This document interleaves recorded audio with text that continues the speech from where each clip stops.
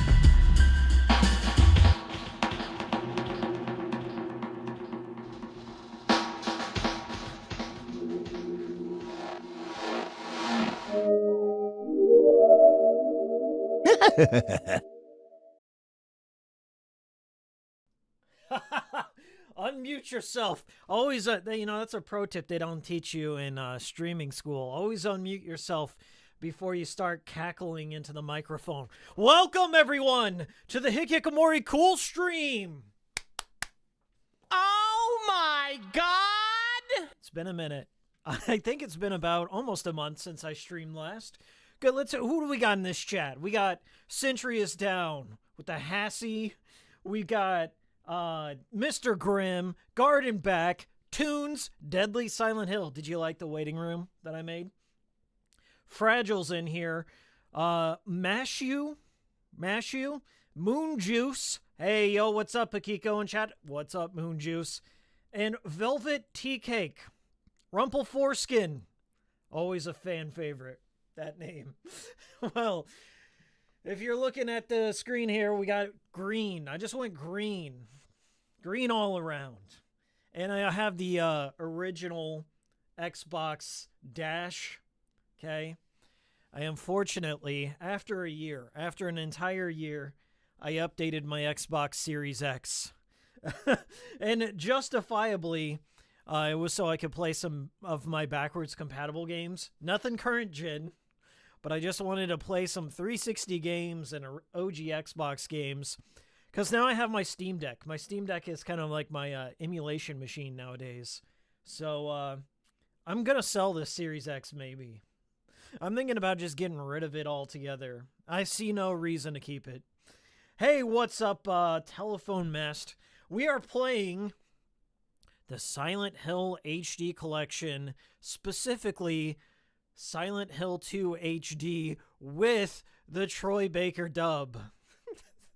It's such a bizarre story. This whole project, I remember when it first came out, caused quite the stir within the Silent Hill community.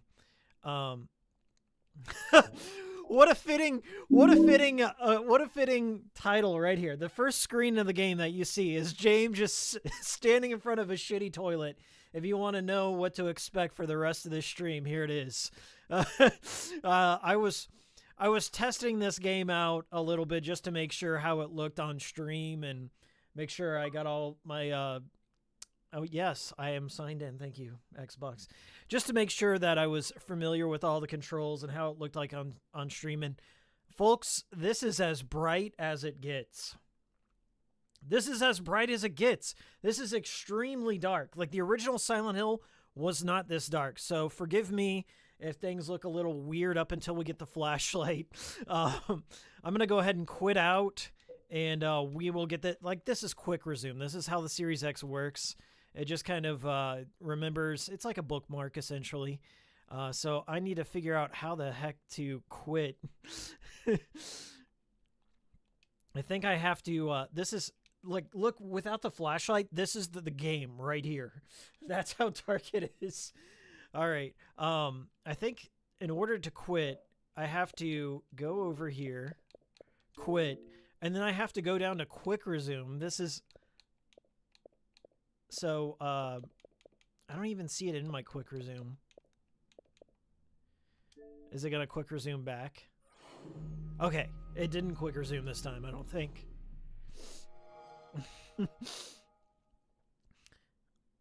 Yeah, just hope you don't have to reset your Xbox Series X, knock on wood. Nope, I think I just had to open and close it, so we should be fine. This was developed by Hijinks. I think they only developed a couple of games. Like, this was the last big one. Before we get started, we're going to do a sound check here.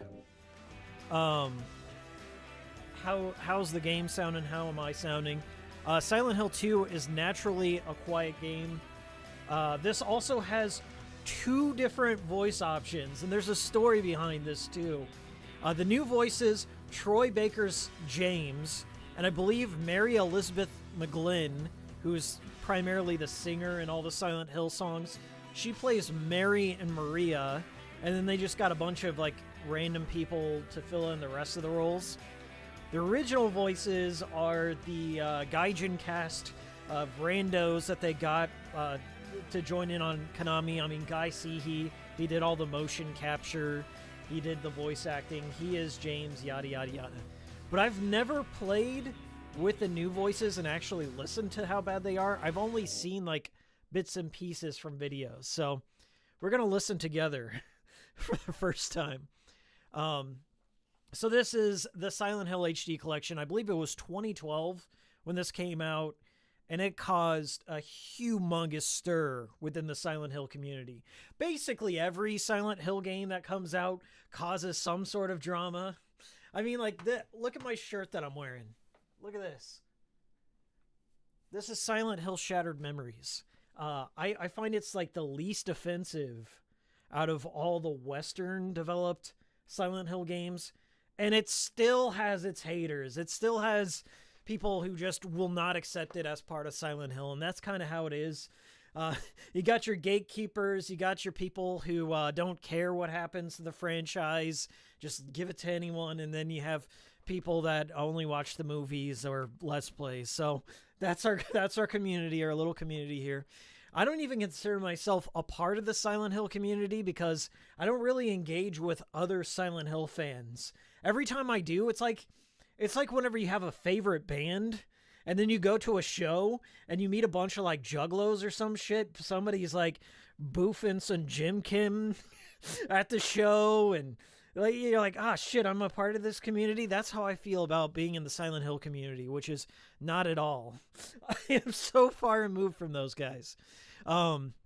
Anyway, so there's a myriad of little issues with this version. It's like it's a port of the PS2 original, and I heard the 360 version is the better of the two HD ports. The PS3 one has like insane amounts of lags and missing textures and crashes. The 360 one got out a little bit better from what I recall. And I'll point out some oddities here and there. So this is the hidden menu. So chat, what blood do you want to see? 1 for green, 2 for violet, 3 for black, 4 for normal. 1 for green, 2 for violet, 3 for black, 4 for normal. You have 4 choices. Maybe I can put up a poll. Let's start a poll.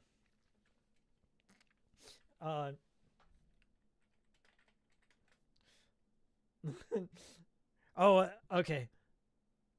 All right. Blood, normal. We're going to put a poll up for the first time. I've never done this. So, green,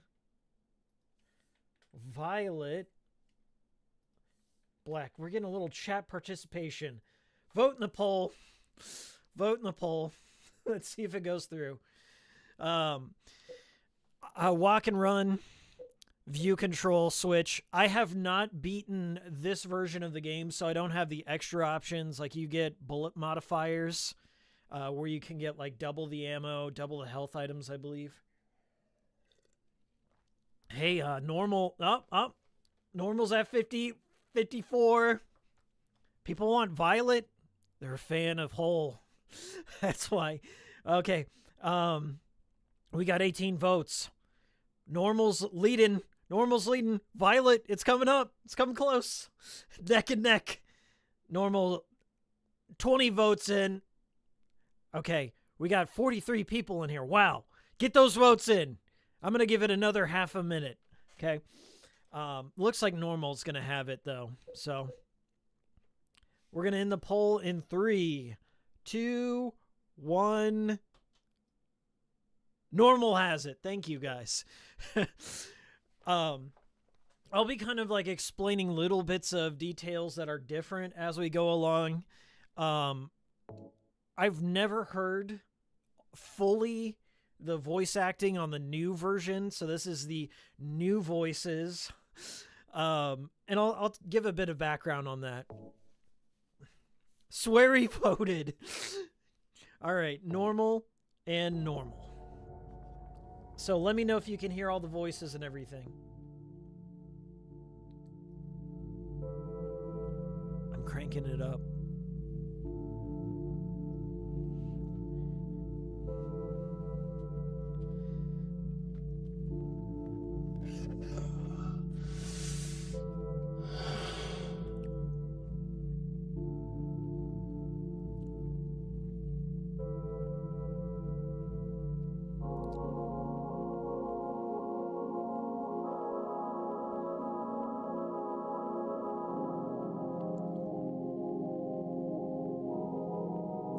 I don't think he says it. Oh, there it is. Could you really be in this town?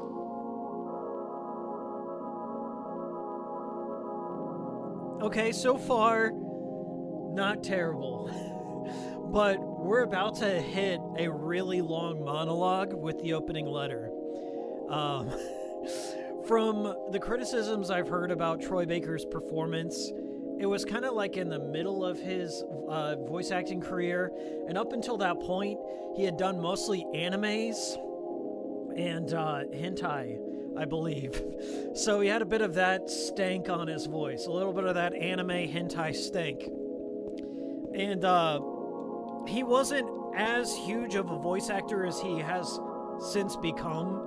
Like, he hadn't done Joel yet. It was right before he had done Joel for The Last of Us, and he became like a household voice actor.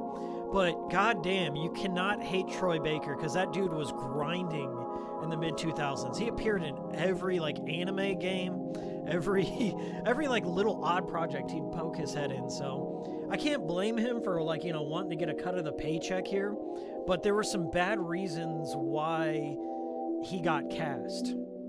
It's not his fault per se.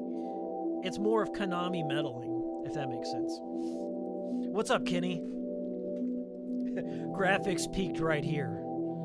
If I were James, I would simply fly a In my drone restless into dreams, Silent Hill. I see that town.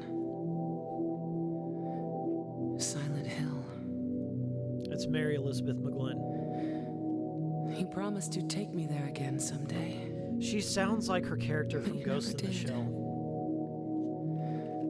Well, I'm alone there now. In our special place. Waiting for you. Here we go. We're gonna put Troy to the test right now. I got a letter. Oh. The name on the envelope said Mary. It said Ellie. My wife's name. It's ridiculous. Couldn't possibly be true. After playing That's Catherine what I keep and telling hearing myself. this, there's no difference between A Vincent dead and person James. can't write a letter. Mary died of that damn disease 3 years ago. So then, why am I looking for her? In our special place. What could she mean? This whole town was our special place. Does she mean the park on the lake? You know what else I hear that's different? We spent the whole day there, This is an electric guitar. just the two of us. It's staring at supposed the to be an water. acoustic medley. Could Mary This is really electric. be there? What the fuck? Is she really alive? Waiting for me? See, this is not going to be the shit on Troy Baker hour, despite what you might think. I think he did an okay. Like, it's not terrible, but it certainly doesn't hit the same tonality as Guy Seehee. And I think that's because I think there's a certain argument to be made for amateur performances and how they can influence a role. Like, people that aren't clinically trained. When you're clinically trained to be a voice actor, there's certain tropes that you fall into, all right? Like, sad people sound like this. Depressed people sound like this. Or, you know, horny anime guys sound like this. And so I gotta be this. Guy C, he brought more of a natural delivery to James. Like, it's because you can't place or compare his voice to somebody else. It's an original performance. And so Troy's just kind of, you know, sticking to his actor's instincts. So I'm not going to completely trash on him. Whatever. But what I am going to trash on is, look at how beautifully paved these parking lots are. Once that was pointed out to me, I'm like, God damn, Silent Hill has better pavement than Kansas City. Right now, I live on the surface of the moon, and I'm sitting here envious of Silent Hill's infrastructure right now. I believe out in the background you can see Toluca Lake. I believe there's supposed to be a fog layer in front of it, so you can't see how sharp and JPEG Toluca Lake is. So that does look a bit off. Also, the fog layers are a bit less. They're like not as voluminous, if that makes sense.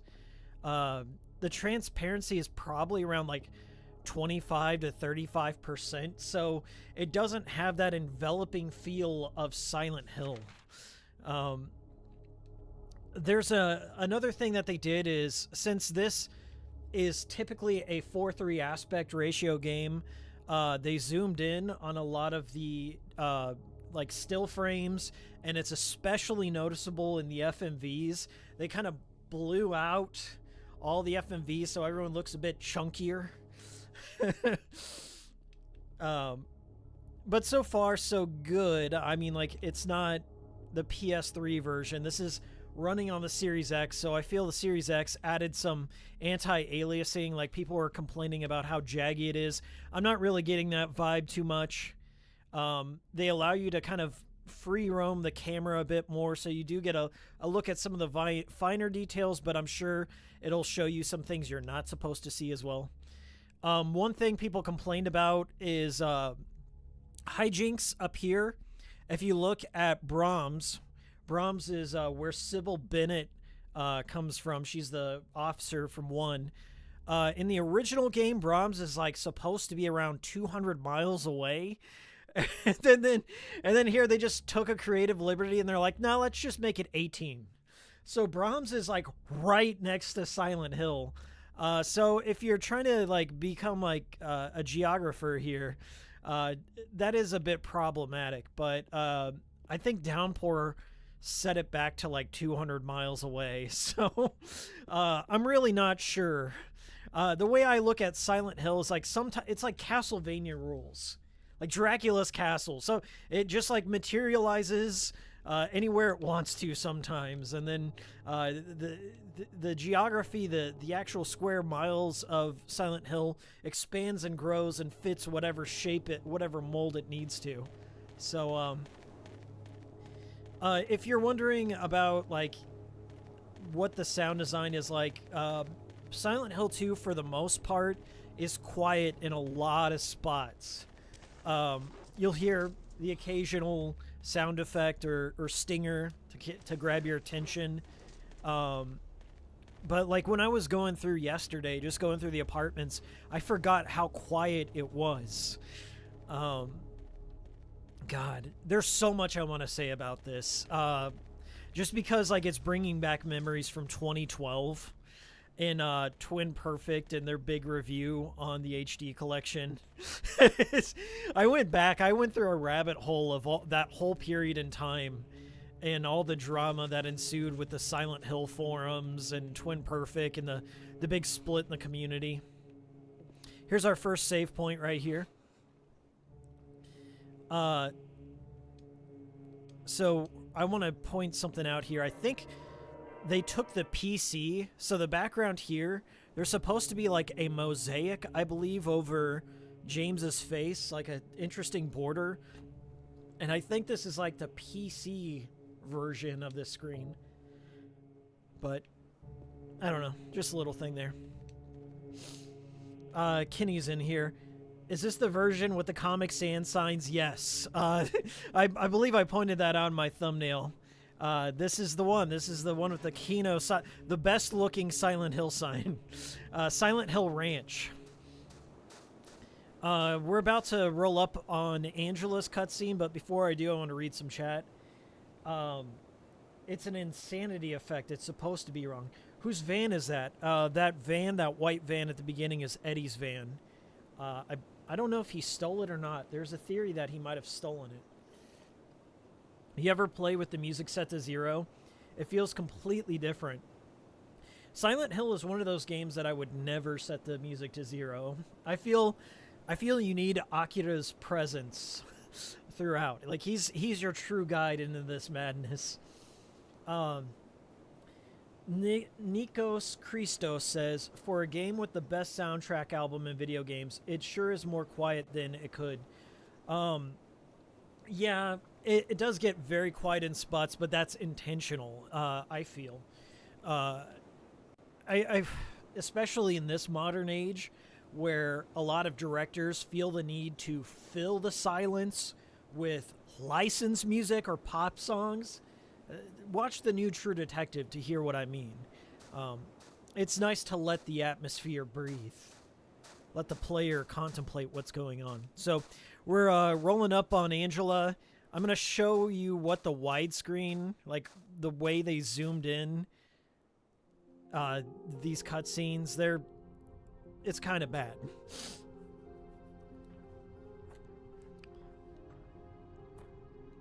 I'm not sure that the original had the ghosting effect as well. Like, look how ghosty and... They were 60 frames in the PS2 one, but I don't think there was as much ghosting. I'm sorry. I was just... No, it's okay. I didn't mean to scare you. I'm kind of lost. I'm looking for a girl named Catherine. Lost? Yeah, I'm looking looking for Silent Hill? Is this the right way? Yeah. It's hard to see with this fog, but there's only the one road. You can't miss it. Thanks. But Yes? I think you better stay away.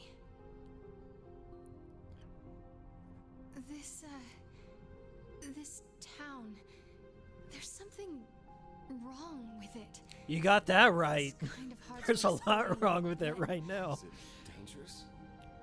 Maybe. And it's not just the fog either. It's... Okay, I got it. I'll be careful. I'm not lying. No, I believe you. It's just... She sounds like a magical I guess girl. I really don't care if it's dangerous or not. I'm going into town either way. But why? I'm looking for someone. Who is Angela's voice is different. They recast everyone. Very important to me. I'd do anything if I could be with her again.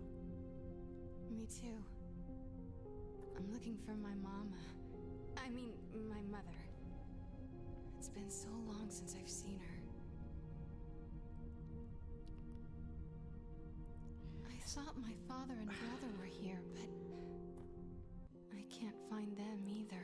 The music just like randomly re-looped. I don't I'm know if you sorry. caught that, It's but it not just your problem. a hard re-loop in there. Yeah, you It too. was bad. I'm sorry. Maybe I'm the only one who picks up on this shit, but I've played, guys. I'm willing to forgive a little bit of errors here and there, but I've played Silent Hill 2 probably 10 times in my entire life. I played it like 4 or 5 times when it first came out. I was in middle school or something, and I loved it. But the lady who they got to play Angela in the redub just has a fundamental misunderstanding of the character. And Angela's supposed to be like unsettled, a bit unhinged, kind of like out of lockstep with the world. She has a bit of a perpetual adolescence about her, for reasons why, if you've played Silent Hill 2, you know why. But she's supposed to sound like she's somewhat childlike, but here she sounds like an anime magical girl or something, like Sailor Moon or some shit. And I don't know. You don't get that creepy, haunted vibe from this version of Angela. Oh my god! Oh my god! Matthew Eagley with the $50 dono. Convenient cool stream times over cool streams when I have to go to the airport. See ya. Oh my god, Matt, are you on your way to the airport right now? Thanks so much. That $50, that's insane, man. Well, I'll leave the archive up if you want to watch it. Everyone, the archive will be up. Kennedy says, general rule, never play a game past the PS3. I relate to that sentiment so much. I feel like we got a new generation of developers that are aping the bit of the good games that came before it. I mean, like, every generation suffers that. Things can't die. Things are not allowed to die anymore. The same ground is only supposed to be, like, retreaded and paved over. And, yeah, I get it. We exist in this stuck culture, as they say. But I'm still, regardless, excited for Silent Hill 2 Remake. Hold on a second.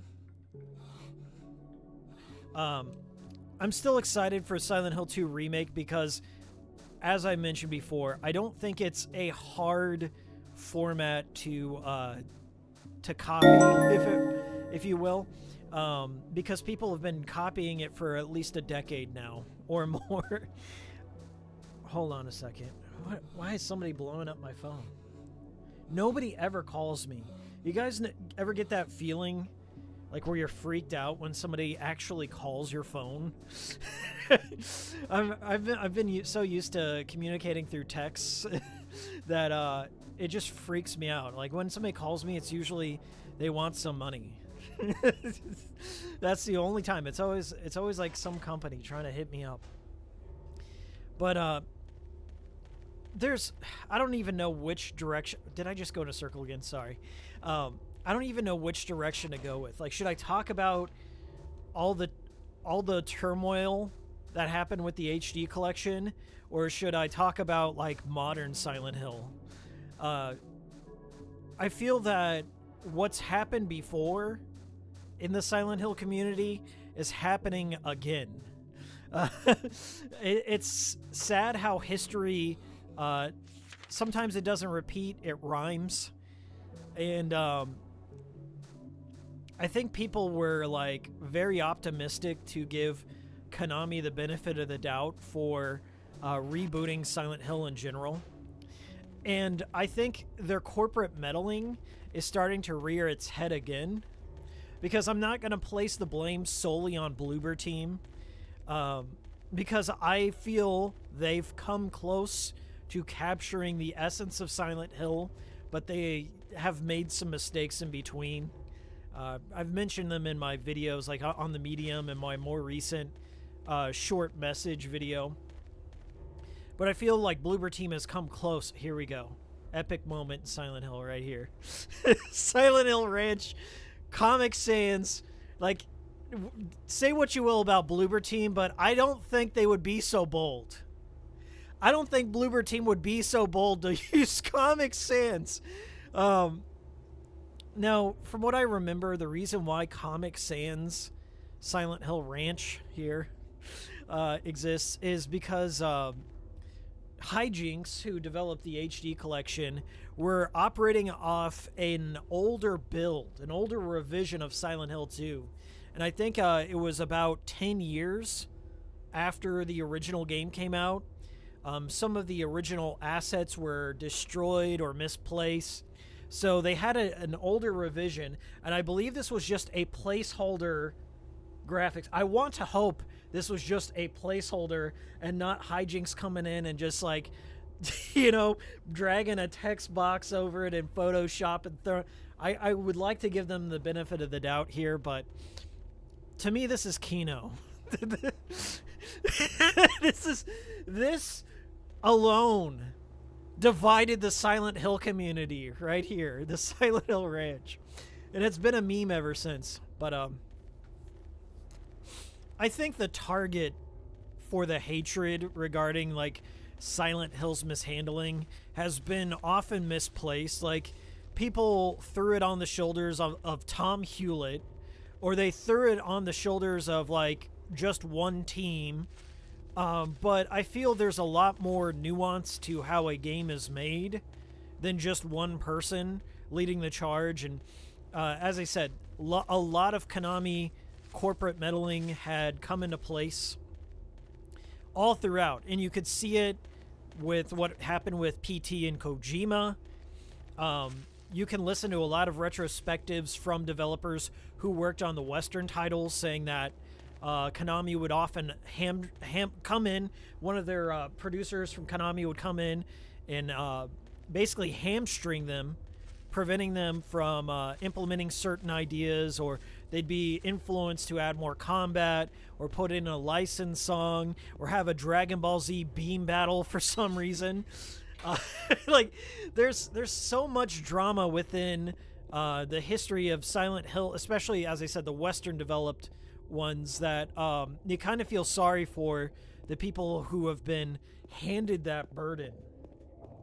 So that's why I'm a bit more forgiving of Bloober, because recently there's been a statement from I believe it was the director of the Silent Hill 2 remake, stating that it was not Bloober's idea to put out a combat trailer, and that's like the most recent piece of Silent Hill 2 media, you know, an insight into the new game in almost a year, I believe, since the transmission. And my personal opinion is that no matter what, you should never release a trailer that focuses on Silent Hill's combat. Never. because that's not its strength. You lead with the atmosphere, subtleness, maybe a bit of mystery, tidbits of the story, that sort of thing. Because if I'm being real with you, Silent Hill has never really had good combat, even here. And I don't care if this sounds like I'm killing a sacred cow. I don't think it's any secret, but Silent Hill 2 the combat is just secondary to everything. It's not great. Most of the time I just find myself walking past enemies until you're like forced into a fight with Pyramid Head. I believe you can even wait out the original Pyramid Head fight, if I'm correct about that. But I just tend to walk past or run past enemies as it is. And that's why I feel Silent Hill Shattered Memories, even though people complain nonstop about there being no combat, I feel Shattered Memories, in comparison to Short Message, was more on the right track with how you should probably approach combat, as in, like, make it more of a or you can either slow down enemies, you can find places to hide or avoid combat. Like you know, turning off your flashlight is a viable strategy as well. But if you are going to keep combat in Silent Hill, I also don't see a problem with trying to improve it or modernize it a little bit. I'm not arguing for James to be like a commando, a military, like what's his name, Alex Shepard. I'm not arguing for like dodge rolling and all that shit, but I think it's reasonable to have a combat system in Silent Hill. I mean, my favorite game in the series is Silent Hill 3. There is combat. It's not great there either, but the other aspects, like, you know, it's the sum of its parts. It's not like the combat's whatever. You can engage with it. You can choose not to. The Silent Hill games often reward you in the post game for choosing to either do melee or shooting or avoiding combat. I mean, there's multiple ways to play Silent Hill. I mean, it's really up to the individual, I feel. But I feel Silent Hill Shattered Memories was kind of on the right track. Yes, it did incorporate QTEs and motion controls, but it's kind of overblown how people are like, oh, I get lost all the time. I've covered that in my multiple reviews. I've covered like Shattered Memories 3 times on the channel, but y'all know how I feel. We're coming up on the radio and the plank of wood.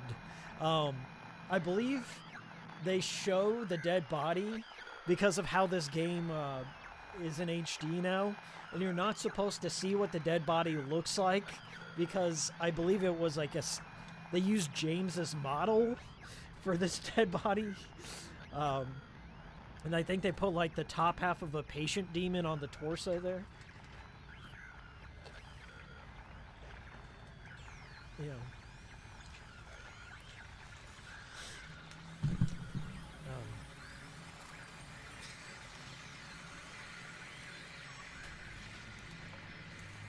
Is it coming out dark for you guys? Because it looks kind of dark on the capture. This is as bright as the game gets. I cranked up the slider to 7.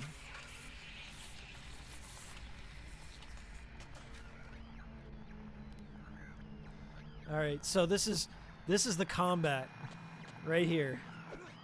Now I think James can do a drive-by. He can do bang, bang, bang. Is it dead? Who the hell is it? And he can also do a charge attack. I can't kick this one, but James can do like swings. I think he can run and yeah. What the first time? Okay, this is the most ridiculous thing I heard. Like, as I said, the Silent Hill community, there's no consistency on what people want. So sometimes it's better just to ignore them, including myself. Like, you know, I'm not going to pretend I know everything, but people were complaining that James was dodging out of the way This is, I swear to God, this was trending on Twitter. People were complaining in the very first reveal of Silent Hill 2 that James ducked out of the way. He just ducked out of the way. There was a knife coming at him, and James ducked out of the way. And people are like, that's not Silent Hill. But people forgot there's a strafe button. There's always been a strafe button.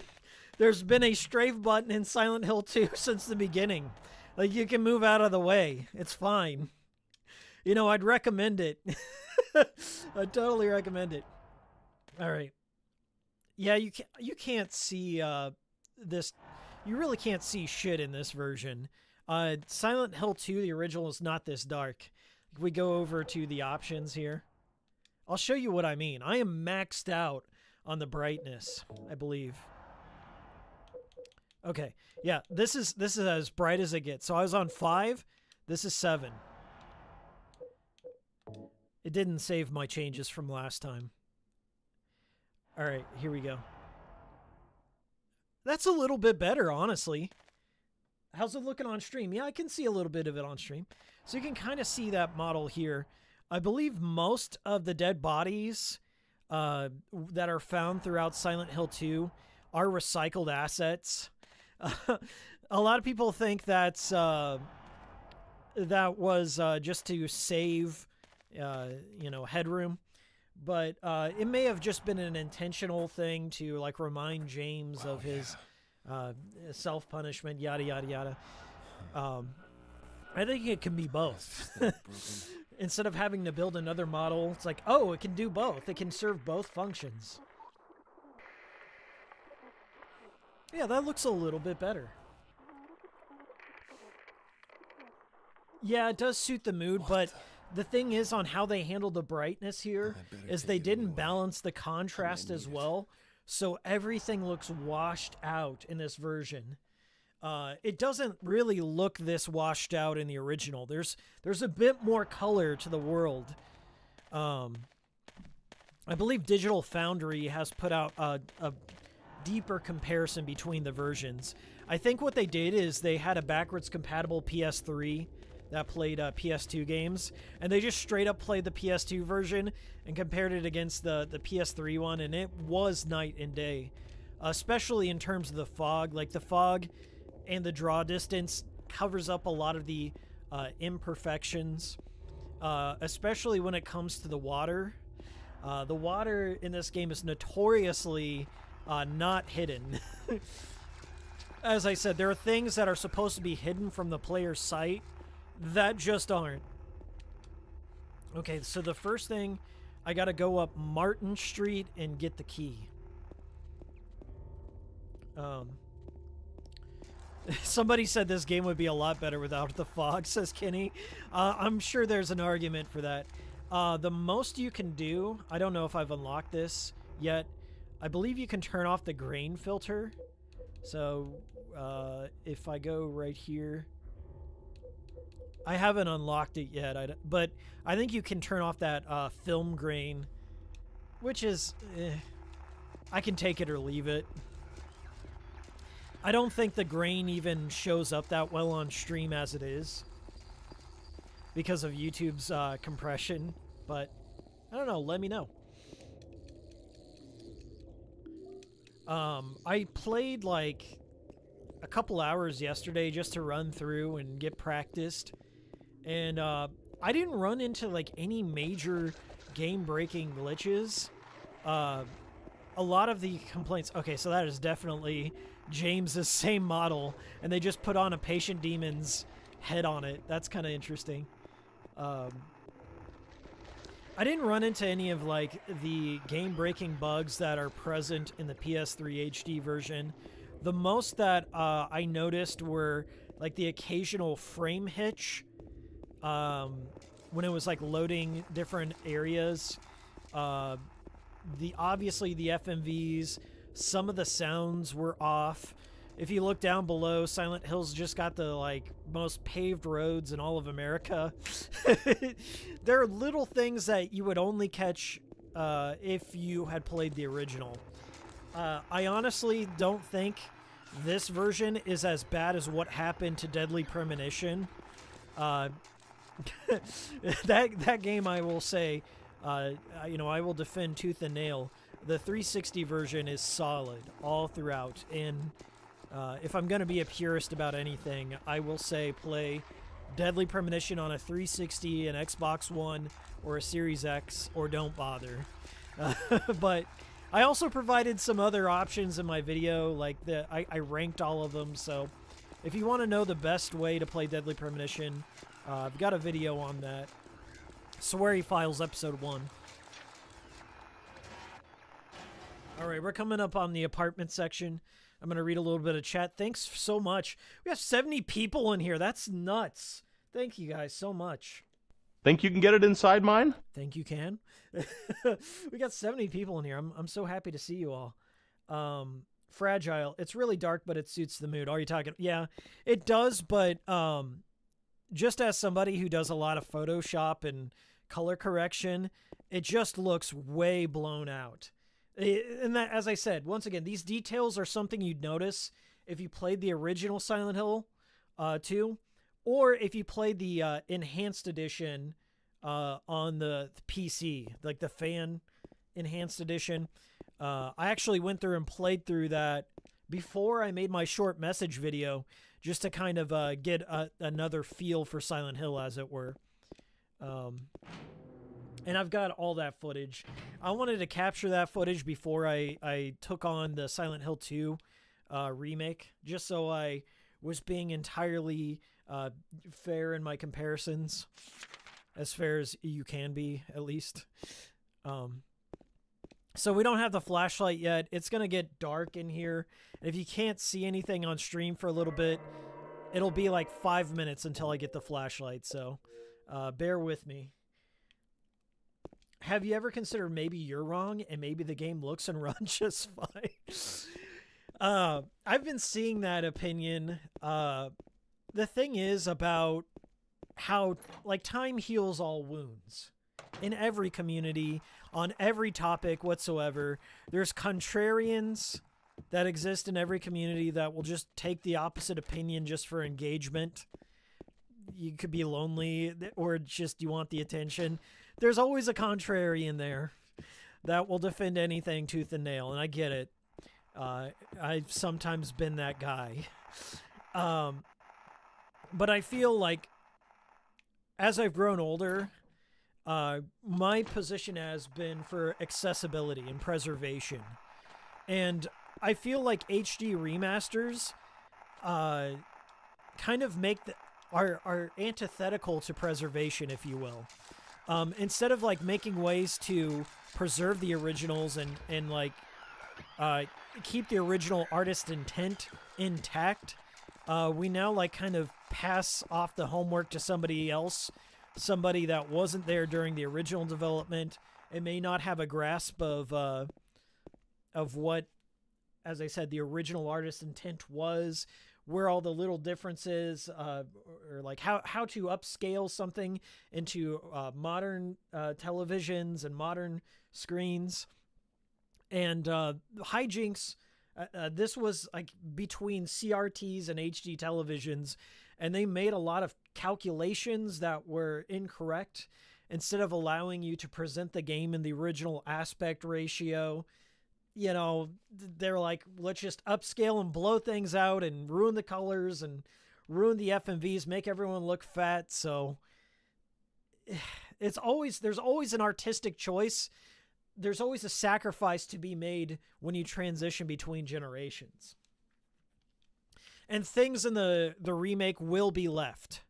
My hope for the Silent Hill 2 remake has always been to be, instead of like trying to be one-to-one Silent Hill 2, to take it in some new direction, or throw in some twists, throw in, you know, your own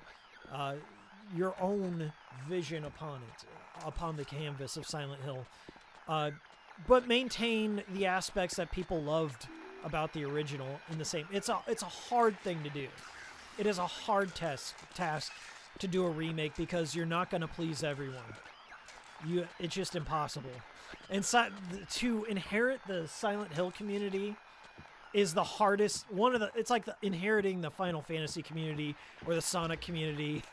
You just, yeah, it's like, hey, put this hornet's nest on your head and wear it as a hat, and try to smile. You know, it's a Sisyphusian boulder task. You know, you can't win. And so I'm trying not to be like terribly harsh and gatekeepery, but there is a part of me that exists that I know there will be things about the remake that will piss me off. But I'm willing to like set that aside. I had people in my last video, my short Silent Hill short message video, thinking that, oh, now he's jaded against all new Silent Hill projects, and he's just gonna poo-poo on the remake. No, I'm gonna go in with as much of an open mind as I possibly can. I can't say there won't be any inherent biases because, yeah, I played the originals. I played the originals when they came out. I'm very well aware of what they were like, how they played, my mindset at the time, what the zeitgeist was. You know, that's the hardest thing to communicate is like what the zeitgeist was at the time in which the game released, okay? Silent Hill 2, at the time, there weren't games like it, okay? It existed. There were survival horror games, yes, but there wasn't any that kind of put atmosphere and artistic merit first. You know, Resident Evil kind of... It never reached the same heights in terms of storytelling. It went off the rails from game one. But Silent Hill 2 kind of raised the bar on what video game narratives could be at the time. Not to say there weren't other good stories in games, but it kind of was a high bar. And now, like, it's been like 2 decades since Silent Hill 2 has come out. It has influenced a new generation of developers. And it's hard to recreate those sets of standards and expectations of like 2002, okay? A lot of us have we've grown older, bitter, and jaded by a lot of copycats, as it were, that have tried to capture that lightning in a bottle. We've seen where it could go wrong. For me, I try and judge things on a case-by-case basis. You know, I don't expect the remake to be perfect, but as I said, like I'm not gonna sit there and say, oh, because I didn't like the Blair Witch Project, or I didn't care for some things in the medium, that Bluebird shouldn't be allowed to remake it. You know. It's easy to be cynical about things and say everything's trash and you're black-pilled and this, that, and the other. It's been, as I said, time immemorial within the Silent Hill community. There's just bitter, jaded people in there. And when I made my short message video, people thought that that's exactly what I was aiming to do, that I wasn't judging the game by its own merits and stuff. And I was like, by its own merits, it's worse. Silent Hill, the Silent Hill aspects of short message were the only good parts of that game, if I'm going to be honest. The short message just felt very insensitive in its approach to dealing with the topics it was trying to juggle. And if you've played short message and you were paying attention, it tried to like juggle child abuse, suicide, online bullying, self-harm, opioid dependency. It tried to handle socioeconomic disparity, matters of class, a little bit of matters of race, like witches, going back to like witch hunting. Within that 2-hour game, it tried to handle so many social issues, and it didn't let anything rest. And because And because that game was only 2 hours long, it could not develop any of these issues and develop resolutions for any of these problems. And then it just ends up like doing a ham-fisted, like a heavy-handed approach. Like it had to lean into tropish stereotypes of the things it was trying to speak against. And so when you criticize something that handles a very sensitive subject, like people expect you to like walk on eggshells about it because there's some real issues tucked away in there. And I'm not discounting that for sure. I think we all have had we all relate to somebody that has been affected directly, or we know somebody who has dealt with suicidal themes. But I don't think in the same hand, as somebody who's critiquing a piece of media, that you also have to disclose your own personal experiences with that. I don't think that necessarily makes you any more credible or authentic in your criticisms. Maybe to some people it does, but I didn't feel the need to talk about my own experiences with that subject to judge it, I don't think that in itself is a good thing to do on the internet, especially. Open up to strangers about your own personal things. Like, I feel in a way that's emotional manipulation.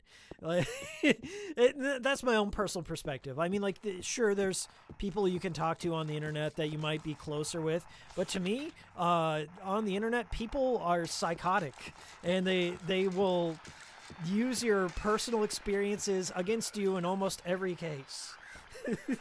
And I try not to disclose all the shitty, traumatic things I've gone through in my life, because I have. It's a reality. We all have our own personal hells that we navigate through in our lives. It's part of who we are. It's a part of our collective luggage, right? But at the same time, I don't think a review of a video game is the place for that, somebody like had critiques. They said that, oh, this guy clearly has never known anyone who has committed suicide or has never dealt with suicidal ideations or anything like that. I'm like, that in itself is more of a harmful statement to make that assumption about somebody on the internet. The longer you live, unfortunately, the more familiar you become with these things. I think it's okay to talk about them, yes, but also choose who you share that information with, talk to your friends, talk to somebody you're close with, a therapist, that sort of thing. But for me, in the context of a review, I'm sorry, that's none of your business.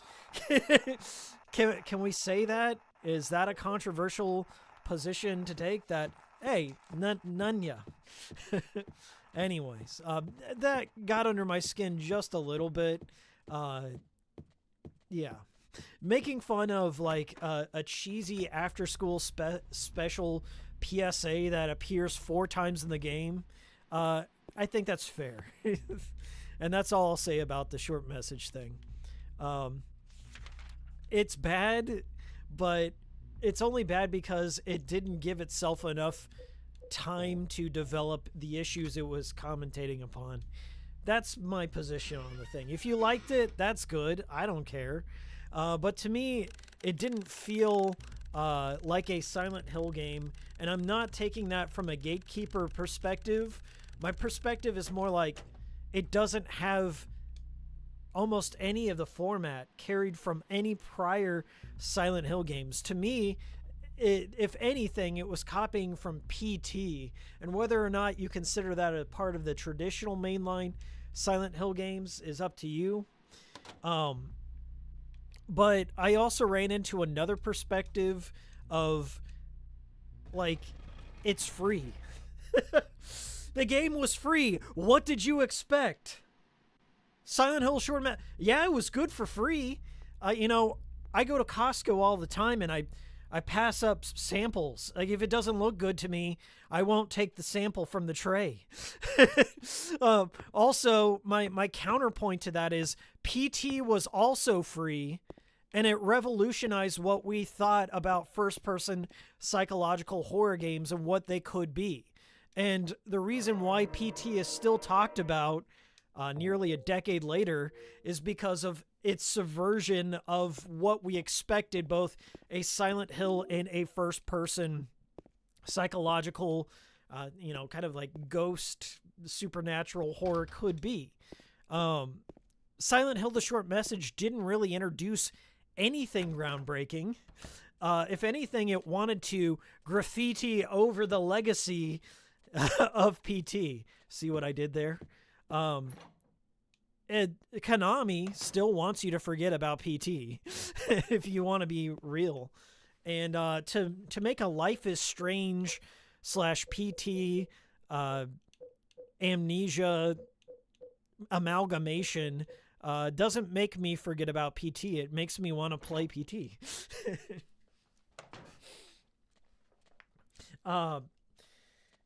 Short Message felt very generic, says Super Craft Boy 10. It did, and I think that's a reasonable assessment to make. Like, that's like the biggest takeaway.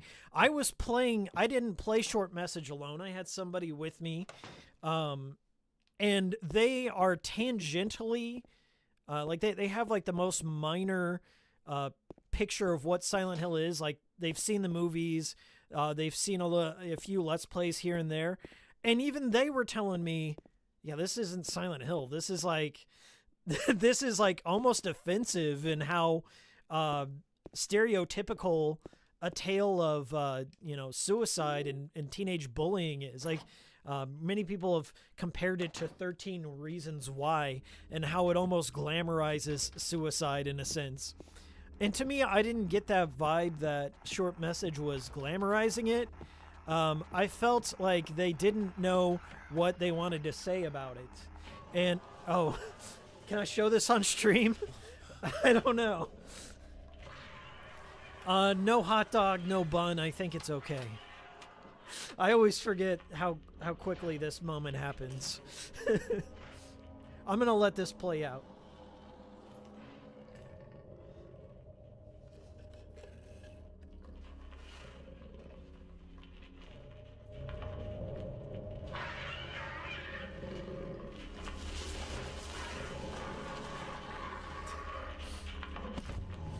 When I was a kid, I was like maybe 12 or 13 years old. Maybe 11, I don't know. I was like around 11 to 13 when I first played Silent Hill 2. And this is one of those scenes. When I was a kid, I was like really, really scared by like Clock Tower. Clock Tower was the scariest game in the world to me. But when I saw this, I had no frame of reference.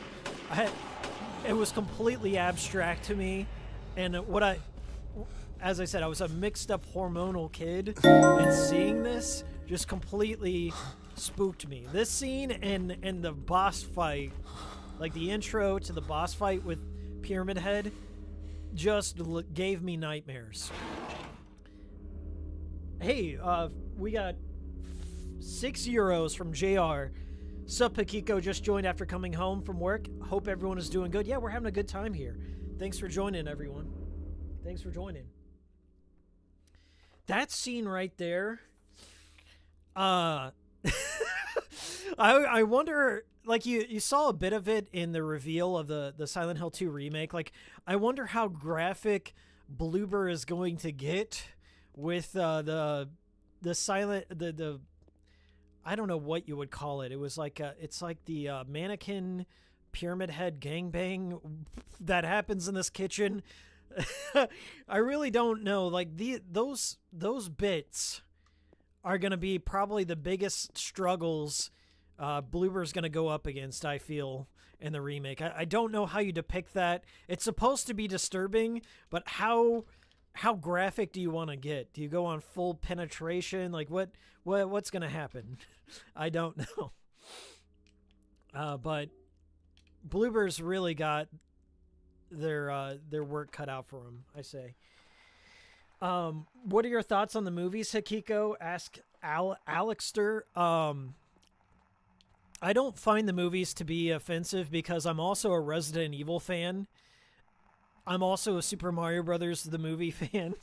Like, I appreciate I'm one of those guys that appreciates the Super Mario Brothers original movie and the Resident Evil, like the Paul W.S. Anderson Resident Evil films on kind of an ironic level where, okay, they've gone so far off the rails that it's nothing like Resident Evil, even though like Resident Evil now has had 2 other reboots. Like they had the Netflix series and then they had like Welcome to Raccoon City. I have not seen either of those. They just did not appeal to me for a variety of reasons. But Silent Hill has 2 movies.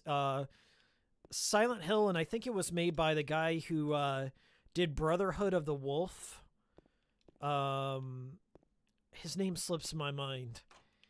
He's doing he's coming back. The same guy's coming back to do Return to Silent Hill, which is Silent Hill 2 again. Here's your meatloaf again. It tastes better the second time around, I guess. I don't know. This is one of the funniest puzzles in Silent Hill. Just canned juice. This is a true LucasArts adventure game puzzle right here. This canned juice, this nondescript 6-pack of canned juice. It was in the hallway on the first floor. Such a bizarre puzzle.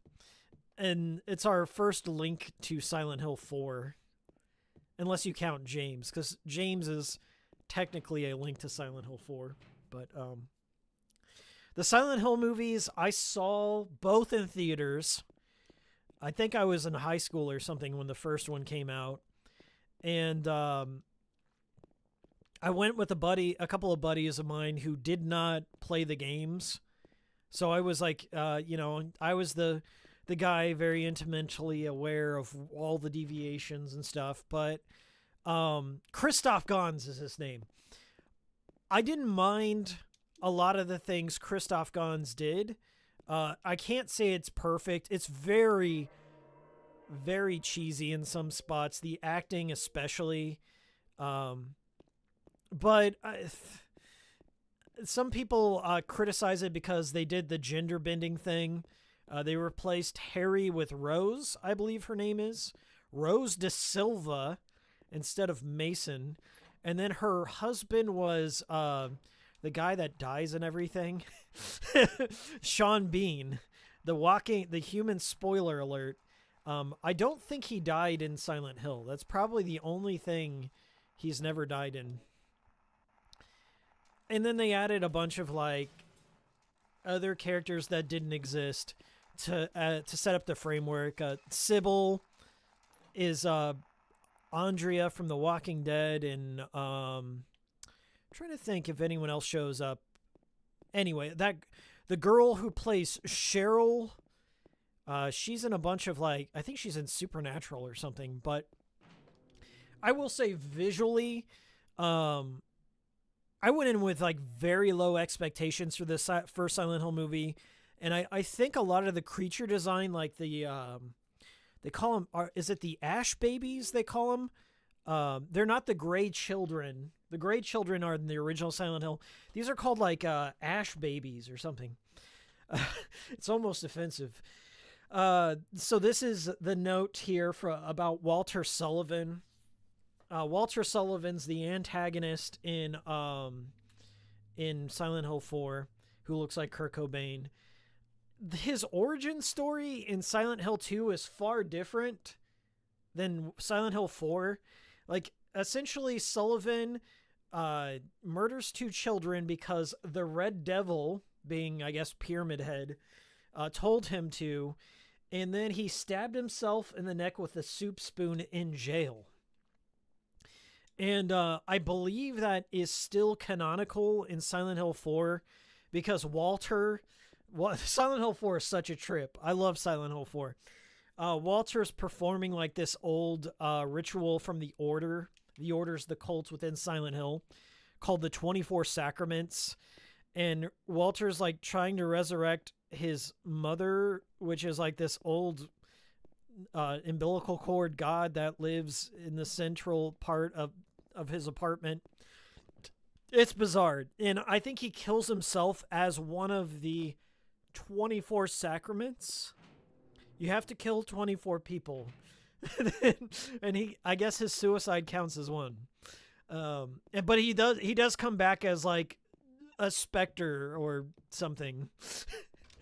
Some of the details are a bit muddled here and there because directors changed and writers changed, and as much as people want to say there's like a consistent continuity between 2 and 4 and 3 and 1, there isn't. There are some details that I feel just got retrofitted or just there's some plot holes here and there, and that's fine.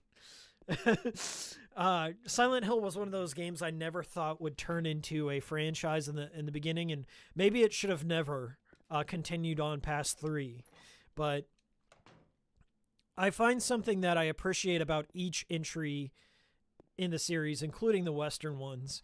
Not to say some of them aren't shit and miss the mark, but not all of them are like irredeemable, I would feel. Oh god. I just got like triple sprayed there. Triple skunked. Alright. We got our first coin. We're gonna go visit Eddie Dombrowski. Sorry guys, chat's moving real fast. I appreciate y'all being here. Not to e-beg here, but the best way for me to see a chat is super chatting, because it helps me zero in on what people are saying. So appreciate you. Even if you don't donate, it's fine, but it helps. The director of the movie saw the fan edit and gave it praise, saying it was intended. There's a fan edit called Restless Dreams for the first Silent Hill movie. It's really good. Cuts out all the Sean Bean parts. Yeah, I think that you could throw away all of Sean Bean's scenes in that movie and not miss a thing. Not miss a single thing. I think the only thing that the Sean Bean parts of the Silent Hill movie establish is like the orphanage fire and like what happened to, it's like Silent Hill, like the miners and everything. I think that's what that establishes. And then like the parallel realities deal, like Sean Bean exists in the quote unquote real world, and Rose is in Silent Hill. I believe that's what happened. As I said, it's been a long time since I've seen the movie, but I judge it as a standalone thing. I think the Silent Hill movies, the reason why they're kind of hated so much, the second one is just trash. There's not a lot going for the second one at all, but the first one does have its moments, I feel. The first one, the reason why a lot of people hate it in the community is because it influenced a lot of normies' perspectives, like people that were not intimately familiar with Silent Hill. That's their frame of reference for what Silent Hill is. Their visual of Pyramid Head, like Pyramid Head is not married to James, if you will. Like Pyramid Head is not just James's manifestation. He is a quote-unquote entity that delves out punishment and vengeance. He's a vengeance-dealing entity according to the movies. But in this game, we all know that Pyramid Head is specific to James, even though Pyramid Head did exist within the artwork in the Silent Hill Historical Society. So there is a theory that when James and Mary visited Silent Hill, because Silent Hill is a resort town, they visited the Historical Society, and James might have seen the Pyramid Head art piece, and that's why it manifested. Anyway, like there's a lot of different theories onto why. And then Masahiro Ito comes in and just blows us all the fuck out and says, nope, you're wrong. All right, we're creeping up on Eddie. I'm going to let the Eddie cutscene play out, and we're going to hear how Eddie sounds after I grab this.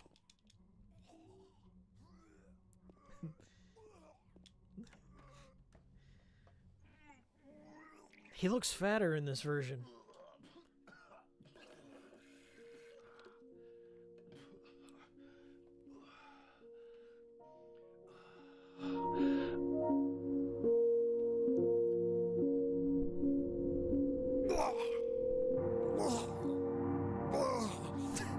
It wasn't me. I didn't do it. Do what? I didn't do anything. I swear. He was like this when I got here. My name's James. James Sunderland. Eddie. Eddie? Who's that dead guy in the kitchen? I didn't do it. I swear I didn't kill anybody. It sounds like Troy Baker having a conversation with himself. You're not friends The with voice that actor sounds just like Troy pyramid Baker. thing, This is a right? mirror match. Red pyramid thing. I don't know what you're talking about. Honest. But I did see some weird looking monsters. This sounds like an Attack on Titan They scared script the hell out of reading. me. God damn. So I ran in here. Well, I guess this place isn't too safe either. What happened here anyway? Why? I told you I don't know.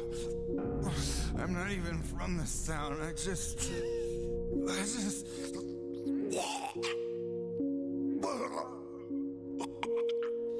You too, huh? Something just brought you here, right? Yeah. You could say that. It was the pizza.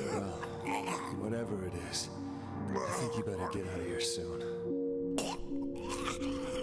Yeah, you're right. What about you? I'll leave as soon as I'm done here. Eddie, What did they do to my boy? careful. What did they do to Eddie? James, you be careful too. He sounds so much. Oh, okay.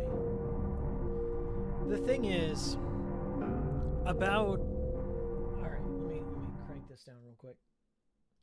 The thing is about both Angela and Eddie's characters is they are somewhat trapped in a state of arrested development. They are almost nebulous in what age they are, by their tonality and by just, I don't know, how they construct their thoughts.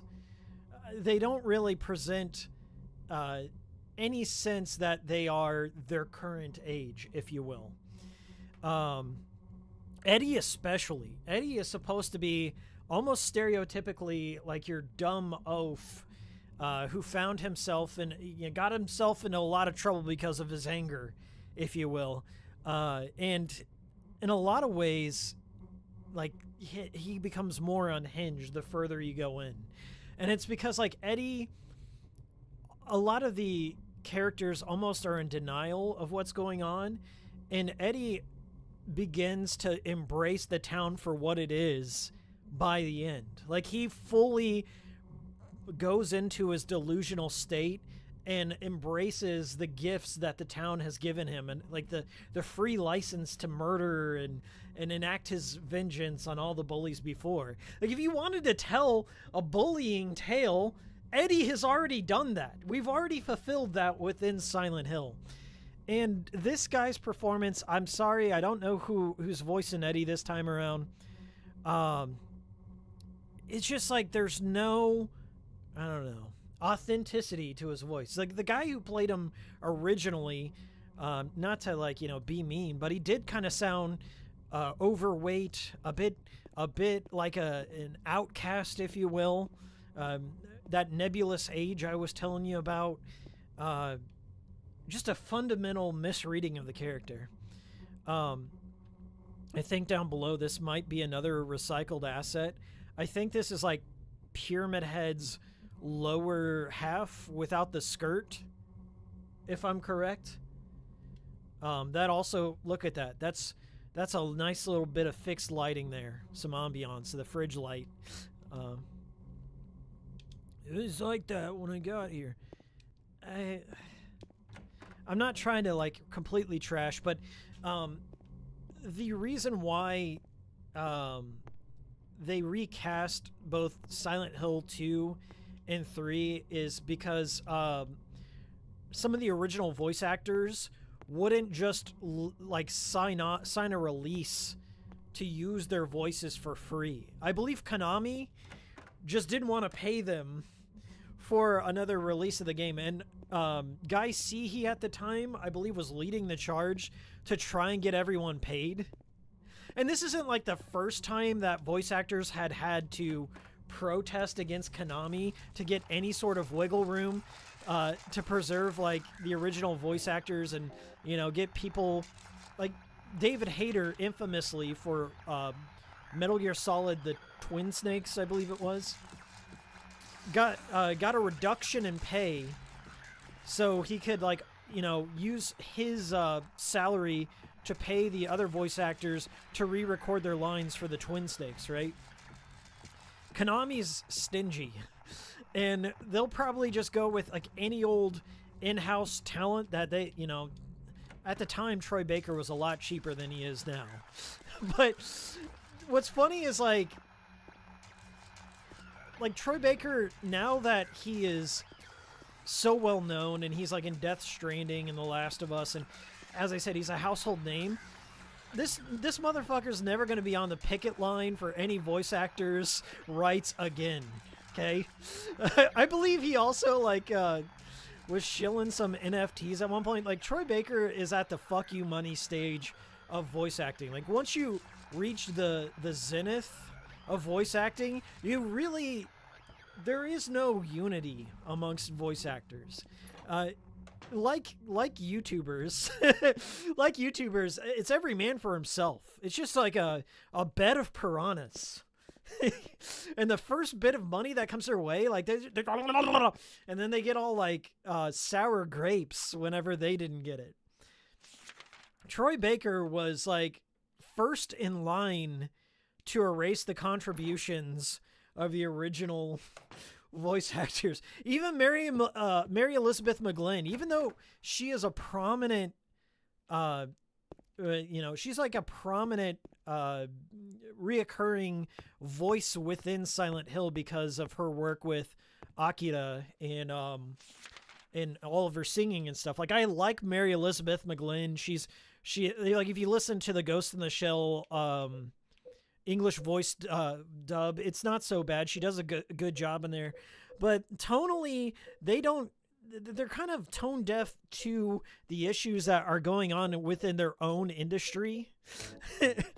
And I don't know how they can walk that off. Like, in a sense, both Mary Elizabeth McGlynn and Troy Baker have crossed the picket line to prevent the original actors, the original performances, because regardless of what you think, Guy Seehee was not just the voice of James. He was the mocap. He was, like, the body model for James. He is James, whether you like him or not, whether you believe in 5G nanomachines or not. You can't take that away from Guy Seehee, okay? But I believe how this was all resolved, the voice acting in the Silent Hill 2 remake, though, it was all resolved because Guy Seehee kind of threw up his hands and said, okay, I'm going to do what I feel's best for the fans and not fight Konami on this for any money. And I think he just signed a release. And he got some of the other original voice actors to sign a release for their likenesses, and that's why we have two options. If I'm remembering correctly, it was because Guy Seehee just gave up on fighting Konami about it and just said, whatever, it's not about me, it's for the fans. And that's how it went. But yeah, both Troy Baker and Mary Elizabeth McGlynn crossed the picket line, and that's why we have two versions of Silent Hill 2. Silent Hill 3 From what I recall, they could not find Heather's original voice actress. I believe her name was Heather Morris. I don't even know how I remember that, but I believe her name was Heather Morris. Oh yeah, I need to be on the other side there. Okay. They couldn't find her. Right? She just like dropped off the face of the earth, and so Silent Hill 3, they just weren't able to find a lot of the original actors. I believe Claudia, they found, because Claudia from 3 is also Angela in 2.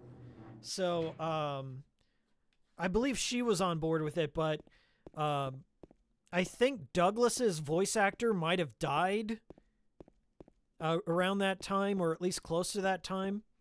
As I said, it's all muddied, but Silent Hill 3, which is my favorite in the series, I will say the best way to play is on either the PC Enhanced Edition or the PS2 original, and leave it at that. The HD remake is all over the place. Like, sound effects in the wrong place. The voice acting, not as good. Also, odd missing things, too. Like, if you want to get into the granular detail, you can probably check out Twin Perfect's video on the matter, but I will say this one so far has not been horrible. I will say there's some spots like it's questionable, but you do have the option in this version to play with the original voice cast, thanks to Guy Seehee on that. So yeah, and as I said, I'm not gonna get into like, you know, all of what Guy Seehee believes in and all that shit. Like, social media has killed every hero ever, okay? There is no person that's, you know, Silent Hill 2 came out before social media, and then Silent Hill 2 HD was at the beginning of social media, and now, like, Silent Hill the Short Message is supposed to be making a statement on social media and the harms, but it's just completely off the mark. To me, like, the pandemic just had a complete mindfuck on everyone, and it made everyone a little unhinged. And I think that's what they were trying to go for in the short message, now I think about it. But yeah, I don't really care if I'm going to have a stance on that. Like, to me, I don't care what the voice actors think and do in their personal lives. It's none of my fucking business. Are they right for the role is what I care about the most. If that sounds insensitive, I'm sorry, but I still like Guy Seehee's performance. And if he believes in, you know, the water turns the frogs gay, then let him. I don't care. You know, if he believes 5G radiates your balls and all this stuff, okay. I still like his performance, and I think he did a good job for Silent Hill 2. And I still think he turned in a good show. But as I said, the year 2001 Guy Seehee and 2019's Guy Seehee are different people, because one person was mind-fucked by all the ills of social media, and the other was just a gaijin tourist in Japan, and everyone loved him back then. And that's how I choose to remember Guy Seehee.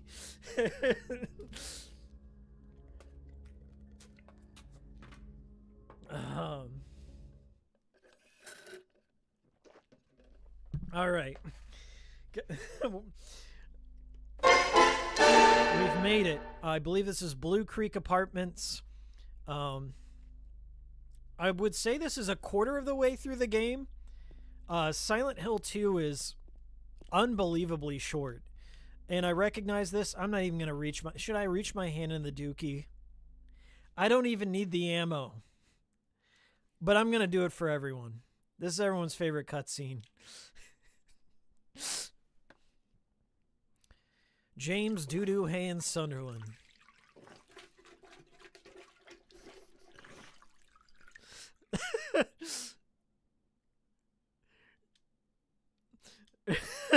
I sure hope that was a wallet.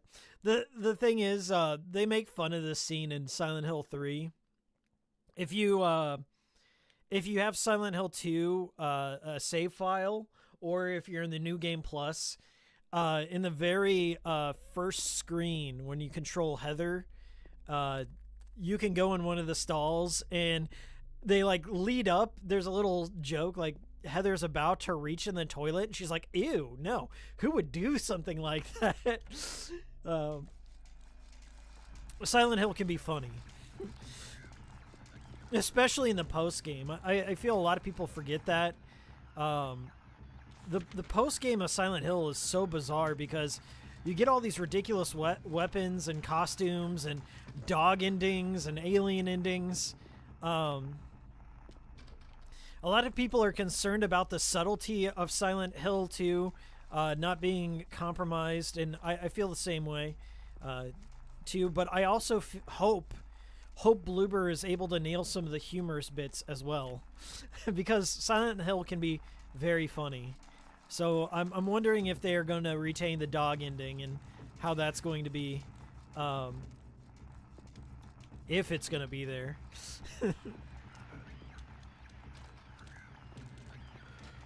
The dog ending is canon, by the way. Everyone says In Water's canon. No. It's always been the dog ending. Ito-san said it. Maybe he said it. I bet he said it at some point just to piss people off. He fucking hates the Silent Hill community for good reason. For good reason.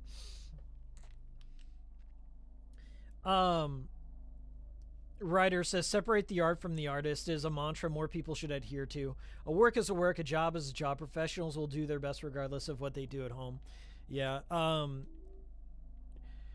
I feel, listen, there are bad people in the world that have done irredeemable things. And I will not say, I'm not going to paint myself in the corner and say, like, you know,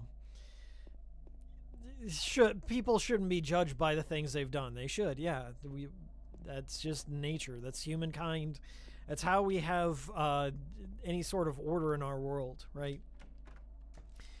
But the social media age has really held everyone under the magnifying glass, and scrutiny is insane. Like the purity test on social media and things you do in your personal life is just, I don't know. It's a little harsh at times. I think that's a reasonable enough take. If you go looking through anyone's past or all the shit they've done or things they said 10 years ago, 5 years, you're going to find something. Everyone's got skeletons here, there. All these crusaders on the internet, all of them have some terrible shit they've done and all that. And Guy Seehe's crimes are he's a Q boomer. I don't know if he was at January 6th or something. I didn't see any photos of him there. But I think he's just a QAnon boomer. And, you know, to me, yeah, it's stupid, but it's whatever. Like, I still see him as James. I think his role, his performance is fine, and that's really not enough to taint it for me, you know? It's not enough to taint it for me. For some people it is. Whatever. But it's like every fucking day it's another thing. And you know, I don't live with my head in the hole, you know, my head buried in the sand, as it were. I'm aware of these things, but it's not like I actively go looking for everyone's misdeeds, you know. They just appear on my feed from time to time. You know, once it breaks through into my feed, like, you really fucked up at some point. At least that's how I see it. Like, you must have really fucked up if it got into my feed, because I have muted so many keywords of things I'm just tired of hearing about. More recently, I muted, like, Pal World. I don't give a fuck about Pal World. So I filtered it out. And there's something to be said about filtering out everything, because then you just build an echo chamber for yourself. But for me, like, you know, if something is just like droning on and on and on, you know, I'm just like, what am I gonna do about this? You have to like stop and self-assess. Like what's my involvement in this? Nothing. Okay, I don't want to hear about it anymore. So I just move on.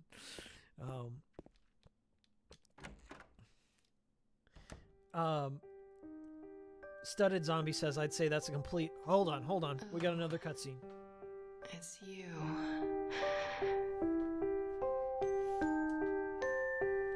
Yeah, I'm James. In short message, they would have put the PSA Angela. before you entered during the okay. loading screen, and they'd put I don't another know what you're PSA planning, but after you leave this room. There's always another way. Really? But you're the same as me. It's easier just to run. Besides, it's what we deserve. No, not like you. She sounds like Lana Del Rey. I'm afraid. I'm sorry. Look at the frame in the background. Look at that texture glitching out. It's okay. There's a portrait on the wall. Let's see if it does it again. Did you find your mother? Not yet. She's not anywhere. Does she live in this apartment building? I don't know. So, all you know is she lived in this town. What did you say? What did you say?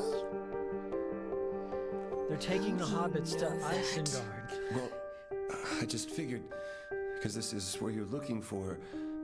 How else would I know? Yeah. This has zero right? emotional impact. The way this so exchange is tired. happening between Angela and James. The So, first time I played this, I why was did you come to this town unsettled. anyway? As I said, I was like 12 or 13. But this is where you start, like, in the sorry. original, you would start to feel so sorry did you for find Angela. the person Even you though were you looking don't for? know, like, the full scope of Not the yet. events, you know something's wrong. And I didn't name's want to Mary. leave the room. I She's my actually wife. tried to help her out. I remember playing the original. I'm sorry. I don't. It's okay.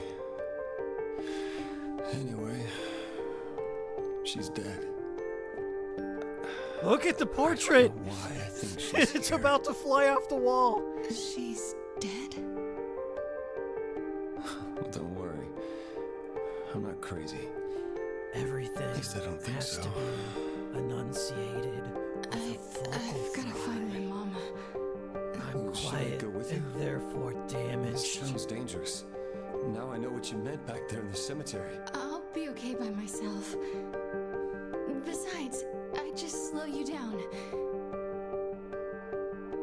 What about that? Will you hold it for me? Sure. Look, the problem. loop happened. Did you just hear that? I kept it. I'm They not sure reset what the I might track do. mid-track. There was no natural loop. They just like laid another track in this FMV. It's like, here's Angela's. Boom. Please, don't. That's an editor's note. Sorry.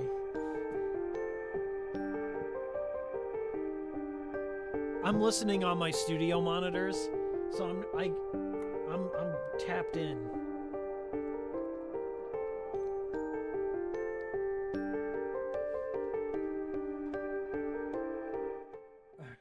All right.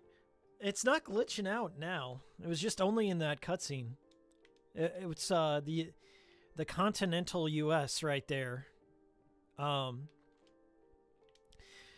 don't know what the conditions are, but you get Angela's knife right here, and if you examine it enough times, it triggers the in-water ending conditions, and I believe you also have to like accrue enough damage points, like take enough hits and not heal James as much to get the in-water ending.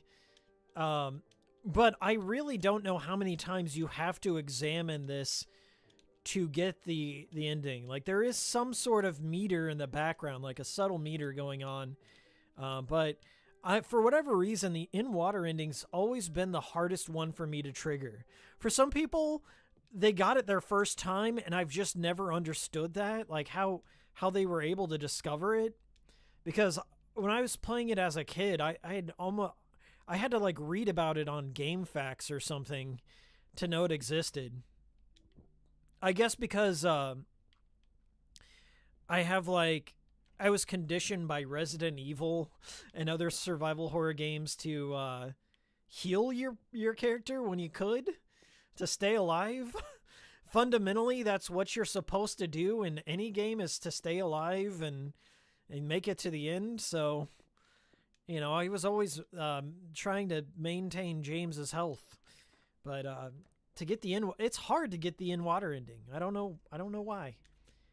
Maybe on hard mode or something it's a bit easier, but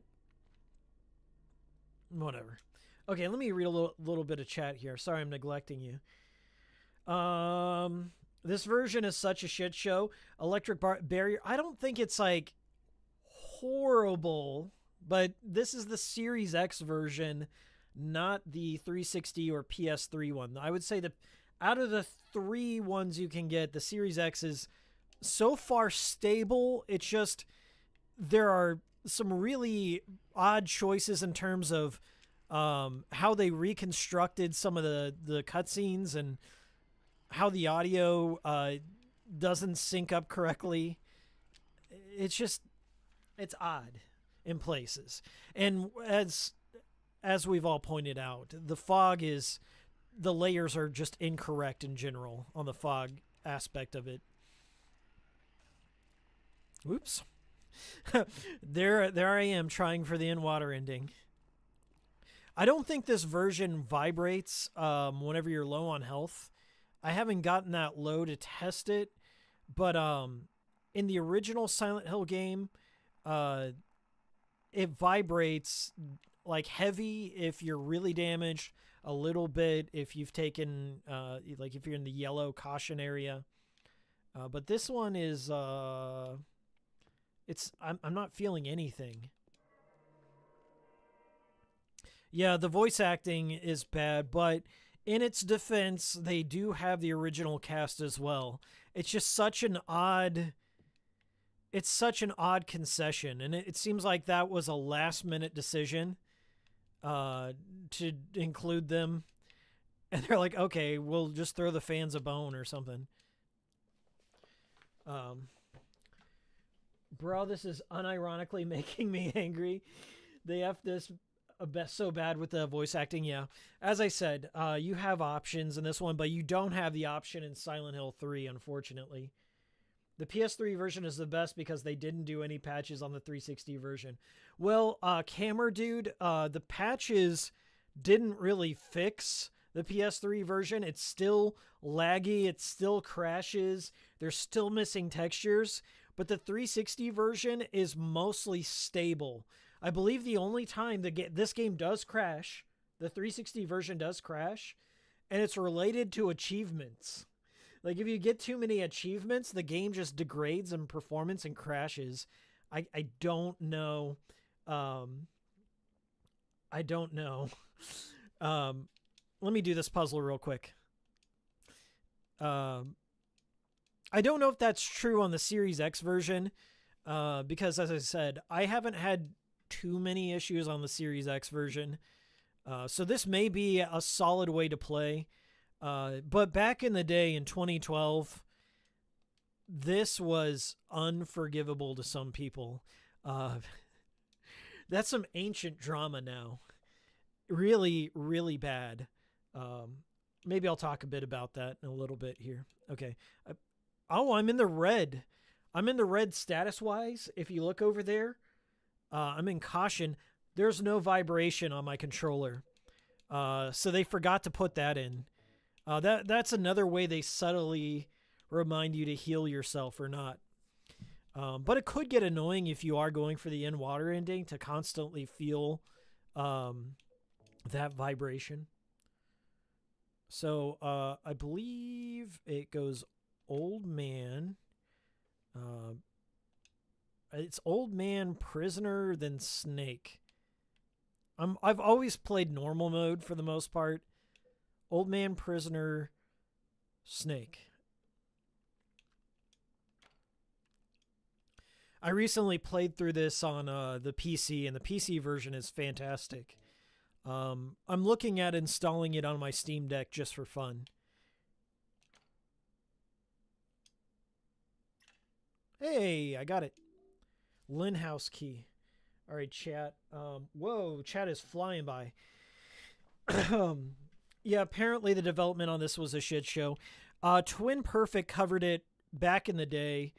The long story short is Hijinks, who were developing this, were operating off of an older revision of Silent Hill 2 before all the polishing and all the final textures and everything was ironed out.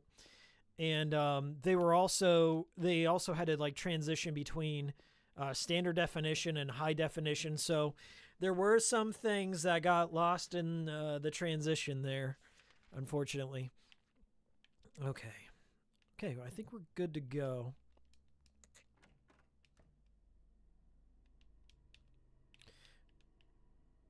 All right. Yeah, I was as I said, this version especially, like there was the Western games. People hated Homecoming, and Homecoming is probably on the bottom tier next to Book of Memories in terms of the Western developed games. I still enjoyed it for the time. It's not great, and I'm not going to sit here and die on the hill of Homecoming. There's some things I like about it, but it also had a very troubled development. And if this remake comes out badly, I'm going to probably place the blame on Konami because it's consistently across all the retrospectives of Silent Hill, there's only been one responsible party that I can think of, and it's always been Konami came in at some point during the development and caused us to redevelop the whole project, or took money away from us, or took time away from us, and then we had to rush and think of something. And that sadly seems to be the case across all the Western developed titles. And right now, I can feel that Konami creep happening with Bloober Team. And there are some people in the Silent Hill community that will not give Bloober Team a bone. They will not throw them a bone. They won't hear what they're saying. But you guys got to understand how nuts it has to be for Bloober Team to come out and already say Konami is meddling in our vision of the game, okay? This is Bloober Team's dream game. They brought back a dormant franchise. They somehow managed to convince Konami to start making games again, okay? They know what the stakes are. And for them to come out and say Konami is meddling with things is so insane. So insane. That something odd has to be afoot. And all the people that are blaming like Tom Hewlett or just one studio in particular, let's recall at every turn, Konami consistently hamstrings developments, okay? They pull back funding. They have a producer go over to the studio and shut things down or tell them to hurry up. And there's a fundamental misunderstanding of their own properties from the top down, okay? So before I cast the shade against Bloober Team, let's understand that Konami is also a major factor in what happens to Silent Hill games. We've seen it with Kojima. We've seen it with, like, ask Tom Hewlett. I'm sure, like, Tom will come out and say, God, fuck these guys. It was like working with slave drivers, you know? Like, Tom, I think, ask the people that are closer to the development historically, and they will say, we had an entirely different vision for the game, and this is how we wanted it to be, and this is the time we had, and this is the budget we had, and Konami was breathing down our necks. Like Silent Hill Shattered Memories. It was originally called Cold Heart, and it was going to be more of a, an atmosphere. It is still very much a heavy atmosphere thing, but it was an entirely different project. They ran out of time. They ran out of money. Silent Hill Origins, an LA studio wanted to make it Resident Evil 4. A British studio came in and said, no, we cannot have it be Silent Hill 4. Let's make it, and they had like a year to fix everything. So it's all, there's more to what meets the eye in almost every case. There's more to than what you see on the surface, okay? As I mentioned before, the most recent Silent Hill 2 gameplay trailer looked bad. And from what people have stated, Bloober and rumors, they said it was like off an older build of Silent Hill 2. It's not in the polishing stage. Like there's still some placeholder assets. And Bloober did not cut that trailer together themselves. Okay, this was Konami that cut that gameplay trailer, that combat trailer. So it may not be characteristic of what the final game may be and how the way Bloober is trying to present the game. So I'm going to cut him some slack. Not to say, it may not come out shit or whatever, but I'm going to cut him some slack because you don't lead with combat in any case when it comes to Silent Hill, unless it's like Silent Hill, the arcade game. Then maybe you show a combat trailer. What happened with that Slitterhead game? With the original Silent Hill creator Kiichiro Toyama. I believe it's still in development, but you guys got to understand, Kiichiro has like no money. Okay, Slitterhead is a brand new studio. They're probably doing the best they can, and that's why the development's taking a long time. It's a first brand new studio's game. They got a lot of talented people that have experience in the industry, but stuff like that just, I don't know. Don't go in with like super high expectations. Just let the man cook, as it were. Shattered Memories at least came out well, though. Yeah, for what it was, I liked it. Hold on a sec. Let me read some chat here.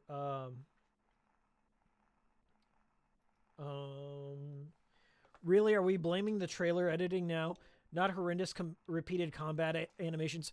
Nikos, okay, not to call you out for a Reddit take here. You're coming off like tonally like a really Reddit, everything is binary, everything is upvote, downvote. Dude, there's more nuance to every situation. That's what I'm trying to get here. Okay?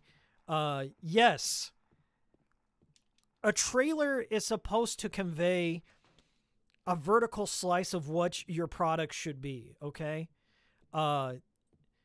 It may contain, combat, but as Bloober mentioned, it was of an older revision of the game. Things aren't polished the way they want to present it. And combat, including this Silent Hill here, is a very optional affair in most cases. As you've been watching me play throughout this, I'm not just running in and out of combat, I'm just walking by things. When you put the focus on the combat itself, that is just lasering in on maybe one of the rougher aspects of Silent Hill in general. So, I get where you're coming from, not wanting to cut Bloober slack and just saying, oh, you're making excuses for them. No, I'm trying to understand from the position that historically Konami has meddled and released things and presented things a certain way before they were ready to be shown. And I'm going to give them some slack there. Sorry to call you Reddit, but I see that shit. I see that like gut reactionary thing. Like where people like to place things in little comfortable boxes. Game development is not so this happened, then this happened, then this happened. There are a lot of external factors that weigh in to a project's demise, as it were.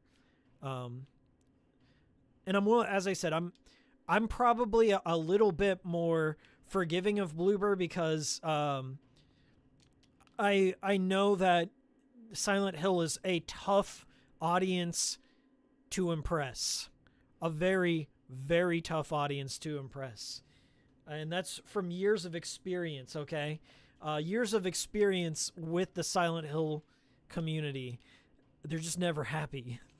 No matter what.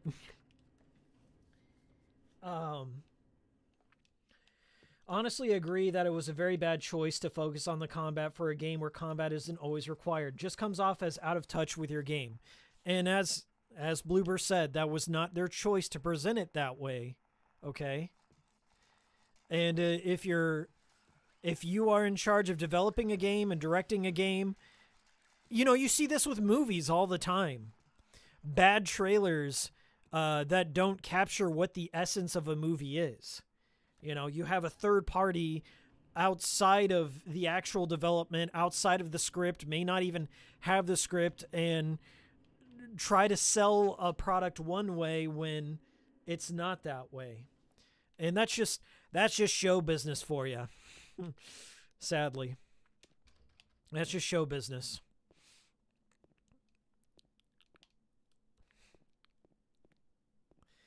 I'm going to take it how it comes out, okay? I don't have low expectations. I don't have high expectations.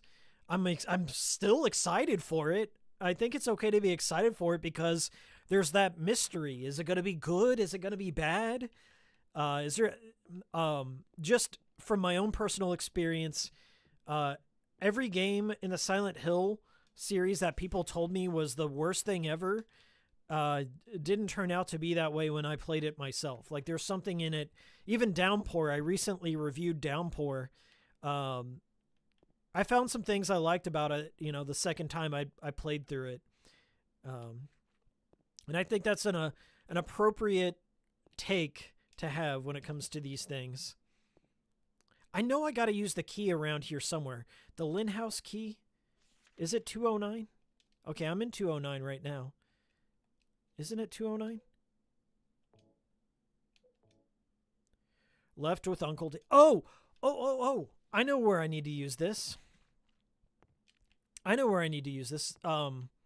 think it's on the... There's another room that had a post-it note on it. It reminds me of the Metal Gear Solid 3 remake gameplay drop. People were dogging on it even when it's pre-alpha and development still. Yeah, I think that's... God. Throughout time, this is... you see, Ubisoft is probably infamous for doing this more than anyone else, where they create what they call a bullshot, where...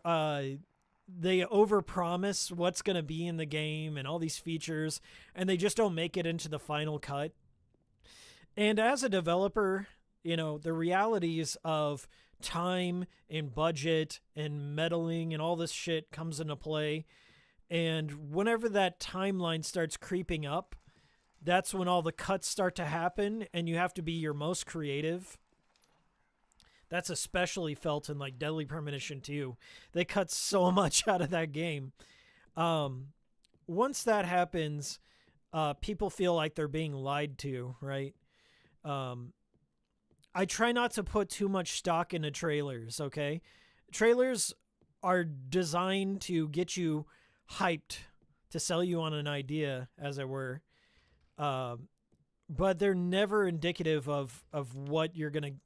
receive in the end. Rarely are they. Rarely are they.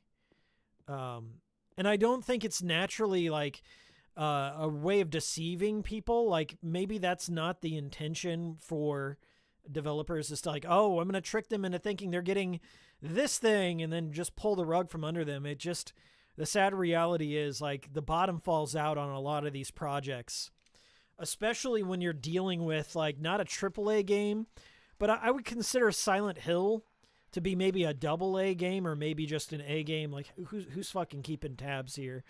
But I wouldn't say it's like the most popular franchise in the world, especially when it first came out. It was relatively niche.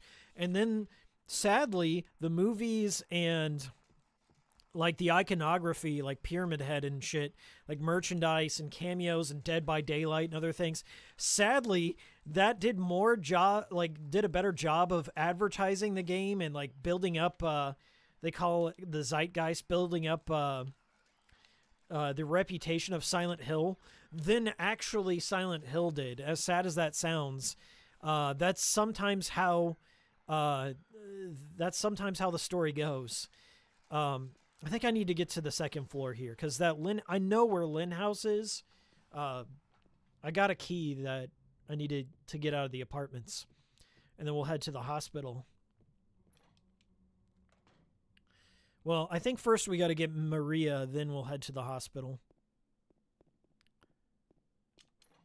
I think it's around here, if I recall. On our map here, no, I think I need to go a floor down.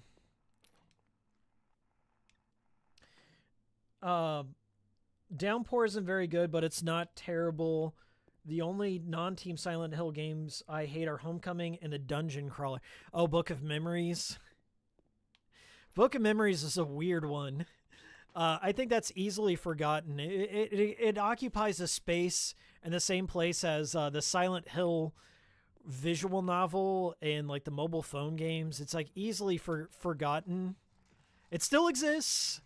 I wouldn't call it damaging to the franchise per se, but it still was there. It was a thing that happened. Okay, I think that's, is that Courtyard? Okay. 103, 103. That leads to the Courtyard. That leads back to the stairwell. I'm getting lost. I always get lost. This is the one part in the game. Silent Hill is a bit repetitive in the sense that you visit like two versions of the same environment in a lot of the game. Like there's Brookhaven, like two variants of Brookhaven. There's two apartments like connected together. And there's the prison. And yeah, it's easy to get turned around. I know there's a note on one of these doors that I'm okay, so is it on the other side then? I believe it's on the 100 sections. Correct me if I'm wrong, chat. Okay, I think I gotta go. Oh, okay. I think I gotta cross over this way. Yeah, that makes sense. I'm kind of looking forward to Silent Hill Townfall the most. The developer has a good track record, even if it's not going to be a traditional Silent Hill game. Who's the developer on that? I don't remember almost anything about Townfall. They only showed like that's probably like the least known out of all the projects. I've reviewed the developer of Silent Hill F's. Oh, there it is. There it is. Okay. I reviewed the developer of Silent Hill F's other games like Resident Evil Resistance and Reverse. Here we are. And I really like Resistance. But I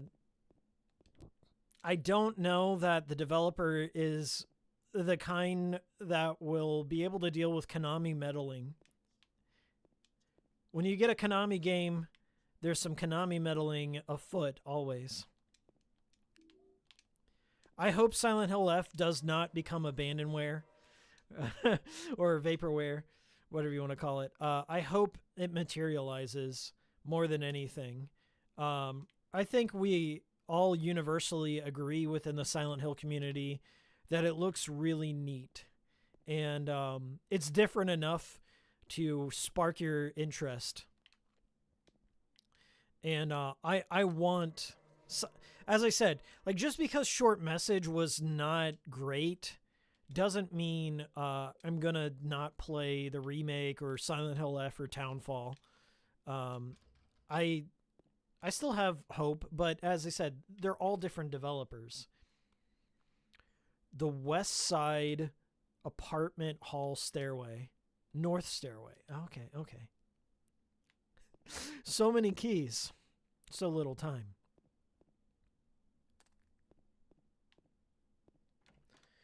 Hey, what's up, Nero? I remember a girl who was doing some Silent Hill art installation thing. I told her someone involved in the development of the first game lived nearby and may be worth contacting. Her answer? Oh, I've never played Silent Hill. I just like the look. Did she live next to Ito-san? Did she live next to Ito-san? How fucked up is that? You're influenced by Ito and you have the chance to meet Ito and you're just like, nah, just never. I have no idea what I'm doing here. I'm just aping his style. Oh, okay. I forgot this moment here. Can I show this on YouTube? I'm really not sure. The shadows are oddly pixelated, though. Now, from what I recall, there's a timer on this fight. I don't think you have to fight Pyramid Head here. He'll eventually, you can like wait out the timer.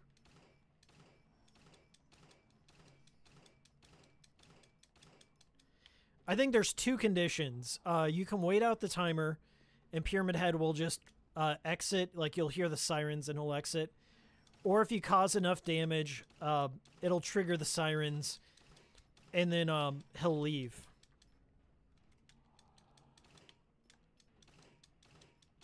This is a boss battle, everyone. Silent Hill 2. If you're to ask me, I feel Silent Hill 1 had more threatening boss fights and monsters. If I had to pick between Silent Hill 2 and 1 in terms of scariness, I've always found Silent Hill 1 to be scarier. Okay, there's a siren. Oh no! Did he do it? On the way out, he killed me! On the way out, Pyramid Head killed me! God damn it! This parting shot there. It's a good thing that I saved right there. That's hilarious. Yeah, that's one thing I forgot happens. Even after you trigger the sirens, you have to let Pyramid Head exit. Otherwise, he'll just give you a little smack. I think he can even do it like when he's in the water. Just a little fun fact there. Silent Hill F indeed. F in chat. Sorry about that. I like looked over at the most inopportune time.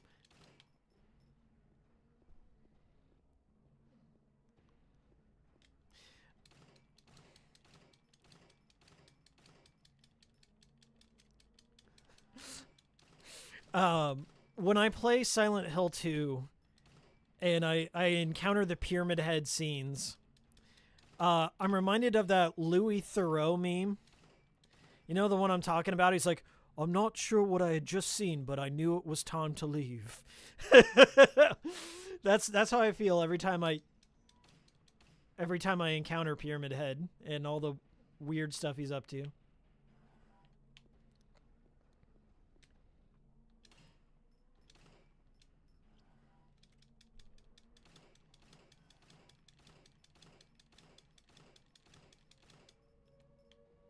Okay. Now you just gotta let him leave. Let him gracefully exit and drain the water. Good guy Pyramid Head. He drains the flood for you. Just hang out, read some chat, you'll be fine. We did it, everyone. By the way, if you're joining us, friendly reminder. Friendly reminder. Friendly reminder. Is it gonna do it? Hold on.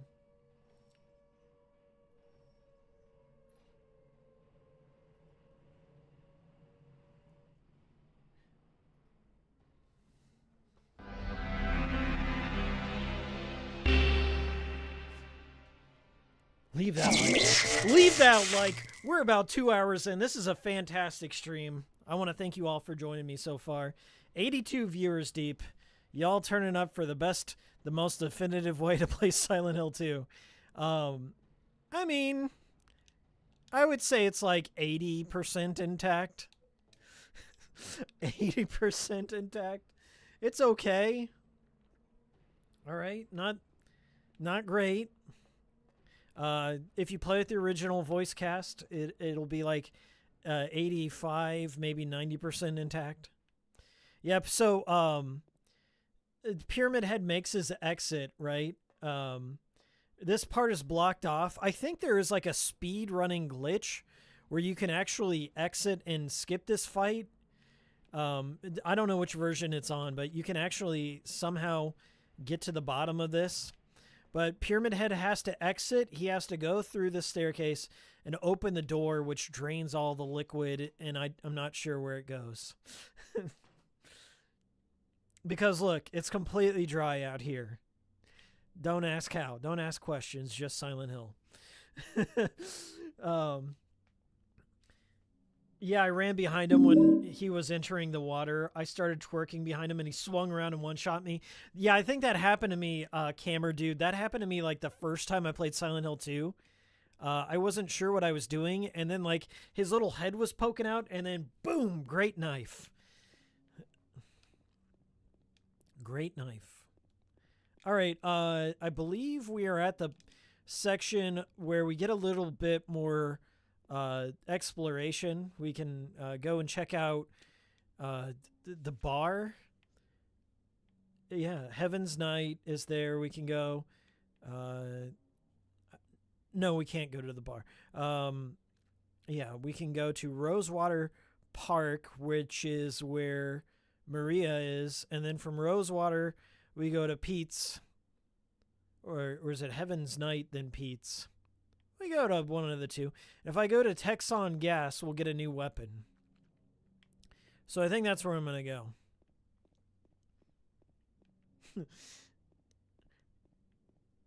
go. Cedric, oh, we're gonna meet Laura here. Hold on, let me turn it up.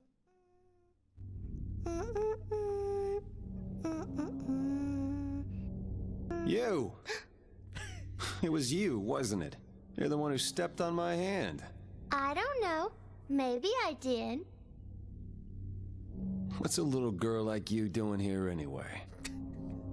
Huh? Are you blind or something? What's that letter? None of your business. You didn't love Mary anyway. Oh, wait! How do you know Mary's name? Laura's voice is butchered all to hell and back. You can tell, you know, whenever you're watching like behind the scenes of anime dubs or like cartoons, that you're watching Ed, and Eddie behind the voice, right? That is definitely an adult woman doing a squeaky, what do they call that?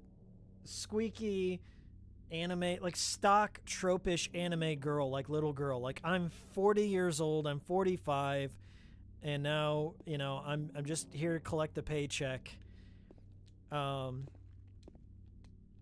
Correct me if I'm wrong. Did they actually hire a little kid to play Laura in the original? I believe they did.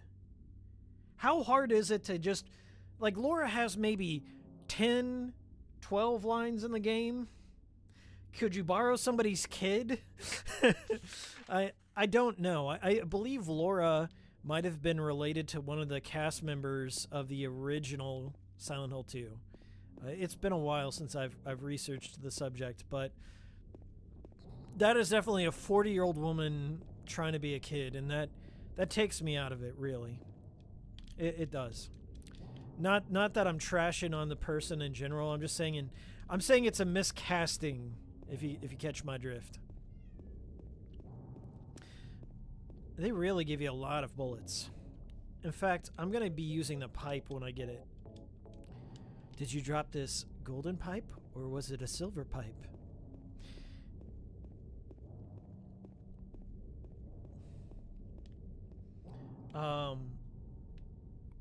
They had one for the motion tracking, and I think those were the voice actors too, so probably.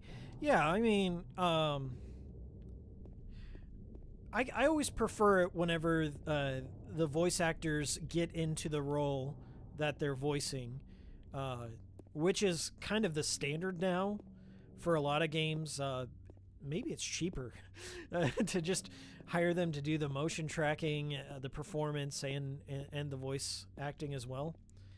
I'm not sure of the logistics of that, but I know Troy Baker's been doing it a lot, which is kind of why he sounds out of place in a lot of this, because he's dubbing.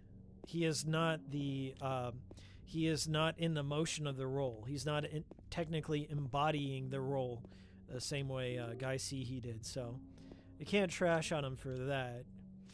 It's not easy to overdub. All right, so we're gonna run into Mary Elizabeth McGlynn.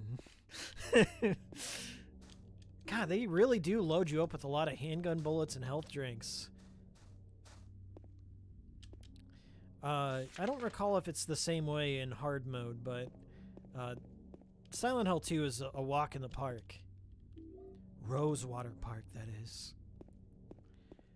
Okay, so infamously, the fog text, there's like a fog layer. You're going to see it in this cutscene. This is probably the biggest criticism, the biggest slight against the HD collection or the HD version of 2. The biggest slight against it is what we're going to see whenever it goes into the real-time cutscene. No, you're not. Do I look like your girlfriend? No, my late wife. I can't believe it. You could be her twin. Your face, your voice, just your hair and clothes are different. My name is Maria. Elizabeth I don't look like a ghost, do I? I was in Ghost Mom. Mom's out of sight. See? Feel how warm I am? You're really not Mary. I told you, I'm Maria. She was really Sorry. not married. I was confused. Where are you going? I'm looking for Mary. Have you seen her? Didn't you say she died? Oh yeah, 3 years ago. But I got a letter from her. She said she was waiting in our special place. You can see the red highlights And that's here? in Maria's hair. Anyway, I haven't seen That's her. in her CG character model too, but you can kind of see the Is this your There it is. only special place? You can see like the lines that are supposed to go to nowhere. Those are supposed to be masked by the fog.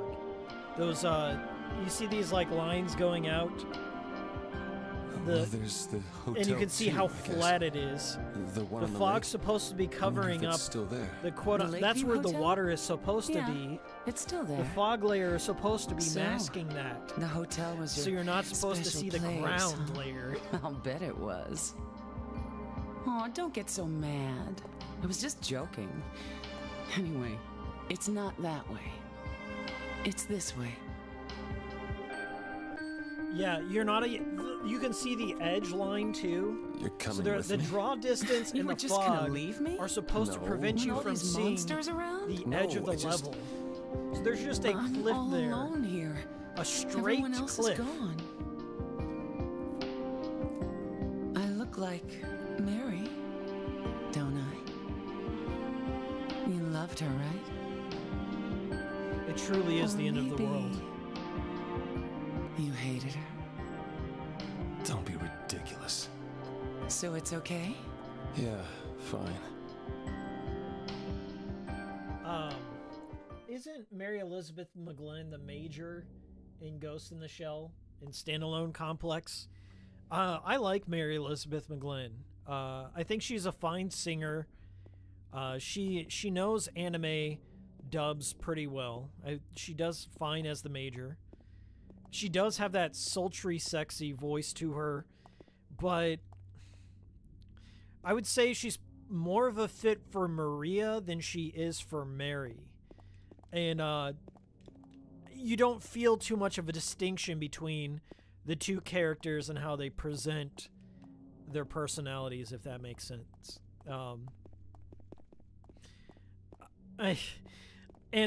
Twin Perfect's video does a very uncharitable, I don't know, there's a very uncharitable interview where Mary Elizabeth McGlynn shits on the original voice cast. And she should have never said that. I mean, as a voice actor, as I said, like, everyone's a piranha in that industry. They're all out to get each other. They all, it's a dog eat dog world in the voice actors industry, but she should have never filmed herself or been on camera shitting on another voice actor. Because now, in hindsight, you think it's hard, like, being replaced is bad, like, back then. It's even worse now. Your ass is gonna get replaced by AI quickly. Like, you really should be fighting for voice actors unions and standing up for your fellow voice actor. So I think Mary Elizabeth McGlynn takes the L on that one. And I don't think, like, she's a good singer. I feel she's very important to the history of Silent Hill. I like her music. I really like her singing in Silent Hill 3. You're Not Here is probably my favorite track out of Here We Are. Gotta get that pipe, the rusty pipe. It's going to be your main weapon through most of the game. Sadly, Silent Hill 2 does not have the armory of Silent Hill 3 or even 1, but it's fine for what it is. Yeah, Mary Elizabeth McGlynn's a fine singer. I like You're Not Here a lot. I've probably listened to that song more times than I care to admit, but it's just such an earworm. And the intro mode, or what are they called, the attract mode for Silent Hill 3 is in my top of all. Like, it really sets an unsettling vibe, but it's also energetic and fun. It truly feels like you're being launched into another, like, I don't know, a cinematic world of intrigue and mystery. And the thing I like about every Silent Hill attract mode, like the introductory movie, is they show you things that don't necessarily exist in the game, where you can speculate on. Like Silent Hill 1, it kind of shows you all the scenes that happened as a lead up to the game itself. Silent Hill 2 does it as well. It shows like how Eddie and Laura came to Silent Hill. It shows you this odd scene where James is carrying Mary's body through the prison. Like, odd things that don't show up in the game, but it kind of gives you a glimpse into what's happening. Silent Hill 3 has a little bit of that as well. But yeah, Silent Hill 4 has an okay soundtrack. Not my favorite in the mix. It has Joe Ramirza, who is probably an actual wizard. If you've ever watched like his Silent Hill 4 music video, he's like casting spells and shit. Odd duck, but I like his weird, otherworldly singing quality. And Yamaoka is just always shredding it up with his ballads. Like, I don't know how to put it, but he has kind of like in some aspects, like he's more subtle, light touches, atmosphere centric, like just in the general environment. But in like all the, you know, the credits or the intro, like that dude is doing some crazy melodic ballads and stuff. I hate bowling. I didn't come here to play, you know. Hurry back, okay? All right. So this is probably my next two. Okay. In Silent Hill 2, my two favorite areas in the game are like right next to each other, unfortunately. I love Pete's Bolorama. Probably my favorite track out of Silent Hill 2. It's like, I will sit down and listen to Pete's Bolorama 3-hour loop while I'm editing or some shit. And then right after it's Heaven's Night, which is where Maria's subchapter, Born from a Wish, takes place. I don't know what it is, but I like a sense of normalcy in Silent Hill. Like, you get a glimpse, like, oh, this used to be an actual town kind of thing.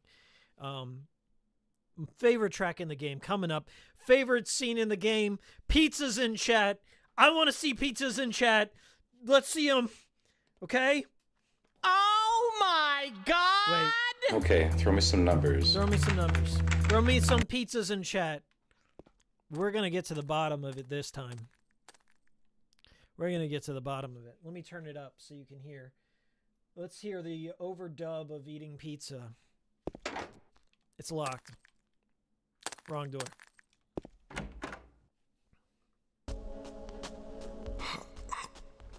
So what'd you do? Robbery? Murder? Nah, nothing like that. Ha! You're just a gutless fatso. What'd you have to say that for? I thought you said the cops were after you. Nah, I just ran because I was scared.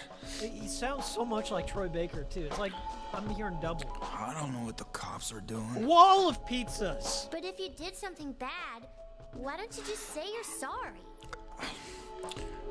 Well, guess I run away a lot, too. It's no good. They wouldn't listen.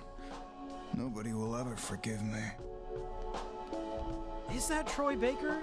Are there two Troy Bakers? Is he doing double duty in this? I know Mary Elizabeth McGlynn's doing double duty. What's her name? Mary?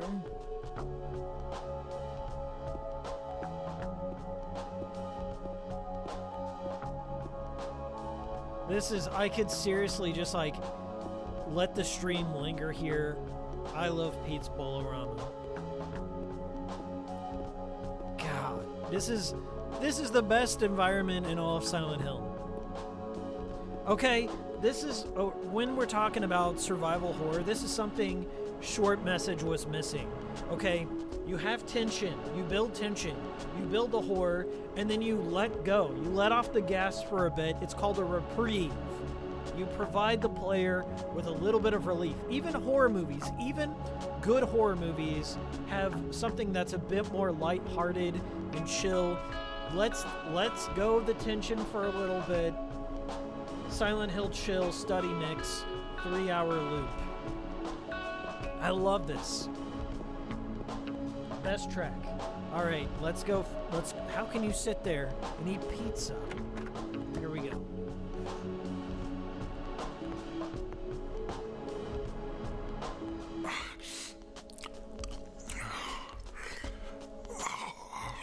God damn. Eddie?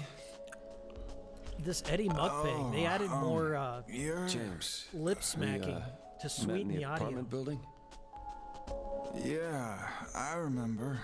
But, Are you alone here, Eddie?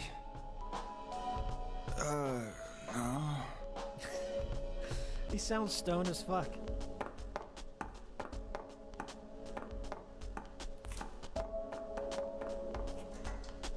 Bye-bye. Wait! Come back! Eddie! Let's go after her! Huh? Laura? Why? Laura? Is that her name? Well, that's what she said. This town is full of monsters. How can you sit there and eat pizza? Eat She said she was fine by pizza! herself. She said a fatso like me would just slow her down. Forget you.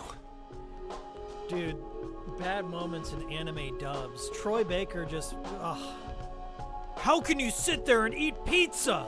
It's like he was punishing his child for spilling milk or some shit.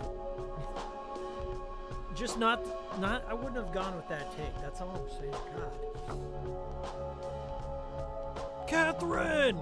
That's what I'm getting. That's the vibe I'm getting. This is Catherine all over again.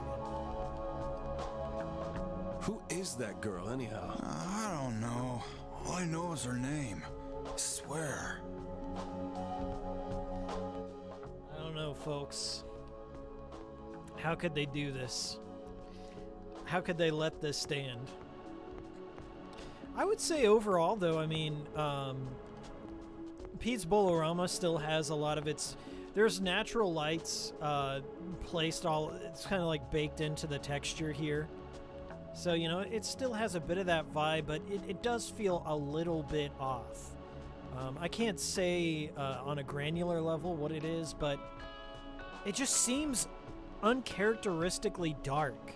I don't remember it being this dark in the original one. That's a good test. If you can just turn off the flashlight and look at where all the fixed points of lighting are, or where all the baked-in lighting is too. It just doesn't... I don't know.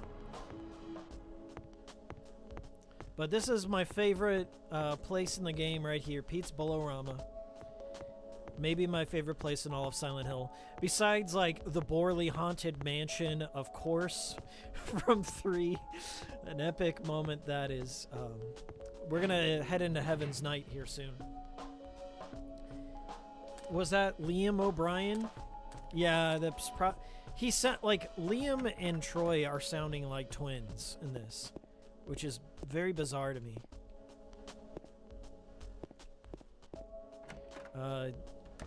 This is like, we're about to approach the Final Fantasy VII gap. the rebirth gap here. You'll see what I mean here shortly. I recently played through the rebirth demo. And the gaps, I have good news. Wall siddling gaps have returned. All the wall crawling gaps are intact. Thank you, Nomura. Okay, this is an odd part here. And the cutscene just hitched on a frame. Yeah, she was too fast for me. Aren't you gonna go after her? Alright.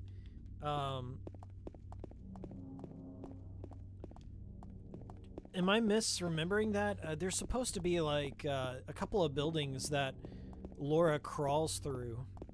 Is that back here? It's like a really narrow gap. Alright, alright, alright. Where is it? Is it not back here?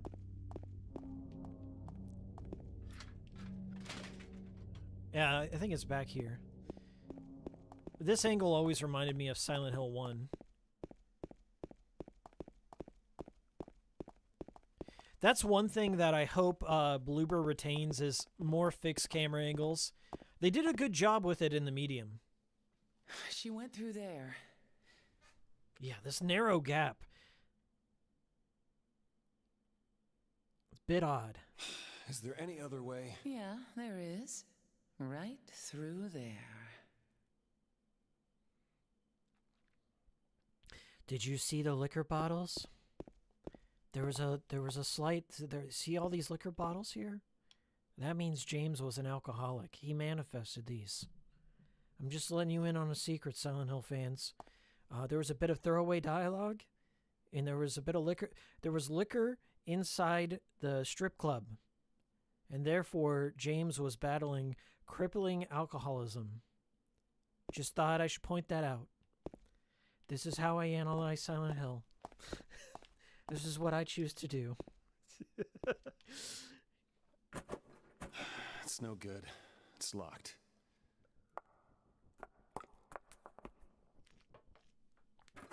Hey, Lars.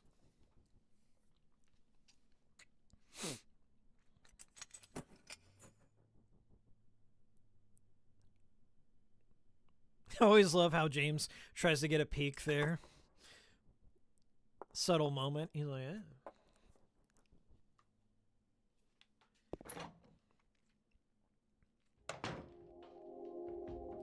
Okay, second favorite song right here. Even though it's like not, you know, it's just like this weird loop. When I think of Silent Hill, the Heaven's Night is something that just always stuck out to me. Like there was so much more to what's going on in this little place. Even the manifestation of Maria, like I don't think the Born from a Wish scenario makes it any better, but I wanted more of it. I wish they would have added a bit more to her chapter. Look over here. Look over here, guys. Liquor bottles. I don't need that right now. Therefore, he's an alcoholic. That's the analysis. That's the big... In the Silent Hill community, this just blew everyone's mind. It's not that I don't drink. In fact, I drink a fair bit to get away from the pain, the loneliness, but the drinking never changes anything. Anyway, I don't need it now. There's something I have to do. This is it. Just blew the lid right off of it. They tried to do something like this in Silent Hill: The Short Message. I don't need these pills anymore. Straight up, Anita says that. She just says it out loud. There's just pills strewn everywhere, razor blades everywhere. You know, that's just a throwaway. Like over here, it's not necessarily in your face, okay? It's just over off to the side. You could choose to discover it or not. A lot of people will miss it. But but in Short Message, there's no way you can miss what's going on. All right, so this is a really good. I would love.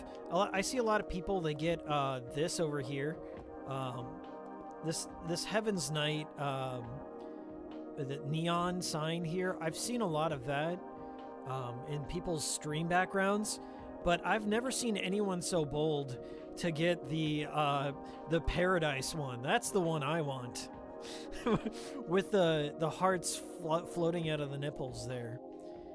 In kind of, you know, a Venus style body there. That's the one I want. Give me the Paradise logo. I think in Silent Hill 3, there's a little pamphlet you can find about Maria, which is odd. I think it's in Silent Hill 3. Correct me if I'm wrong. But in Silent Hill 3, there's a little flyer or something that says, now presenting the fabulous Maria, or the enchanting Maria, which is, once again, lends credibility that Maria was an actual person at some point. And then James may have visited Maria and then projected his wife upon Maria's an actual person. It's a little bit weird. Okay, as I said, the continuity between the games was retrofitted in many ways. And I'm not sure what to believe. It's interesting to discuss, but I'm not going to come out on a limb and say this is objectively like Maria was a stripper and it's the same person. They do establish within Born from a Wish that Maria was a manifestation, this version of Maria, but at the same time, there was a Maria. So take that for what it's worth, okay? Like James he wandered through, like he broke away during Mary and his resort, their little trip to Silent Hill. He broke away for a minute and he went to the strip clubs, and that's where he hit the bottle and saw real Maria. And then when he came back, he manifested this Maria with also aspects of his wife. That's what I think is going on. Heaven's Night is just a ripoff of Resident Evil Survivor. Now that's a take. We're going to do a little bit of exploring here. Fill in our map.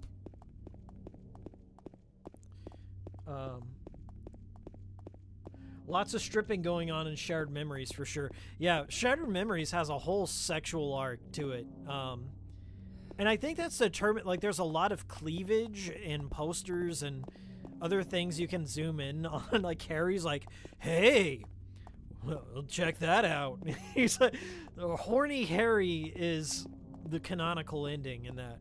And it determines on, like, in Shattered Memories, it determines whether or not Sybil Bennett has, like, a low-cut shirt. And then it makes Maria into a stripper. Or not Maria. It's Dahlia. Dahlia Gillespie is a stripper in one of the arcs that you can go on in Shared Memories, which is bizarre. I still feel like Shared Memories handled more of these like heavy subjects better than a short message. I don't know. I love the twist in that game.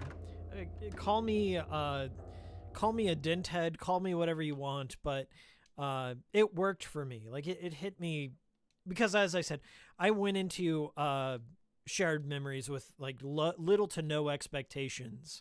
When it comes to the Western games, the well was poisoned for me by all the discourse going on at the time. So when I experienced them on my own, I was like, this is actually kind of fun and interesting. Shattered Memories, I've streamed it a couple of times, and I've talked about it probably 4 or 5 times on my channel.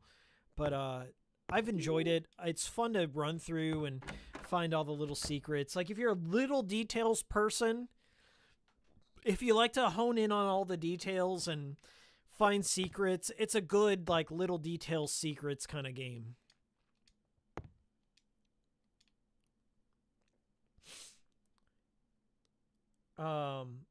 It's so weird that Resident Evil Survivor has a Heaven's Night bar. Wonder if both devs got inspired by the same source.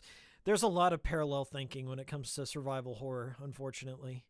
Or fortunately, whichever way you want to get it. The Purple Bull key. I think I used that in the Silent Hill 2 has some strange puzzles, okay? You have to like string together strands of hair with a fishing hook to get a key.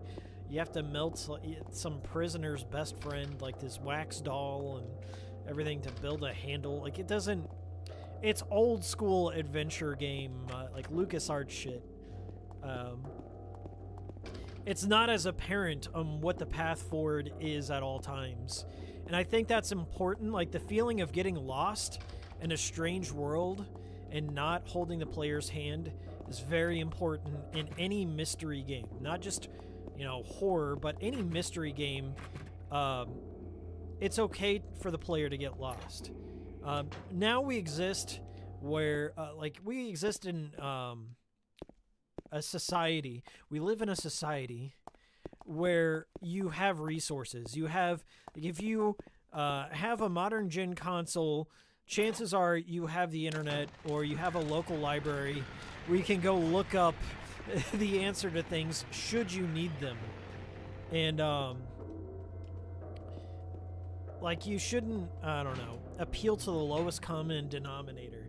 People that get lost, the playtesters, I feel, ruin games. The mongrels that they get, that come in through that door, the unwashed masses that show up for the playtester, the focus testing in both movies and video games, just probably ruin more games and make them so easy. That's the director's point of view. Like, the whole yellow paint discussion that's been going on Twitter and all that. The yellow paint, should you appeal to the lowest common denominator? Am I against accessibility in games? No. I feel if possible, try and include other modes. Easier modes. Even Silent Hill has easier riddles that you can do, and you can kind of adjust those riddles based on how much of a challenge you want. Same thing with combat. Having a few options is fine. But I don't like one size fits all. That's where I have a problem. That's kind of where I came in to my issues with Silent Hill Short Message. I don't think you should treat every player that comes across your product as incapable of thinking or making choices or getting lost, right? Getting stuck on something that used to be kind of a critical part of video gaming back in the day. Not to go all boomer on you here, but getting lost was just the natural state of things when you were gaming back then. It would, in a way, getting lost in games engages discussion between other players. The reason why PT was so well known and beloved is because it sparked conversation and crowdsourcing information on how to crack some of the puzzles for progress. It made it a unique experience. Like, Kojima had planned that. He didn't think people it would take them like no time to figure it out. But, you know, that's some of the fun. You know, not explaining everything to the player. Okay? Having mystery in a fucking mystery game. Who would have thunk it? You know? I don't care. I'm on stream. I'm gonna shoot these fools. I'm on stream. I gotta stay alive. We can't have another Pyramid Head situation.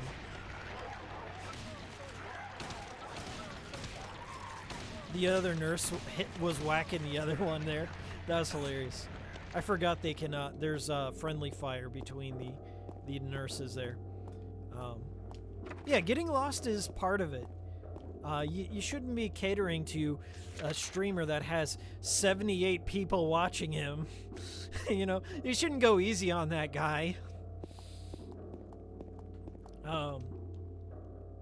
Even though, like, I'm playing Silent, I realize the contradiction here.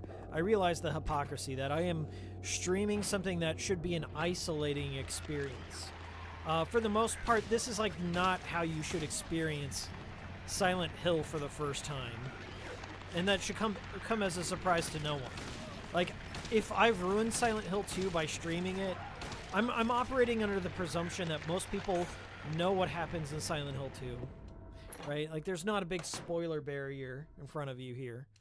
I'm operating under the presumption that it's now common knowledge. It's 20 years in. It's common knowledge, all the spoilers that happen. Silent Hill 2 should be experienced, if you can, on a CRT, on a PlayStation 2, with headphones in a dark room, by yourself, not having known any of the game's twists, not having known, like, how to solve all the puzzles and all that. And those are very hard conditions to operate under and expect of the players in the modern age, okay? As I said before, the cat's out of the bag. Everyone knows what's going on. So that surprise, that element of surprise, has been robbed from the current generation, right? That's my operation, like what I expect out of the remake is I want them to deviate. I want them to change things to bring back that surprise, okay? I know there's purists out there saying that you shouldn't change anything. I get that perspective, but now I feel the original Silent Hill 2 is very accessible nowadays. There are people that forget that you can run Silent Hill 2 on a laptop from 2006 if you want to. You can go on archive.org, get the enhanced version, the version that's better than what Konami had ever put out. You can get the enhanced edition for free on archive.org, and then get yourself a laptop from a Goodwill and play it that way if you have to, okay? You can do that. So I don't get the perspective that the original Silent Hill 2 is inaccessible. It's very accessible, and it's free. If you bother to spend 5 minutes to find it, you can find it. The problem is the PlayStation 2 version is super expensive. The Xbox port as well is expensive. They're coming up in price. But you can still, like, mod a PS2, mod an Xbox and play it that way. Or you can run a laptop from 2006 and play the enhanced edition, which is very good, very well done. And it's constantly getting bug fixes. It's constantly getting better. It's got more support than this version ever got. I hate that though. Like I encounter that anytime I talk about a remake. There's always that guy in the comments like, well, the original's out of reach. No, it's not. It's actually very much in reach. I would say it's more inaccessible to buy a PlayStation 5 and spend $70 to $80 or wherever you're living and get something new. So like your investment is like $500 to $600 by the end of it, whereas you could probably spend $30 on Craigslist and get or Facebook Marketplace or something and get yourself an old ass laptop or an old ass PC and also use that PC and laptop for other things in your life than it is to buy a PlayStation 5. That's an opinion that I will not accept. I'm sorry. I'm flushing it down the toilet. There are these people that saying it needed to happen. Like you need to remake the thing. I'm going to be honest with you, even though I'm excited for the Silent Hill 2 remake, I don't think it needed to happen. I'm not going to lie to you and say it needed to happen. It didn't need to happen, but fundamentally from a business perspective, I understand why it's happening, and it was going to happen whether or not I wanted it to happen. I said that whenever the trailer came out. Nothing is sacred in gaming or entertainment, okay? Everything you love is going to pass through many hands and many different minds, and whether you like it or not, it's just going to happen. So hope for the best, hope for the best. But I also don't subscribe to the notion that the original Silent Hill 2 is inaccessible. It's very accessible. It's more accessible than it's ever been. It's on archive.org right now. It's ready to go. Launch the EXE, choose your resolution, choose your control scheme, play with whatever Mad Catz USB controller you want. It's more accessible than it's ever been. Play it now, okay? So I don't agree with that perspective.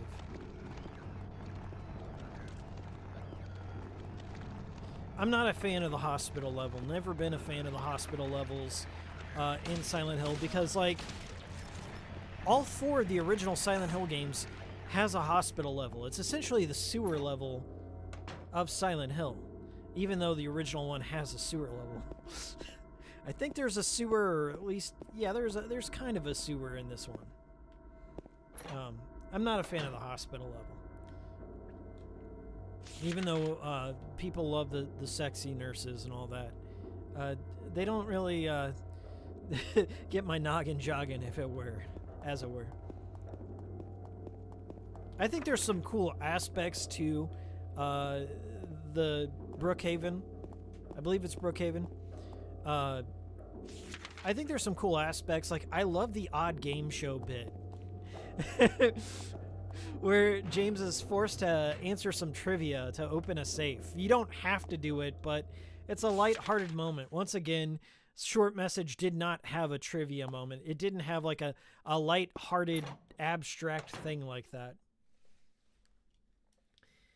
Ryder with the scarf says, but I have to consume. I must pay for the digital thing I will never own. Yeah. Amen, Hikiko. Thanks for agreeing. Not $200 and you can purchase Silent Hill 2 on a mint PS2. I mean, yeah, you could go that route as well.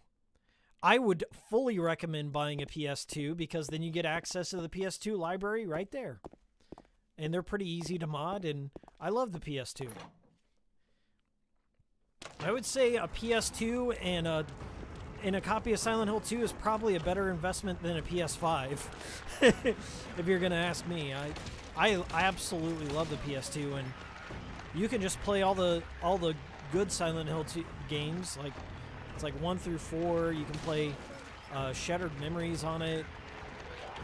Yeah, all the best Silent Hill games are on the PS2, without a doubt. And you can play PS1 games, and you can watch DVDs, and pretty good investment overall.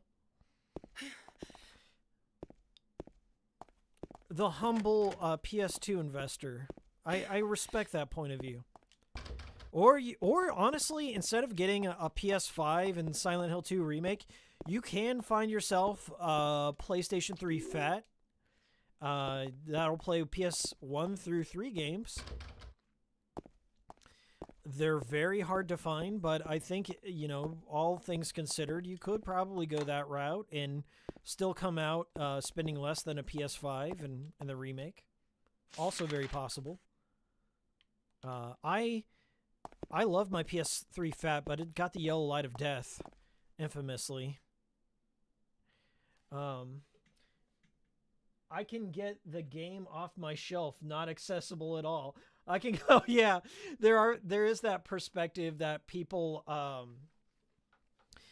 they hate swapping out discs. They hate swapping out discs, and therefore, it's too much of an inconvenience for them.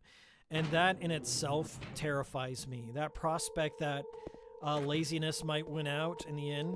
But I don't buy it entirely, okay? I don't subscribe to the notion that physical media is dead. I think the numbers are being hidden from us. Recently, I believe it was the developers of Ghost of Tsushima, is it Ghost of Tsushima, Infamous, and was it Sucker Punch? The Sucker Punch leaks, along with all the other assets and things, they leaked some internal numbers that said that most of their games sold most on physical. Like, physical was still the dominating medium for the release of their titles. And there's a narrative being pushed. You all know my feelings. I buy physical whenever possible. That's the future I want. I think the secondhand market's important. I think ownership's important. I think the completeness of games, of course, like on the disc, is important. And throwing your hands up and forfeiting your rights as a consumer is not the way to go. Buy physical whenever possible. Because once you give up physical as an option, digital is going to shoot up in price. They want to get rid of the retail space more than anything. They want to get rid of brick and mortar. They want to get rid of consumer agency, like being able to return a game or sell it to a friend or let a friend borrow it. They want to get rid of that as soon as possible. But they're not necessarily winning the war. Especially in Japan.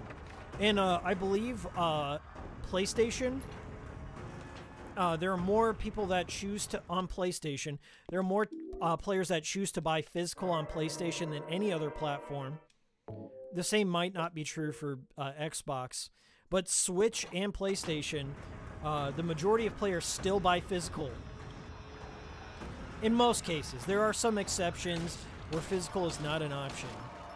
Like there are games as a service and shit, and I don't play games if that makes me old and boomer, whatever, I don't. That's not the future I want. I do vote with my wallet. And I cannot get behind of temporary games. I don't like games that eventually leave. You know, I'm locked out of, I can't access. And then, you know, I don't like that. I like owning my game and playing it on my own time. I like being able to return a game. I like being able to share a game with somebody. It's, I will not play devil's advocate and excuse games as a live service. I don't like loot boxes. I don't like games as a service. I feel most of those games are essentially gambling in a sense. They play to the basest instincts. They are designed to be as addictive as possible and loop kids into not owning anything. And then essentially being okay with a model that is designed to take advantage of you and not necessarily provide something that's guaranteed to last the test of time and provide you with a quality experience. It's there to be addictive. It's there to loop you into a continual pay model. I buy single player experiences. You know, it's not to say I haven't played multiplayer, but on the whole, single player is what I care about.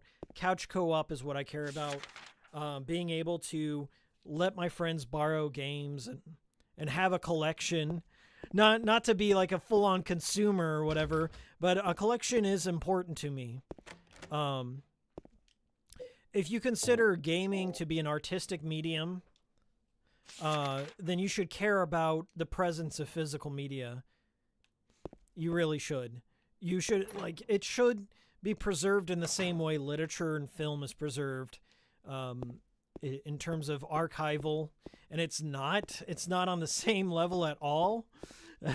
Not to say there might not be, like, you know, a limestone cave out there somewhere with a bunch of games, but as far as accessibility to people, in a physical form that people can check out and understand, like, why it's a cultural touchstone like Silent Hill, it's not there. It's not on the same level at all. Okay, we're gonna take our hit as soon as Pyramid loads.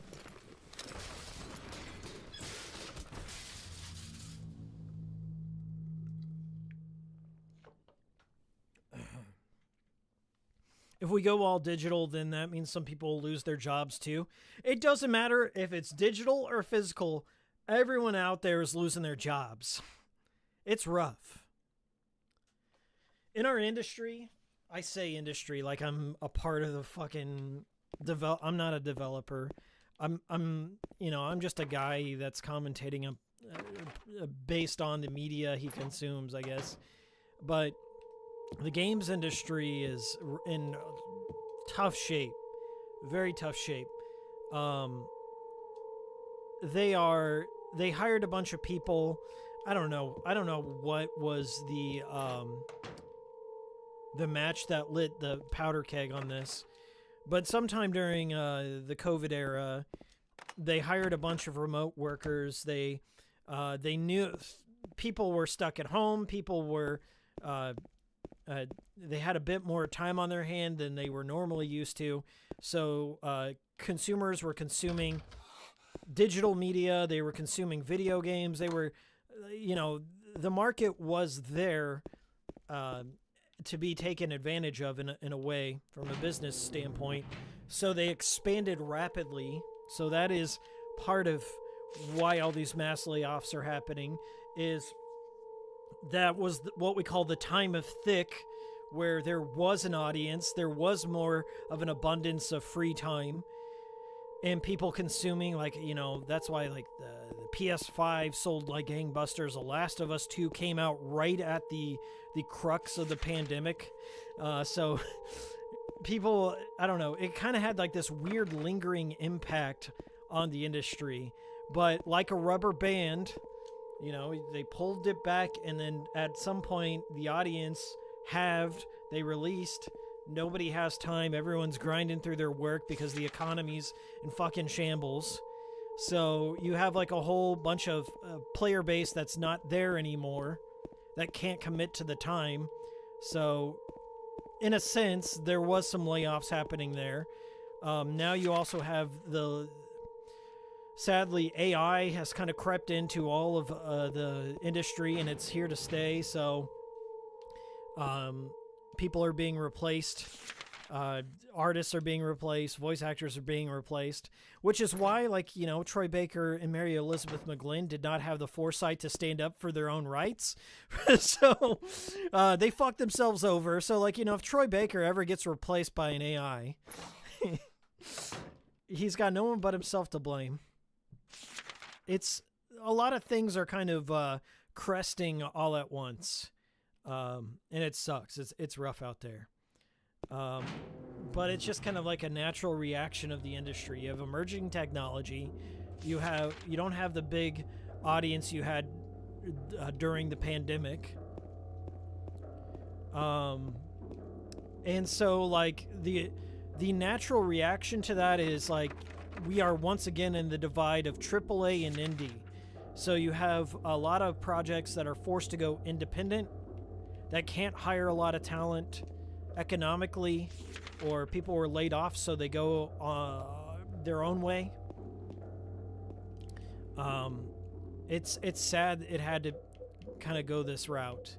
I'm not putting the blame on any one particular thing. It's just so many circumstances in the background that, you know, it's not just one causal thing. It's many things that are sadly coming to a head at once. Didn't Troy Baker literally shill his own AI replacement a little while back? Yeah. From what I know, Troy Baker tried to sell an NFT of his own voice or something like that. He's putting himself out of work, dude. YouTubers are coming for you too. Like, it's not only... This is how shitty, like, voice actors and the art of voice acting is taken within the industry.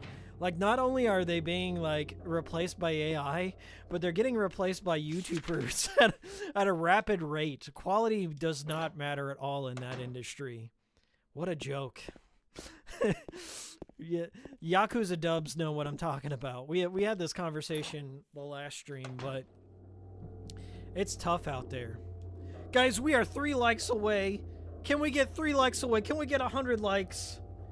Can a boy get 100 likes? Come on.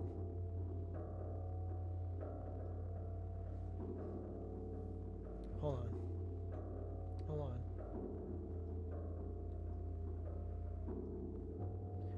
I'm gonna fix it. I'm gonna fix it.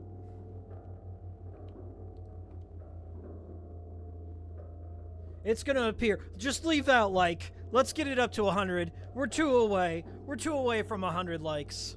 I really appreciate it. Get your super chats in. Get them in. It's not too late. Despite what you might think, it's not too late. It's tough out there. I know. Trust me. Oh my god. I try not to like bring my personal shit into this, but it is 2024 has been a rough one on the pocketbook for everyone, which may explain what's going on in our industry. It's tough all around. But if you're a fan of Like a Dragon, y'all know what I'm talking about. You're being replaced by low-rent YouTube talent. Talent in quotes. Troy Baker was the first to cross that picket line. And never forget, Silent Hill 2 was the first time he did that, as far as I'm aware. He jumped over there. He exploded over that picket line, and he was pissing on the other side instantly. If Guy Seehee and him ever met in real life, I wonder what they would say. First of all, I imagine it would go like this. Guy Seehee would go up to Troy Baker and be like, "Does your phone have 5G? Did you take the vax?" That's the first thing Guy Seehee would ask before he would go. Did you hear about the midichlorians? He would go up to Guy Seehee. He would go up to Troy Baker and say that, and Troy would be like, "Oh yeah." Troy Baker probably wouldn't even meet with Guy Seehee ever. I feel Troy Baker's got an air of pretentiousness about him. He would probably never acknowledge the meeting. Troy Baker probably sees himself on the same level as Leonardo DiCaprio or something like that of the gaming world. That thought has crossed his head. It's crossed his mind. He even showed... By the way, Troy Baker shows up in the Last of Us television show. I think he gets murked pretty quick, though. But he's tried to make that cross. They always want to cross over, and... You know, voice actors want to be... Voice actors want to be actual actors, okay? In a lot of ways they are. I'm not going to take away his acting in The Last of Us. He is technically an actor. He did a performance, but he also wants to be on the silver screen. But the smart ones are the people that do the opposite, okay? The smart people are the ones that have their time in Hollywood and jump immediately over into voice acting. The people that have made the transition from acting to voice acting are the smartest people in the industry. Like, you've made your name, you've made your reputation on the silver screen, and now you can live off of that forever. I think like Marlon Brando did that up until he died. Sean Connery's last role is Sir Billy. Look that up. One of the greatest actors of our generation, or of all generations, both of them. Like, I think like Marlon Brando's last role is he did like Godfather the video game on the Xbox 360. Base Brando. Sean Connery's last role is some shit tier CGI called Sir Billy. Sir Sean Connery. Unbelievable. But it be like that some way. I think, hold on, let me check my notes real quick. I think, James Woods also did that. James Wood from Videodrome. He's been in a bunch of other movies as well. Oh wait, that's from way back when. I think we need to go all the way down. Okay, so Louise is the punch buttons. Yeah. We got the whiteboard one. 7335. We already did that one. And then the turn numbers is for the bike lock, which is 2927, I think. I don't know. I think these are like randomly generated, so you can't really look these up. I want to say they're randomly generated. So we're going to try 2927.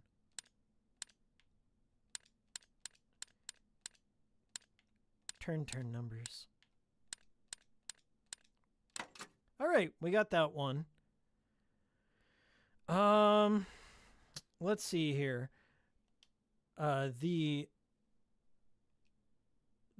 oh, you know what? I didn't get the there's a note. I missed a note. I have to go back to the exam room. I believe these are randomly generated numbers, if I recall. So it's different every time. It could ruin a speed run or enhance it if you've memorized all the combinations. Marlon Brando did Godfather on the PS2 on his deathbed. Holy shit, was he really on his deathbed? I mean, Marlon Brando's probably the most legendary actor of all time. His antics, I love reading about them.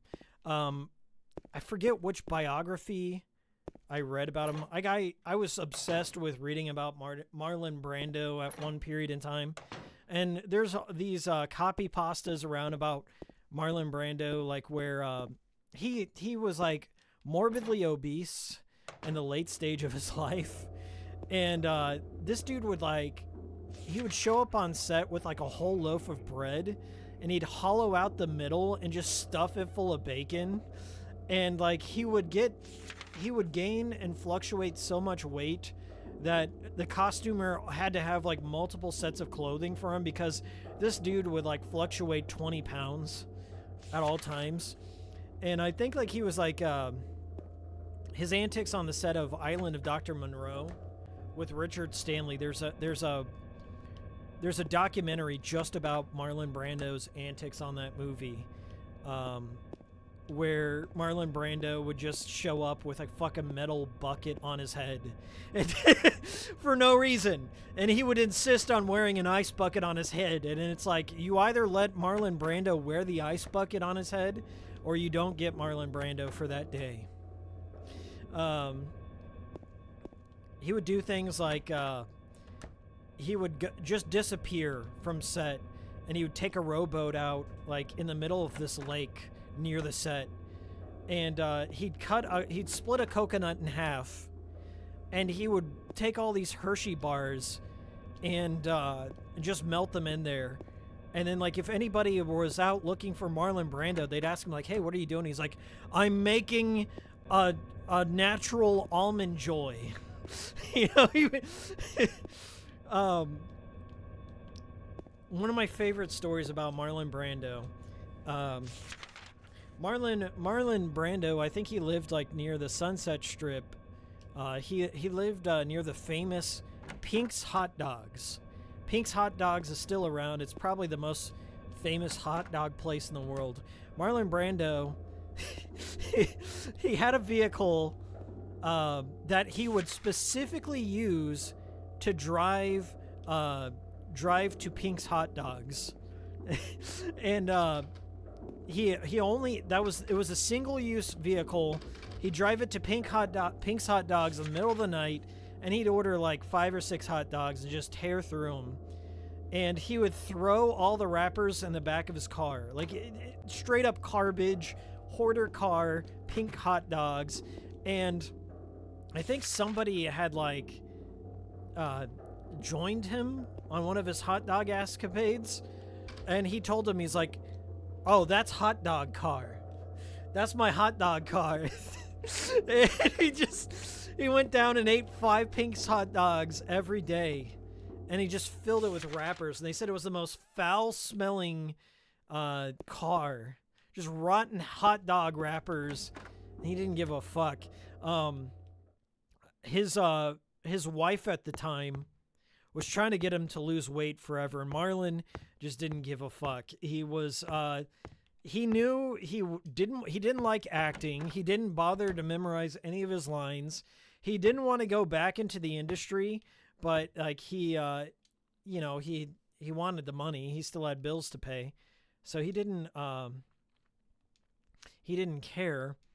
But his wife tried to get him to lose weight, and it got so extreme, it got so bad. The doctors had warned them that Marlon was gonna die.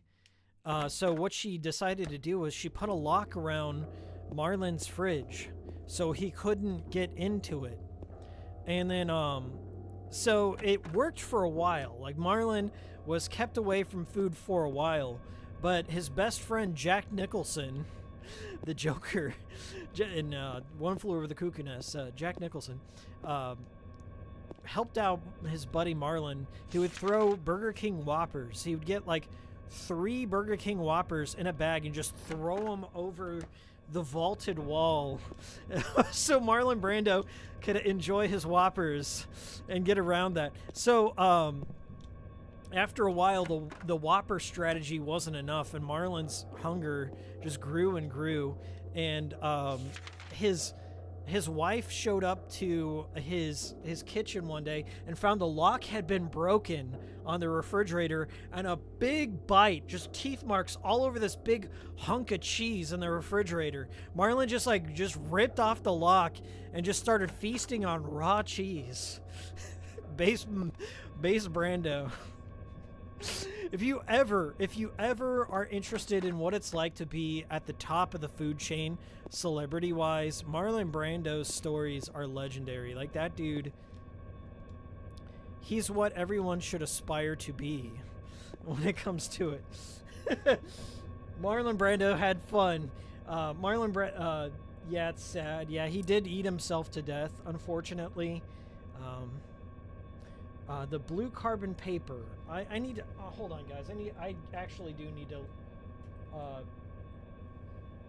in the examine room 3. Okay, that's the one I'm missing. I had to look this one up because these are randomly generated. Examine room 3 is, there's 2? I think it's upstairs. Examination, there's 3 examination rooms. I think it's upstairs. I'm in the wrong spot. I'm in the wrong spot entirely.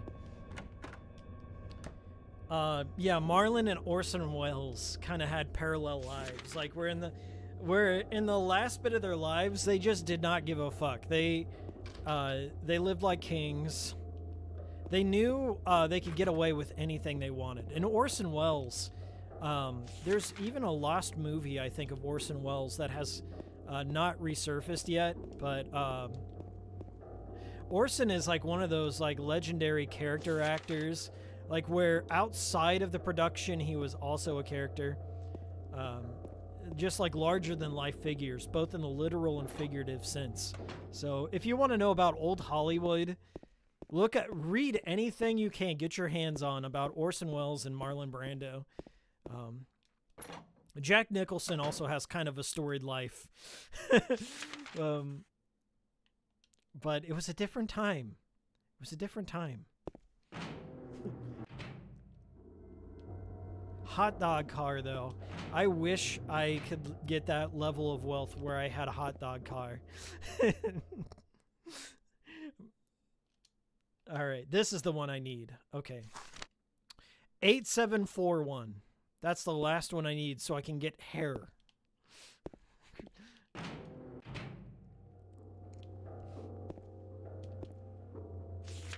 All right.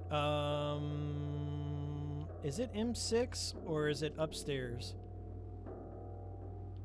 Is it M6? I think it's further upstairs, but we're going to double check. Somebody post 8741 in chat so I don't forget it.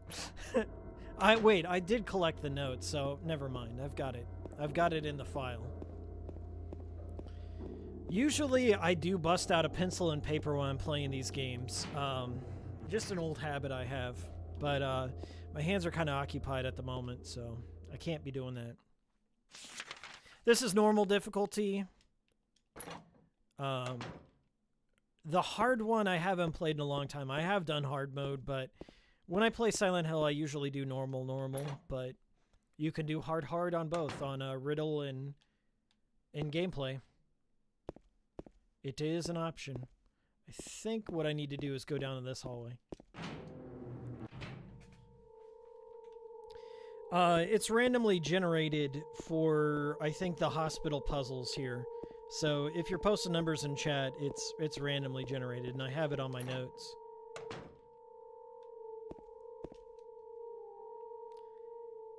Okay, I think it was 8741. Yep. And do I have another key? I think I have one more key in here. The lapis key. This is such a ridiculous thing, though. Well, even back in the day, I was like, it's just some strands of hair. He could have just gone up to Maria. Just be like, Maria, can help a brother out. Or he could have, like, James has medium-length hair. He could have at least, you know, tied together 5 strands of his own hair and gotten this key. Which room is that? I think it's the bathhouse. Is the bathroom? I think it's the bathroom. Oh, shower room. I'm right here. Duh.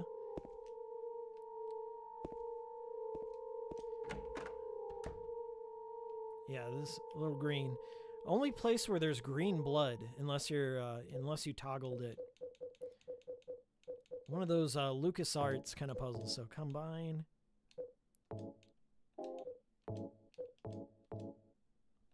Hold on. It's a pixel away. All right, here we are. Silent Hill's kind of particular about how you do the puzzles. Like you have to be on the exact pixel, the exact right there. Anytime you guys ever live with somebody that has long hair, maybe you've got long hair. This is how I feel every time I put fucking a snake tool down the drain. You know, right this moment, right here. Just that long Chewbacca strand of hair. It feels gross every time, but I think back to the scene.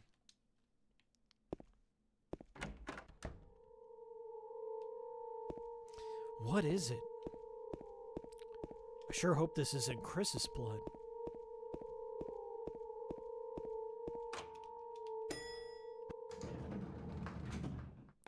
Okay, let me read some chat here. Yep, it's gross. You guys know what I'm talking about. All right. I think I'm caught up on chat. Chat was like going crazy there for a minute. I couldn't keep up with it. Sorry. There's a bit of delay between when you guys chat and when I read the things. So often, sorry if I miss your message. I really do try and keep up with everyone. It's not easy. All right, so that is Not this one, because I've already explored this one.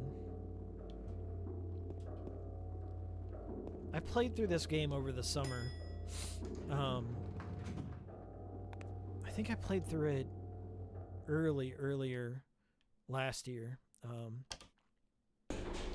On the HD or Enhanced Edition, and it's still good. I just never... Silent Hill 2 has never been my favorite in the series. It's kind of...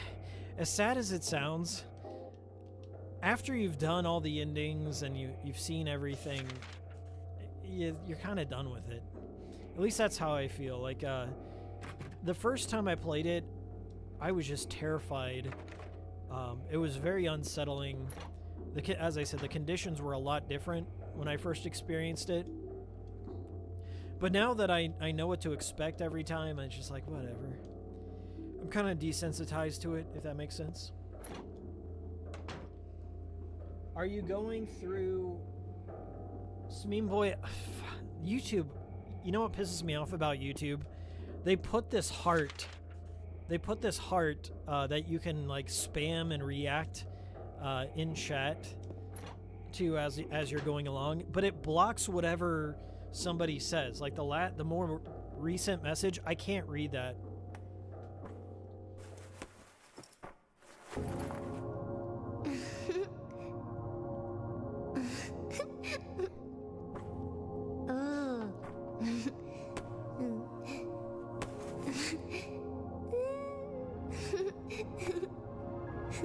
Laura? Huh? You know my name?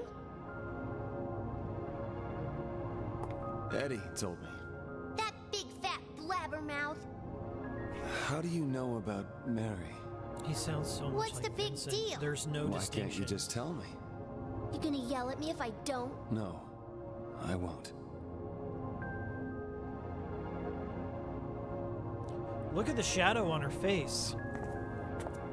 Okay, I we're was friends encountering with some Mary. shadow issues here. We met at the hospital. It was last year. You liar! Laura, Fine, don't believe me. but last year, Mary was already...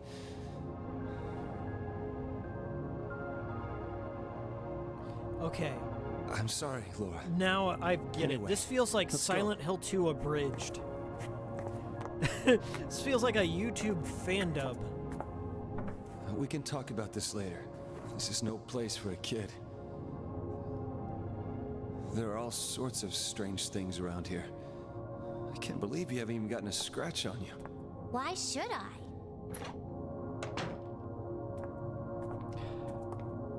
Wait, there's something I gotta get. Later, okay? But it's really important. What is it? A letter from Mary. What? I wanna go get it. Is that okay? Yes, yes. I don't know how to describe Troy's performance here, but there's like a slight exasperation to it. Yes! Come on, Yes! hurry up. Very breathy. Is it in there? Kind of like overstated, overperformed. Yeah, in the back.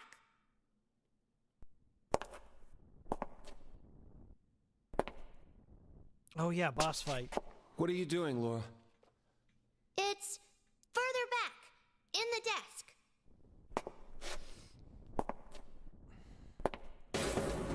Laura? What are you doing? That seems different. Ha ha, I tricked you. Open the door, Laura. Why should I? I'm a liar, right? Want me to open it? Huh? Huh? Do ya? What's the magic word? Laura? Okay, I guess I won't open it. This tension feels like I think I'll Laura just is a leave you like benevolent, like a snotty little brat, benevolent open up! demon in an anime. Why, you Laura! fart face! That did not sound right. the fart face. I am taking umbrage with the delivery of fart face, that's for sure. That's where I take issue with this. I need a shoddy. And I picked it up, thankfully. Are they attacking each other? Was that always the case? Okay, how the hell? Okay. How do I aim up without moving? That's something I did not look at. Okay. We got the auto target.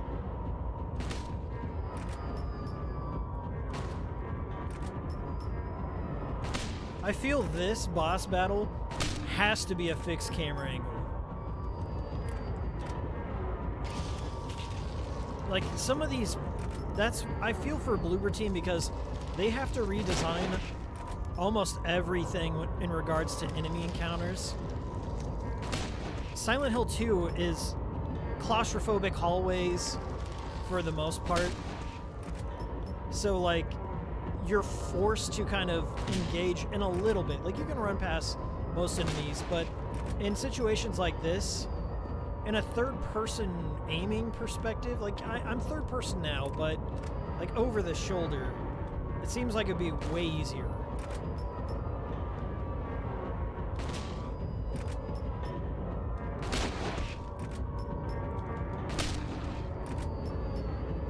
I'm waiting for their toes to curl up.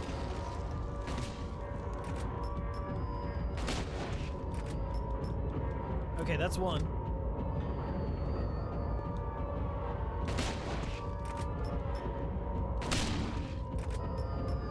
Critical hit.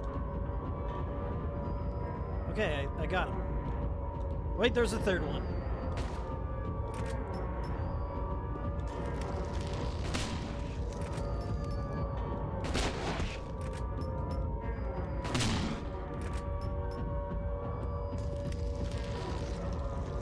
Oh, we're reloading. Bad time to reload.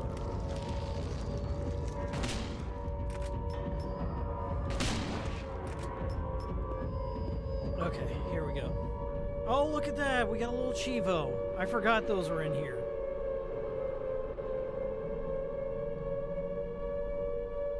Kitch, I've kind of exhausted. I'm already exhausted talking about my thoughts on the Bloober remake, so watch the archive. I've kind of discussed it ad nauseum.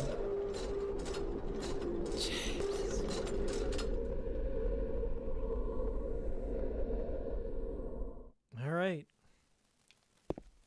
We're now in the other world. I mean, so fun. Like, I don't know.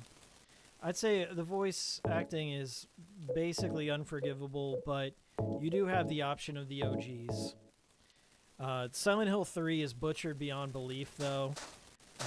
So if you're gonna get this collection, play Silent Hill 2 with the original voice acting and skip 3 in this collection. Play it on Xbox. But once again, I'd have to rank all the Silent Hill 2 experiences, much like I did with Deadly Premonition 2.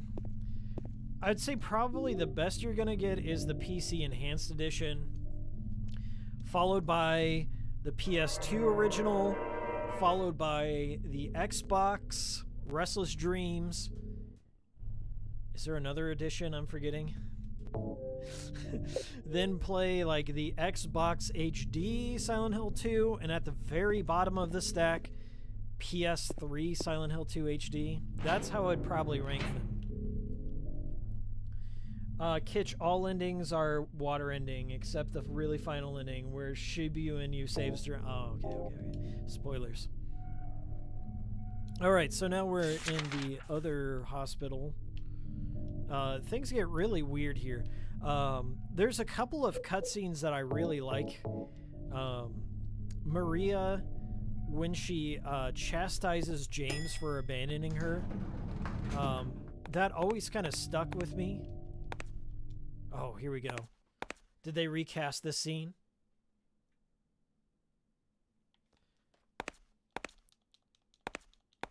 Are they going to do the game show? Okay, not yet. I think they do the game show whenever you get Maria. I think they wait until you get Maria. But I do like the scene between James and Maria where she, like, chastises him for leaving her. And, the game really starts to get... I mean, like, it's bizarre from the beginning, but, the weird, doppelganger thing kind of comes to a head whenever you think Maria dies. Like, there's, like, the fake out. And, that sets such an odd tone for the rest of the game. Because you don't know what the rules are from that point. And, because there's interactions that I don't believe happen. Like, Maria and Laura, I don't think ever interact. I don't think Maria interacts with any other person at that point. And she keeps coming back from the dead. Or from the imagination, whatever you want to say. And that kind of sets a very odd dynamic to this one. And I think the same is true with Pyramid Head. However, the note in this one establishes that Walter Sullivan has also seen the Red Pyramid thing. So, as I said, I try not to take Silent Hill 2 from an objective lens. I think that's always a mistake when you're dealing with a surreal psychological horror. To, like, say it has to be this one way, or it can't be multiple things, or it can't be imagination, it can't be just the town playing tricks. Like, there's a lot of different factors at play, and the canon has also been kind of loose within Silent Hill. Like, the games have multiple endings in the same way Nier and Drakengard has multiple endings. It kind of gives the writers some leeway for sequels. And it never really bothered me all that much, if that makes sense. Like, I try not to say that this is the canon thing, this is because Masahiro Ito said this, or I don't get wrapped up in that. Like, it doesn't matter to me. It doesn't make it any better or worse. I think in terms of Silent Hill, you can choose what ending you find the most satisfactory, and that's all right. Hey, what's up, Alda? Yeah, the game show is with Maria. Yes, Bloober made the medium, Nick. Oh, Garden, you've done the 10-star run? I don't think I've ever done the 10-star run. Believe it or not, Silent Hill 2 has a scoreboard going on. I'm not sure all the factors it's measuring, but I think the primary one is time. It is a speedrunning game. You can speedrun Silent Hill 2. I think it also measures how many things you kill, how much damage you take. The time... Oh shit, this room. The time during the boss fights. Like how long it takes you to kill each of the bosses.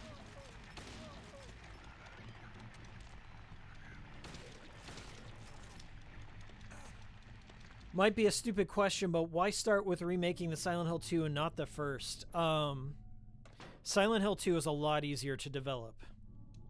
A lot easier. For the most part, and I'm not trying to paint with too broad of a brush, but there's not as many exteriors and locations in Silent Hill 2 versus 1.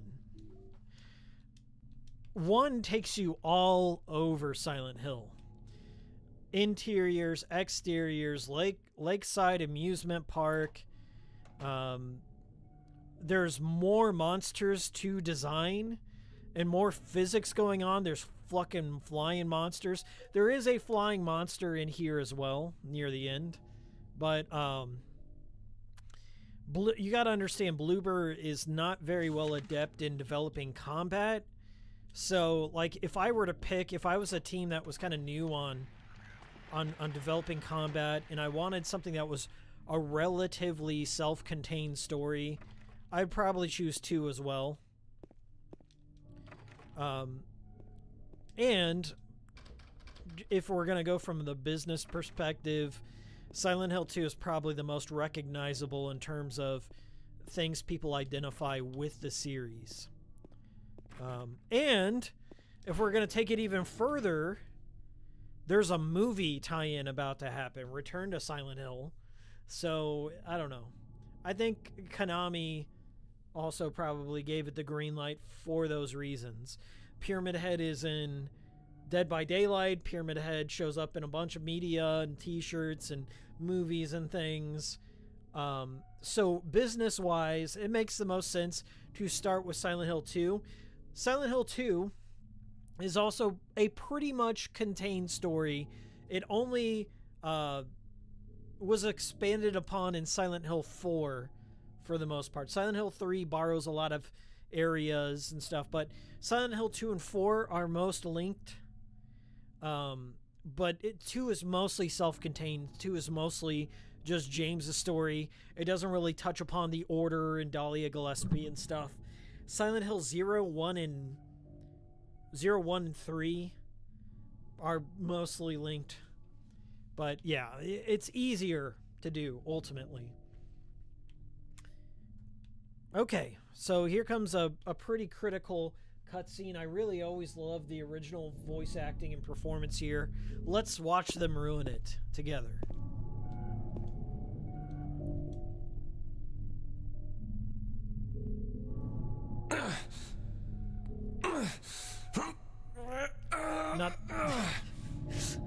Not the groaning part here. Wait, is it in this room? I know in one of the rooms you enter, Maria shows up. Maybe it's downstairs somewhere. Maria eventually, yeah, it's not here. It comes when James enters this room and Maria corners him. We're almost there.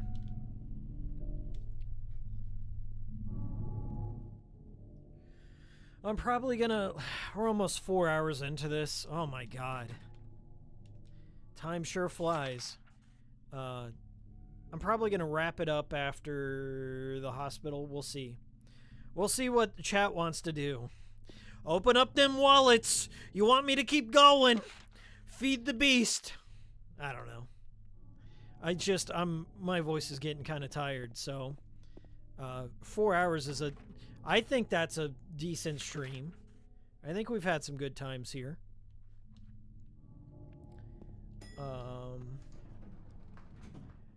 I kind of wish we got some more news from Silent Hill F. The setting and Red Flower seem interesting. I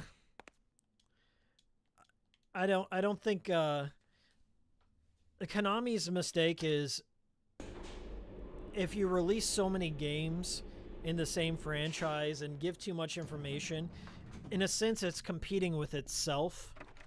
So they don't want to overshadow anything Silent Hill 2 with Silent Hill F news, because some people might just wait it out and say, oh, I'm just going to wait till Silent Hill F or something. So I understand the drip feeding information approach to things. That's fine. We can delay news on that, and I imagine Silent Hill F is probably getting a smaller budget than 2 Remake.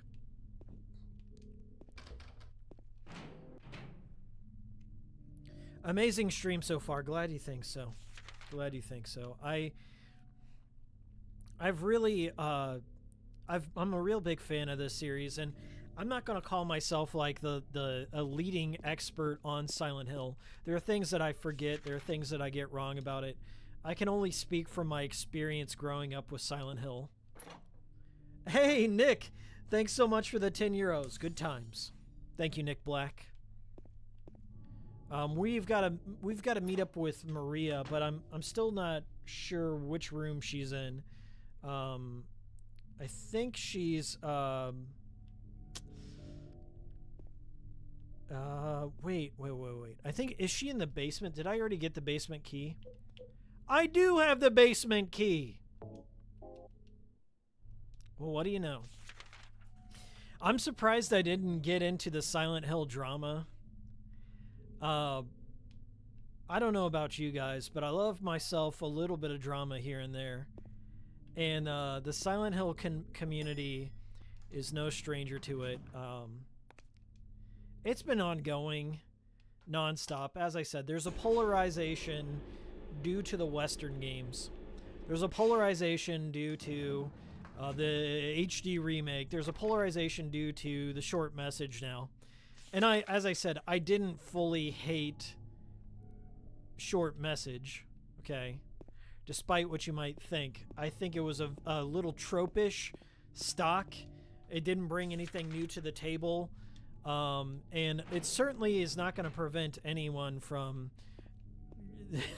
things from unaliving themselves, okay? It's really ineffective. It's ineffective in what I was trying to do, but I don't think it shouldn't exist, okay? I'm not going to go that far. I just personally didn't feel like Silent Hill to me. And that's not from a gatekeeper perspective, but tonally, format-wise, everything like that, it just did not do it for me. Is it this way to get to the basement, or do I have to go from 3 down to 1? I think I have to... Seems like there's a door over there. Hey, Rumple Foreskin with the €5. Or is it pounds? Sorry, it's pounds. Rumple Foreskin, here's some dono for the stream, especially since it's such a good size and all. Oh shit, I'm sorry. That's for you, my buddy. Is there... I don't think there's an exit through here. I don't think you have access. Yeah, what the hell? I don't think you have access through there, unless it's one of these fixed camera angle. I don't think you can get out that side. Okay. I think I have to go up to 3 and down to the basement to get Maria. As I said, I was kind of researching some old Silent Hill community drama, just to kind of see where the fan base is divided. And the fan base kind of split around 2012. And 2012 is like when all like this, essentially it feels like I'm having a flashback here, because oops. How did this happen? Guys, how did this happen? Guys, this is a terrible time for my controller to come loose. Okay. Oh, woo! Just in time. Now that's the scariest part of the stream so far. My controller somehow came unplugged. All right, I think I haven't explored here. We're back on the right track. See, that's the meta. That's the Silent Hill meta that you're missing out on. Like, occasionally your controller disconnects, and when you're surrounded by nurses.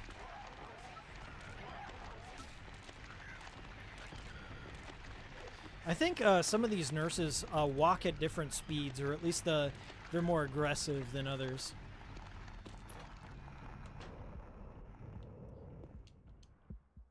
Empty medicine bottles here. Is this what Maria was taking?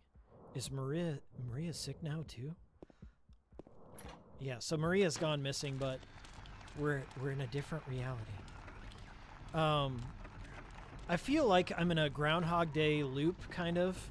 Like I'm reliving the 2012 era when the Silent Hill series was like rebooted by the Western teams. And it created this like split in the community. And the same thing is happening all over again with all the new Silent Hill games. Some of it's for justifiable reasons. I would say like short message is okay. But Silent Hill Ascension is just straight up a cash grab. Doesn't really need to exist. Doesn't enhance the Silent Hill lore. Doesn't contribute anything. It's just designed to take money from a couple of whales. It's like a pay-to-influence game. It's not a game. It's a TV show. It doesn't really need to exist. Short message, for what it is, it's okay. if you accept it as canon, then it really does kind of taint the lore of the originals, especially now that Silent Hill is now a portable personal hell that you can take with you anywhere. Some people are like, oh, that's cool. They needed to do that. They needed to explain why Silent Hill can exist outside of Silent Hill. Like, dude, they've already done this shit. Do you remember Ashfield from Silent Hill 4? Okay, they've already attempted this, and I feel the Order tunnels and stuff kind of do that in a respectful enough way. Your own Silent Hill that can manifest based on your anxieties is a little much. Okay, at least Silent Hill 4 connected to Silent Hill. You actually went to Silent Hill. Okay, Silent Hill is a location, it's a setting, it's a character. Okay, you have to go to Silent Hill at some point. I think that's a reasonable enough stance to take. So I consider Short Message to be non-canonical. I'm going to say it right here. I really like this cutscene. I'm going to let it play out and watch them ruin it. Here we go.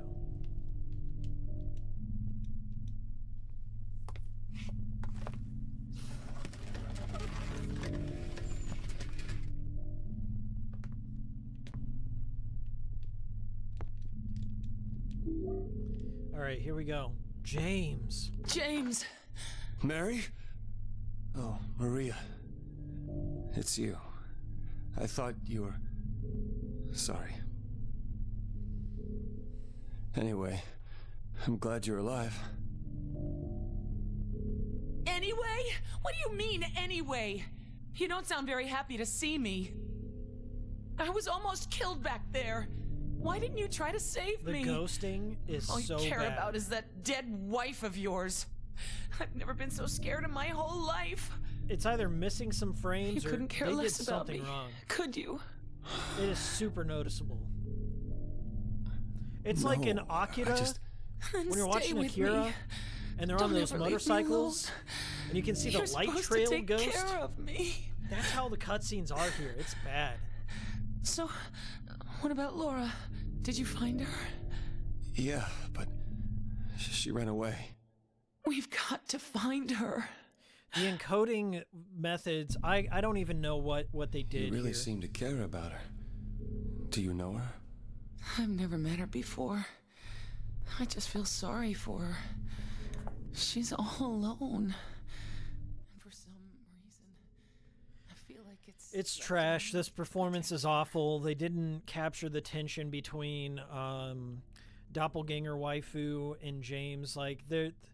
In this moment, like, you're supposed to see a bit of the monster. You're supposed to see a bit of the town coming out and the dividing, like, the division between James's inner struggle, like, between his memory of his wife and the current monster manifestation thing between him. I love the original performance so much, and it's kind of a shame that these two talented voice actors just really phoned it in here. And we're so smug to dismiss the original performances as wooden and just shitting on your fellow voice actor. I hope AI replaces both of them. That's my take. Fuck them. Hope they die. No, I'm not gonna go that far, but damn, man. Damn. It's sad. It's really sad. And they could have done better. Do better.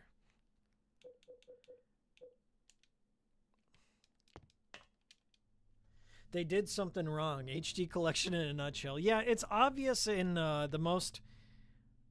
The problem is like when you fuck up during a cutscene, you have your audience's undivided attention. If you've played the original Silent Hill 2, it's all you can focus on. Like, I can't not notice that. Like, if it's a little minor texture here or there, or a little sound stinger that appears in the wrong place... Like, I might be able to ignore it, but when the video encoding is so poor and it's causing that ghosting and then they put a shitty dub over it, it's like, I get why people were upset. I really do. And I think it's like the further you play into the HD collection, it starts to, like, all the it's like in the middle. Like the most attention is probably paid in the beginning and the end of a game, but in the middle is like where all the problems start bubbling up, and the encoding on that scene was just bad. I don't know why people are so afraid of letterboxing. I don't know why people are so afraid of the 4:3 aspect ratio. It makes me wonder if, like, I play this on a 360 with composite cables, if it would be any better. If they would just adjust the cutscenes to their original presentation. I haven't tested that, but I kind of want to. Does Troy Baker get a banjo in this? Alright, let me see what do I got in my inventory. So, I got the ring. I've got to put that on the weird door. There's a weird door. I don't know if it's on this floor or not. Is it on the 3rd floor? Where am I at? Where am I at currently? Okay, I am on the 3rd floor, so maybe it's on the 2nd floor. I gotta put a ring on a finger. Somewhere. I gotta see a finger about a ring.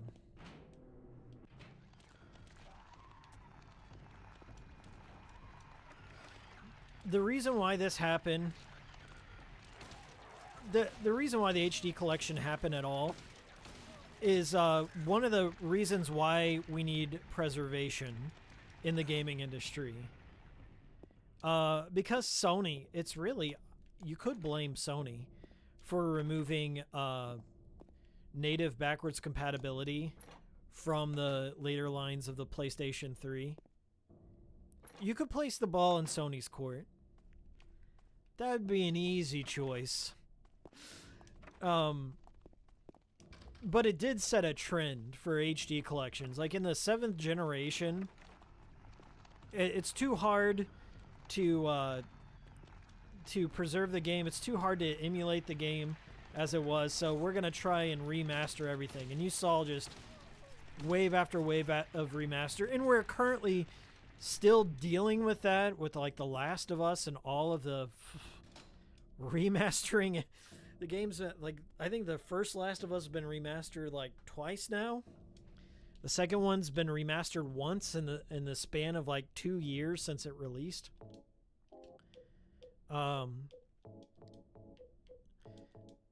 So, like, my opinion is a lot of the big companies, they want to, like, prevent access, control access. And when they control access, they can sell you the same shit again. As weird and conspiratorial as it sounds, it's a real thing. Oh, I gotta go and open the fridge, dang it. That's what I forgot to do. It's not on this floor. James can't open the fridge by himself. He needs his headmate Maria to help him out.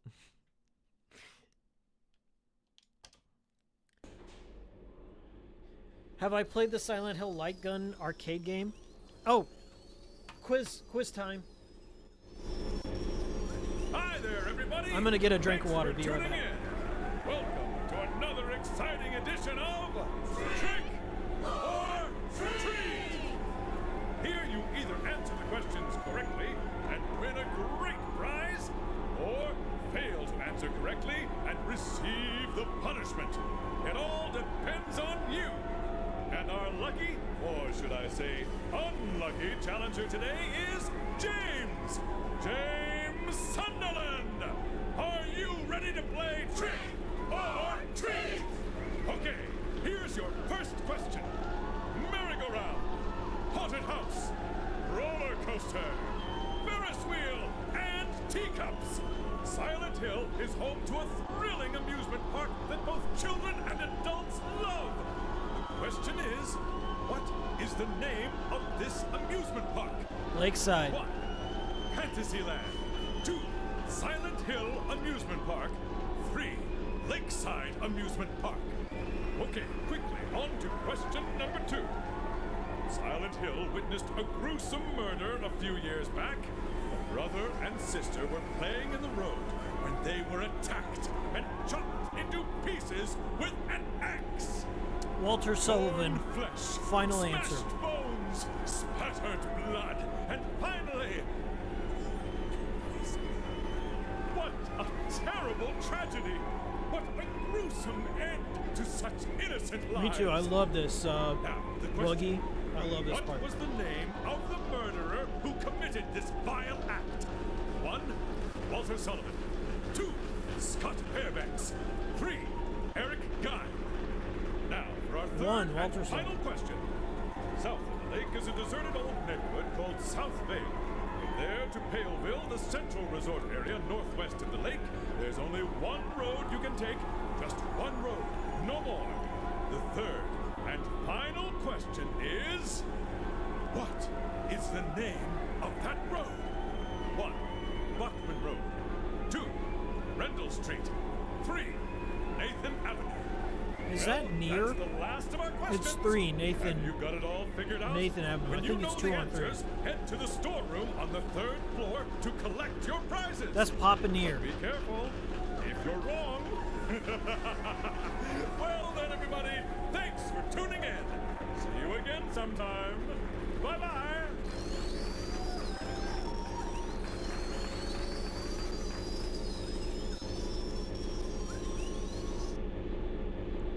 What was that?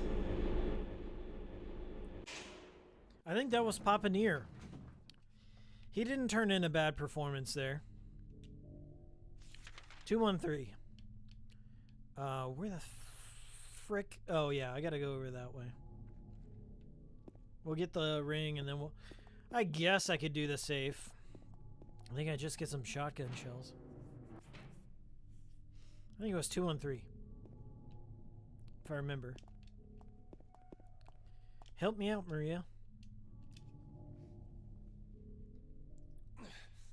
Or wait. You can't open it? Yeah.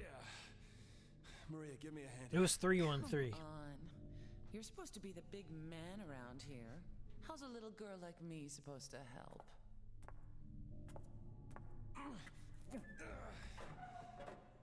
This is where James finds the inner strength to open the fridge What's this? to his heart. Not very cute, is it? Here, James, you take it. Thanks. It's a lead ring, which symbolizes his broken promise to his wife, Mary. This is an OC interpretation. I bet it's actually a legitimate interpretation that somebody's already stated on the Silent Hill Heaven forums back in 2007, but I'm just going to say shooting from the hip here. Okay, back to 3. Can I turn up the game audio a bit? Dude, there's no perfect balance. It's either the game is blaring or the game is too quiet. There's no sweet spot.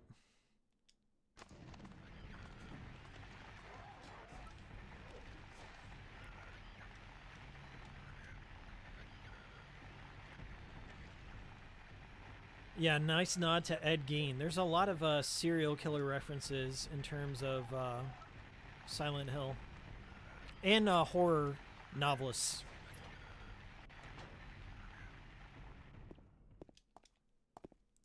Ed Gein, shout out.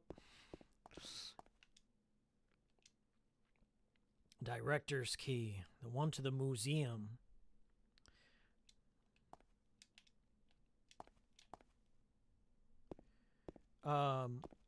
Audio's just fine. Thanks, J-Man. Don't gaslight me. Don't gaslight me, chat. That's all right.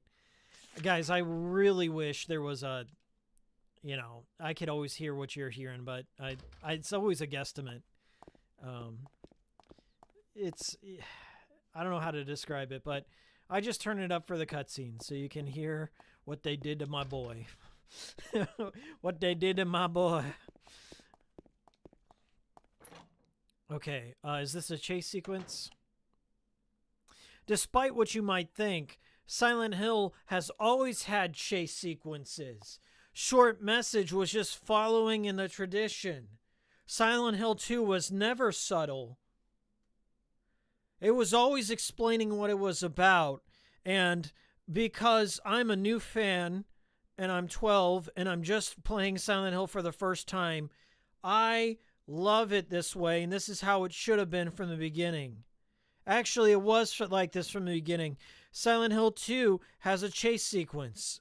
Okay, my favorite video essay told me Silent Hill 2 has a chase sequence, and Silent Hill 3, did you forget, has a chase sequence in the Borley Haunted Mansion against the red glowing mist. Did you forget? No, it is actually you who don't know about Silent Hill, Hikiko. Fuck off, I know. But I still feel this is far more intense because look at the fixed camera angle placement here. It's like Crash Bandicoot running. You don't know what you're running into. It's a bit more intense in that regard.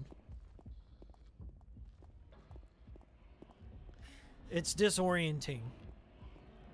A third-person fixed camera angle perspective is far more disorienting than a first-person I always see what's in front of me perspective.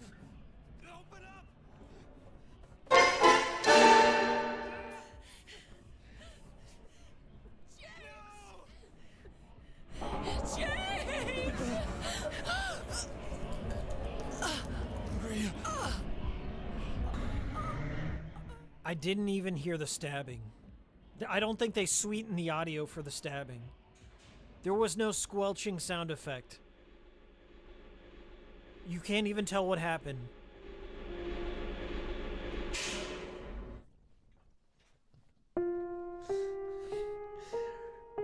Kitch, I'm just kidding with you. Don't worry about it. Don't worry about it. It's all good.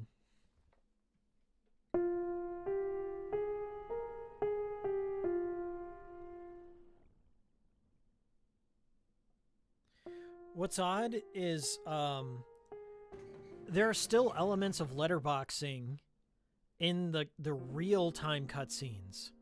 So you'll see it right up at the top and bottom. You can barely see it, but there are black bars there. So they did letterbox it for some, like for the real-time cutscenes, but for the FMVs, they zoomed in and fucked up the encoding and everything's all ghostly.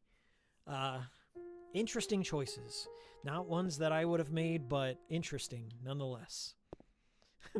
That's when you don't want to take accountability for your opinions. You just say interesting. Yeah, very interesting. Okay, where are we at? I think we're exiting the hospital now. And we're entering the nightmare. I think I got the key to the museum. Oh, wait. Maybe I don't have the key. I think I have to go to a room and get the key to the museum. Yeah, Nick Black, I agree with you. This is why I have hope that Bloober Team might actually produce a good Silent Hill 2. The medium has some great fixed camera angles in there. That is a choice that not many developers would make, especially when you're creating a new original IP. It's obviously they were trying to homage Silent Hill, but they were getting practice for fixed camera angles. And I hope they implement fixed camera angles within the remake. I don't care if the new audience is not used to them. Fixed camera angles adds that claustrophobia to Silent Hill. And it also highlights what you need to focus on. Like it presents the environment in a constructed way where you're not really missing everything. Like you are getting this vantage point so you can see how everything's laid out and you adapt to it. And now you can kind of make it like 3D controls. Like this has full analog movement. The original did as well. But I would like there to either be an option for fixed instead of just like full on over the shoulder the entire time. I just don't think that would capture the essence of Silent Hill. I know people don't like tank controls and it's a big hot topic, but I'm used to them. I think they're easy to adapt to. If you already got third person over the shoulder aiming, you're already being catered to in a sense. Now we're in the dark Silent Hill. And I don't know if this is the other world or not, or if it's the real world and it's dark, or if it's nowhere. There are people that believe there are about 3 different dimensions coexisting. Some people believe that this is reality all throughout. Some people believe it's a dream. I'm not about to lay down any sort of line and say what it can or cannot be. It's just an interesting choice, okay? Just an interesting choice. Yeah, so I think I gotta go to Rosewater Park and dig up something. Do I have the wrench? What do I got? What do I got? I gotta get the... I think I gotta get a wrench first. So I went from there. I gotta go to Rosewater, then a historical... I'm gonna try and remember. This part I'm always foggy on, pun intended. But I really... right after the hospital, I kind of forget what's going on. Then near the end, it's just like a cakewalk. I'm going to put money down that there won't be a fixed camera angle segments. I don't know. I think Bloober, they wouldn't have made the medium the way that they did if they weren't intending on using some fixed camera angles. It may not be the prominent way the game is presented, but I feel it works best in interiors when you're supposed to, I don't know, introduce an element of claustrophobia. I mean, if you think about, they would have to really widen the hallways or something within the apartments and the hospital if they weren't going to have fixed camera angles. Like, it's just the way the character moves. It's the way, like, the placement of objects are. Not that I'm a developer, but it just wouldn't make sense to completely go over the shoulder unless they widen the hallways or something. I think it's going to be a combo of both. That's just my prediction. I think I saw hints of it as well within the combat trailer. At the very least, they're going to try and mimic the camera angles of the real-time cutscenes, so at least those will be in place. But I don't know. We'll see. We'll see when we get there. Just don't bring back that split screen crap they did in the medium. No, I was not a fan of that. The parallel presentation. It felt like I was playing a DS game. I think I mentioned that in my review. It was like they couldn't split the player's attention across 2 different dimensions, if you will. I'm more of a fan of sticking with one, okay? The medium tried a lot. And they would just essentially switch to another dimension, like you had a character that was in the real world, and you had a character that was in like the ghostly realm, right? It was the same character, but that was her special power. And often, it would just like one of them would just go dormant. They wouldn't be moving. So,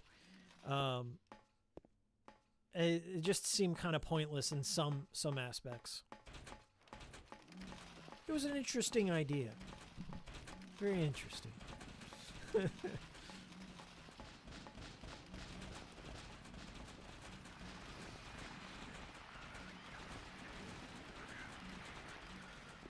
Always thought those hangar guys, I forget their names, their monster names. I always thought those were kind of cool, but you could just run past them. I always thought that they were the same creatures in Silent Hill 3. The guys that are hanging off the fence, are they the same creatures as the ones in Silent Hill 3 with the big old penis arms? You know what I'm talking about? I always thought they were like related to, like, that guys hanging off the fences there were related to the penis arm guys.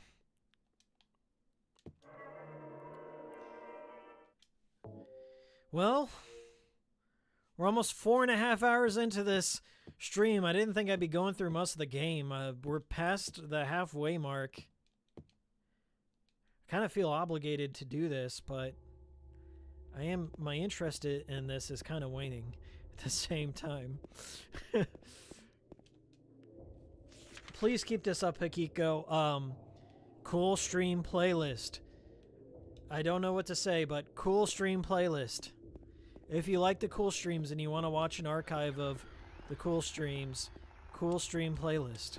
It is there.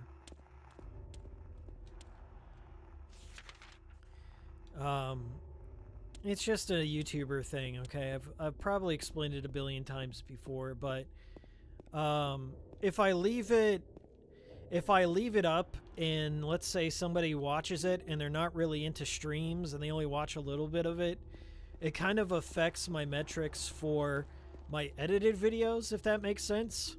So I leave it in the cool stream playlist because the people who are actually interested in watching the cool streams, they'll just watch it, you know? Not to say that I don't love the cool streams. I do. They are fun, but I also don't want them to kill my channel. So it's a trade-off. So if you're interested, cool stream playlist. If your friends want to watch the cool stream playlist. If you ever are wondering where cool stream is, you can message me on Twitter, and I will tell you cool stream playlist.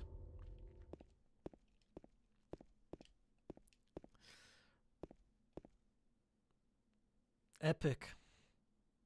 Iconic. Really means something here. Lot to unpack. Silent Hill 4 reference. They'd planned it all along. I always thought this one was more disturbing. If you really want to see Mary, you should just die. But you might be heading to a different place than Mary, James. I always felt this, because this only appears at night. So you can visit Neely's bar in the morning, and this will be here, but this won't. This only appears at night. I always found this to be the more disturbing message than this one. This one is like, well, there is a hole here, but it's not there. You know, they used to call a bar a watering hole. This used to be a bar, but it's not a bar anymore. That's one interpretation. That's one way of looking at it. Very interesting. Very profound. I always felt like, you know, if you just want to visit Mary, here's a quick way to do it. Unalive yourself, James. I always felt just the little things that would develop as the game would progress. Like the world gets a bit darker, more degraded. The sense of security, the security blanket, gets ripped off the player. Alright, we're almost there. I need the letter and the wrench. And then I need to trek it all the way back to the park.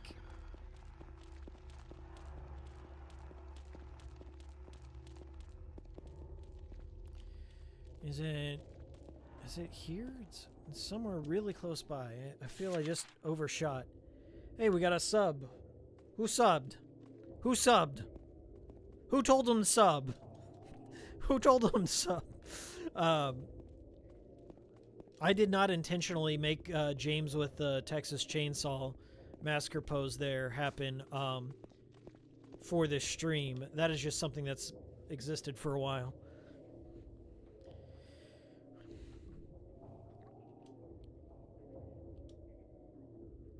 The key to the society is in the park, at the foot of the praying woman, inside the ground of the box. Open it, I need a wrench. My patient buried it there. I knew but did nothing. It made me uneasy to have such a thing near. Somebody saw Pyramid Head, and it wasn't James. But if you still do not wish to stop James, I pray to the Lord, have mercy on your eternal soul. Wrench. Such a weird thing. Somebody buried a box with lug nuts on it. Alright, heading back. we'll at least get to the historical society. I don't know if I'm going to fight Abstract Daddy or not. I believe Abstract is our next boss fight. What if the remake of 2 included the original as a bonus? I'd love that. I would think that's cool. I hope they presented it in the way it should be, you know, like better than this. But there's nothing wrong with that. I think that would be, J-Man, I think you presented the most reasonable solution to make everyone happy. Remember when games used to do that? When games used to, like, include the original if there was going to be a remake of something? Just as a bonus unlock. That would make everyone happy, I feel. It's like, hey, we're not trying to erase the original. Here's the original. And you can decide which one you prefer. Yeah, nothing wrong with that. You know what? I've completely changed my mind. That needs to happen. That needs to happen. Everyone, we got to be right in blue. Let's all tweet brigade. They've had enough, I bet.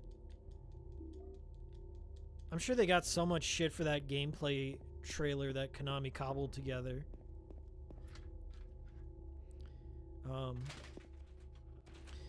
It didn't matter, like, as I said, it could have been anyone that was handed the project. They would still get a reasonable amount of shit. The worst, literally the worst community that you could inherit besides, like, Sonic or Final Fantasy. Like, there's 3 really pillars of the shitty video game communities, and I think it's Silent Hill, Sonic, and Final Fantasy. It's all just a bunch of snobby gatekeeper degenerates. Something like that. I think I gotta go back through Heaven's Night.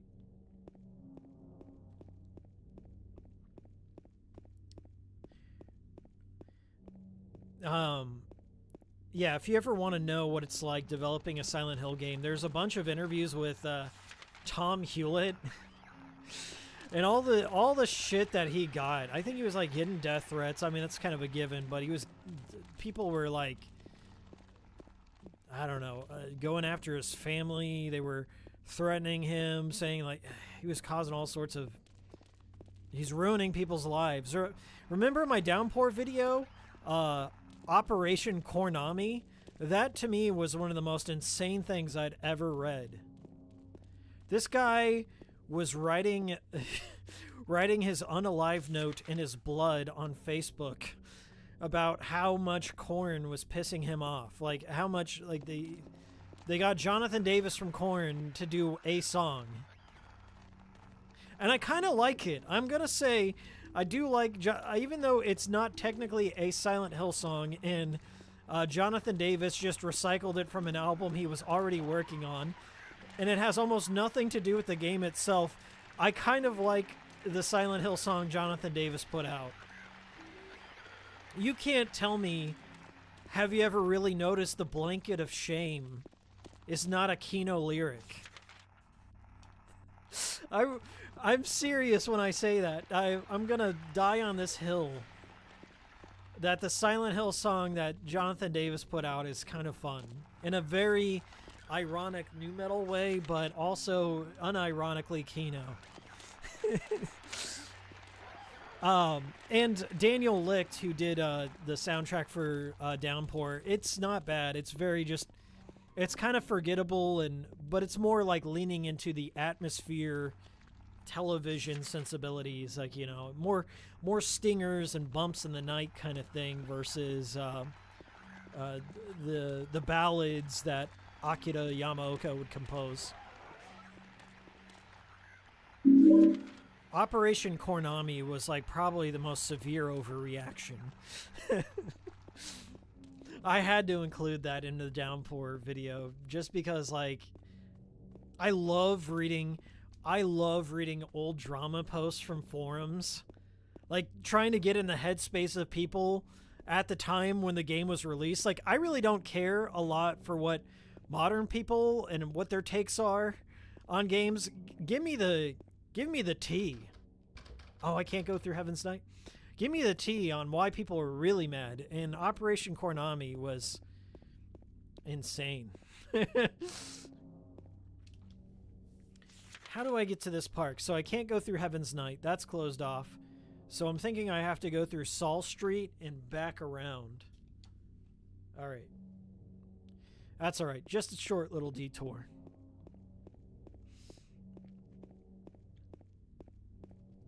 Never understood the hate for Tom. He seems like a nice guy, and it was far from the weakest link to the Western series. I'm gonna say I do have a bit of a bias. I find Tom to be a cool guy, and like if you talk with him, like he will reply to you. I think on social media, and in the times I've asked him questions. When I first started Hikikomori Media, one of my oldest videos is I did a Silent Hill Shattered Memories video, because I was like, yeah, it's very obvious. And I'm not gonna like pat myself on the back, but I feel I was like one of the first videos out there to like come in the defense of Shattered Memories as a fun product. And I think I tagged Tom Hewlett on Twitter or something, and I was like, hey, I actually really like Shattered Memories. I made a video about it. Tell me what you think. And in that video, there's some really bad skits, and there's also, I do a Tom Hewlett impersonation or whatever in it, and he just rolled with it. He was just like, it was really good. It was a funny video. I enjoyed it. And he did not have to watch it. He did not have to say anything. He took it on the chin, and as I said, I wasn't overly critical of it or anything, but he was really nice in my only interaction with Tom Hewlett. And I feel like that's what, and I hate to like go back to Twin Perfect, but I feel they didn't bother to reach out to Tom Hewlett at all.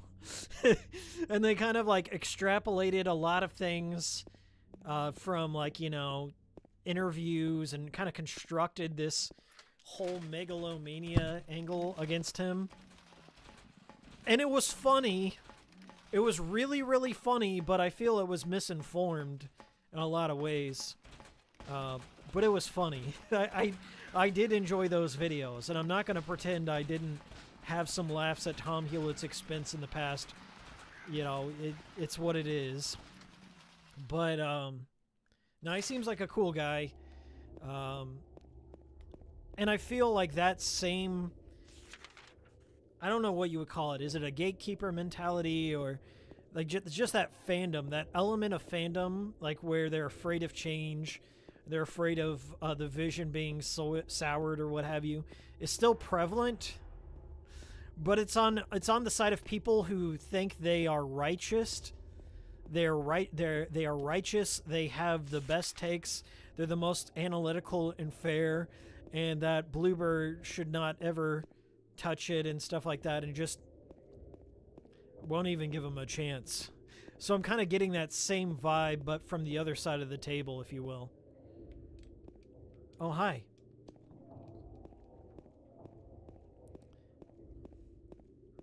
The skits were great, Fairly Gamer. Where are the original Team Silent members now? I know the creator, Kiichiro Toyama. Sorry, I have trouble in my pronunciation sometimes. Kiichiro Toyama has formed his own studio. He actually went on to make Gravity Rush, which is one of my favorite franchises ever. A complete departure from Silent Hill in tone and presentation and everything. But Kiichiro Toyama, he made Siren, which is even more brutal than Silent Hill. Like, oh my god. Don't even get me started there. He made Siren. He made Gravity Rush. He worked at Japan Studios for the longest time. And then he split to form Boca. And Boca is his current studio. Akira Yamaoka is still doing the soundtrack for the remake, and he did it for Short Message. And even though like the music was understated there, the tracks were not bad. And Masahiro Ito, that poor guy, he needs to eat, okay?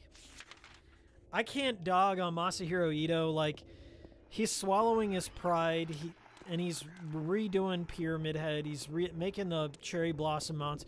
He's basically selling out, and that's okay. That dude needs a break. He's probably a starving artist, and I don't blame his involvement whatsoever.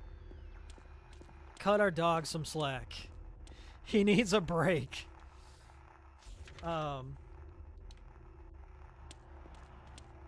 Let's see. Alan Smithy. I know the skits in the review are cringe, but I still enjoy them when they're used sparingly.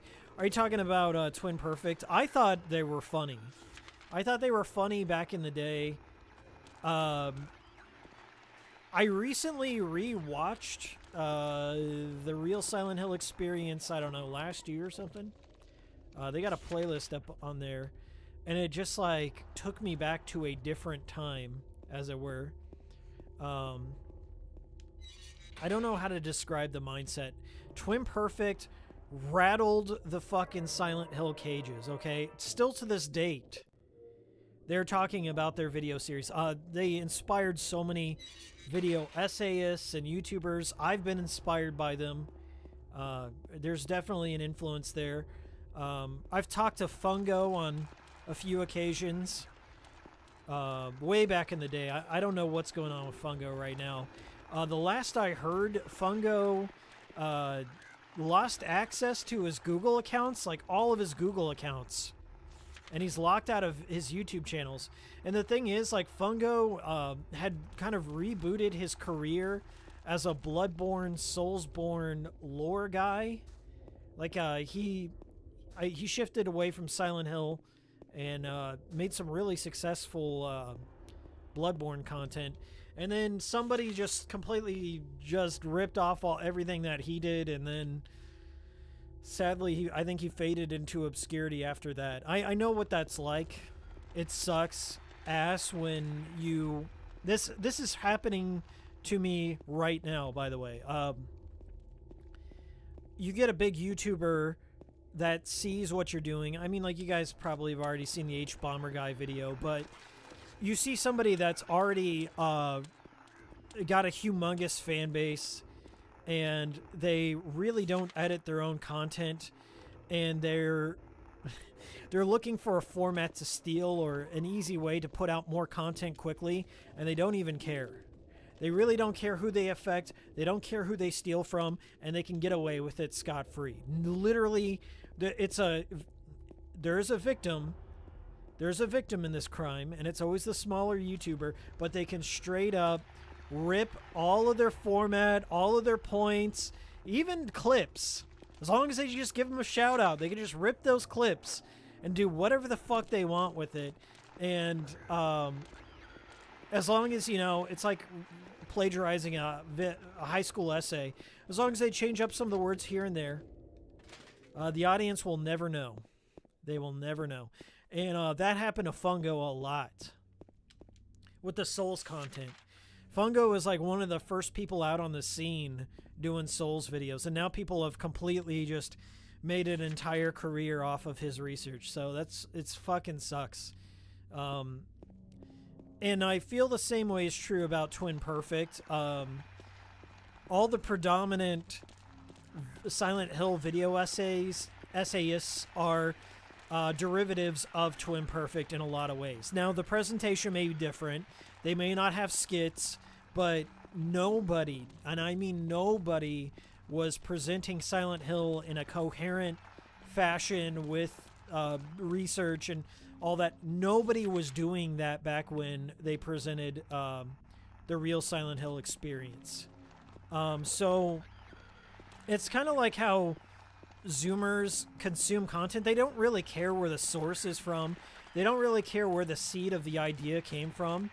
You just have like a legion of consumers, and then you have people with major platforms that just take all the audience and put none of the effort in. They don't put any of the research in. half of the time they don't even fucking play the games, as sad as that sounds. They just download somebody's, like, no commentary Let's Play, and they just mumble Wikipedia over it. And it's kind of an open secret. Everyone knows this goes on. And then all the people that are making original content get demotivated. And they stop making original content. And then you end up with the same 5 fucking true crime stories recycled amongst 100 creators ad infinitum, right? There's nothing new under the sun. I hate that I bring this up, but it's so true. Like it just sucks. And you have no recourse. If you don't have 1 million subs, if you don't have a channel agent or partner or whatever, you've got no recourse at all. People just steal from you, and they pretend to be your friend, or, oh, I stole I took your entire format. I took all the sources that you compiled together. I took some of your gameplay clips, but I did link your channel. Your channel is in the description. You don't pay anyone, right? You don't pay anyone. You don't give a fuck of their investment. That's what happened to Twin Perfect. That's what happened to Fungo. They were trendsetters, and then other people came by and they vomited out monotonous, same old trivia. This is fucking most video analysis. It's some guy reading off bullet points of trivia, of factoids. They have no real investment or opinion. They walk on eggshells.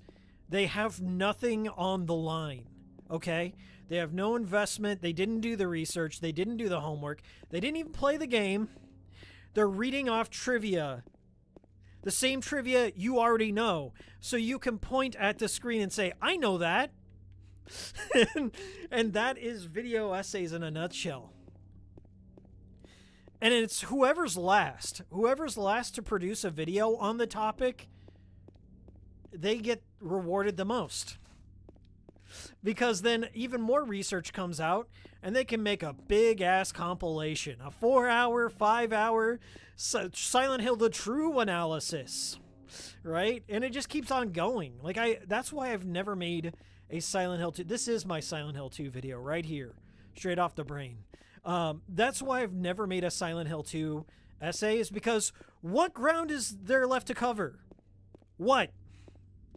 What's left to be said?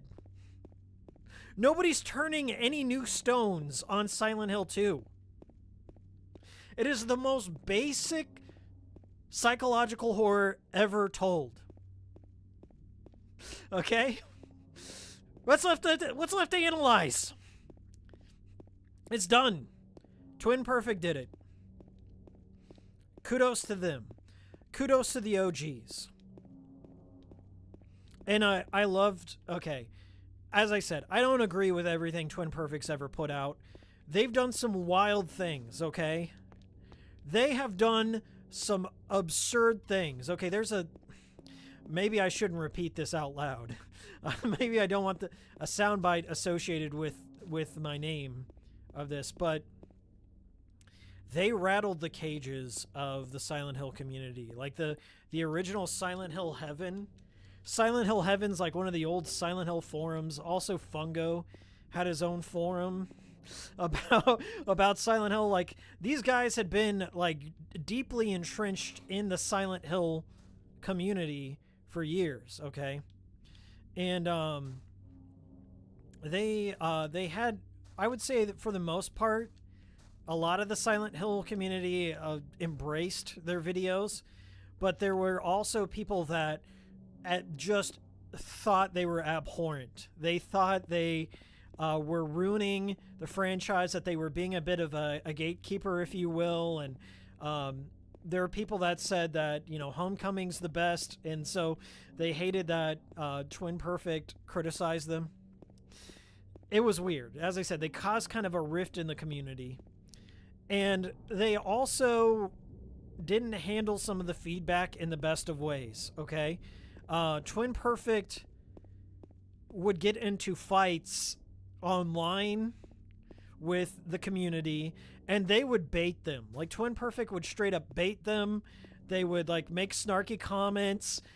They would create characters, like strawman characters in their videos to represent all the voice, like, basically to dismiss anyone else's opinions, essentially. Like, there's a character called Strawman or something that appears. It's all fucked up. They also, I don't know if this is still around. They've re-edited the real Silent Hill experience a few times, but they called all the people that were dismissing their points Arsler babies. Okay, I'm not gonna say it. They called them Arsler babies, and like were making like whining gestures towards them. They loved it. They loved causing a rift in it, because you gotta understand, Twin Perfect came from the forums. Okay, back in the day, we had these things called message boards, right? Where people would have flame wars and internet slap fights and shit like that. However, Twin Perfect were the first ones to kind of take that to a video form. Okay, and they were having a blast. They were shitting all over other Silent Hill fans in a spectacular degree. They may have gone too far in a few places, okay? So as I said, I don't agree with all of their methods, but I understand where they were coming from, okay? And it was really funny during the time. Like, absurdly funny, because the Silent Hill community hated them. Okay? And it got to the point where the Silent Hill community were dislike bombing all of Twin Perfect's videos, okay? Real shit. No matter what Twin Perfect would upload, there'd be like 100 thumbs down, which was absurd at the time, because YouTube was a smaller space. So Twin Perfect would put out a Silent Hill video and they just get dislike bombed. So in one of their videos, back when annotations was a thing or whatever, I think it was like the HD video, they said, first of all, you should boycott the HD, you should boycott Homecoming and Downpour, because this is not how Silent Hill should be. If they're only going to keep making these games this way if you keep buying them, okay? If there's an audience for them. So that in itself was a controversial statement in Silent Hill. Basically, if Twin Perfect was going with the vote with your wallet angle, right? So if you keep buying the Western games, they're just going to keep making shit, was their opinion. So don't do it. And then also, we want you to downvote our video to send a message to Konami. To send a message to Konami to tell them we don't want this. But I think it was more of like a troll shield, right? Everyone could see through it. It was a troll shield. But it was still really funny, okay? The humor was not lost on me, but you had to be there to kind of fully grasp what was going on. There's some other things that happened within Twin Perfect, and I really don't know what's real and what's false. A lot of there was an internal struggle that was going on between Rossiter, who's kind of the face of Twin Perfect, and Fungo. And there was a lot of he said, she said, all sorts of things. All of it was really confusing and messy, and I really don't know what happened. Like, there were some allegations thrown at Fungo, there were some allegations thrown at Rossiter, and they split. And a lot of the evidence of what had transpired at the time is gone. There were like third parties making videos that were interviewing people. It was kind of like one of the first ever cancellation things that I was party to. Rossiter was trying to cancel Fungo. Fungo was trying to cancel Rossiter. And a lot of things, a lot of serious allegations were thrown around. So I don't know. I wasn't like, I'm not a first-hand source. I was just a fan who was watching this shit show go down. And, yeah, they split after that. And then, I think after Book of Memories or something, or after Downpour, Fungo and Rossiter are not friends anymore. And I don't know what happened to Fungo. I really don't. I don't know what happened to Fungo. I've talked to Fungo a few times. He was a nice guy to me, but that doesn't mean anything on the internet, right? But he's always been like very supportive and nice. I've never engaged with Rossiter, so I don't have Rossiter's side of things, but I was a huge fan of their videos, and they've definitely left an imprint on this channel. I wish the band would get back together. I think enough time has passed. You know, if nothing criminal took place, okay, I don't know. I don't know if anything criminal took place. I wish they would get back together. That's probably never going to happen, okay? They had such a brutal fallout between each other. Like it was bad, and it went on for years. And this is some niche drama that almost nobody knows about or remembers or cares. But I watched this all fall out, and I was like, God damn. It's like the first time I ever remember one of my favorite channels just falling the fuck apart. And I didn't know what to believe, okay? At the time, it sounded like there was a love triangle that happened that split two sides apart, and then I don't know what happened after that. But it seemed like it was a love triangle situation, and that's YouTube, baby. That's YouTube. I went looking for it, though. I did try and figure out, because I had forgotten like most of the details. But the funniest thing, okay, I'm not gonna tell you the funniest thing, okay? We'll leave this as a super chat. If you want to hear the funniest, weirdest thing,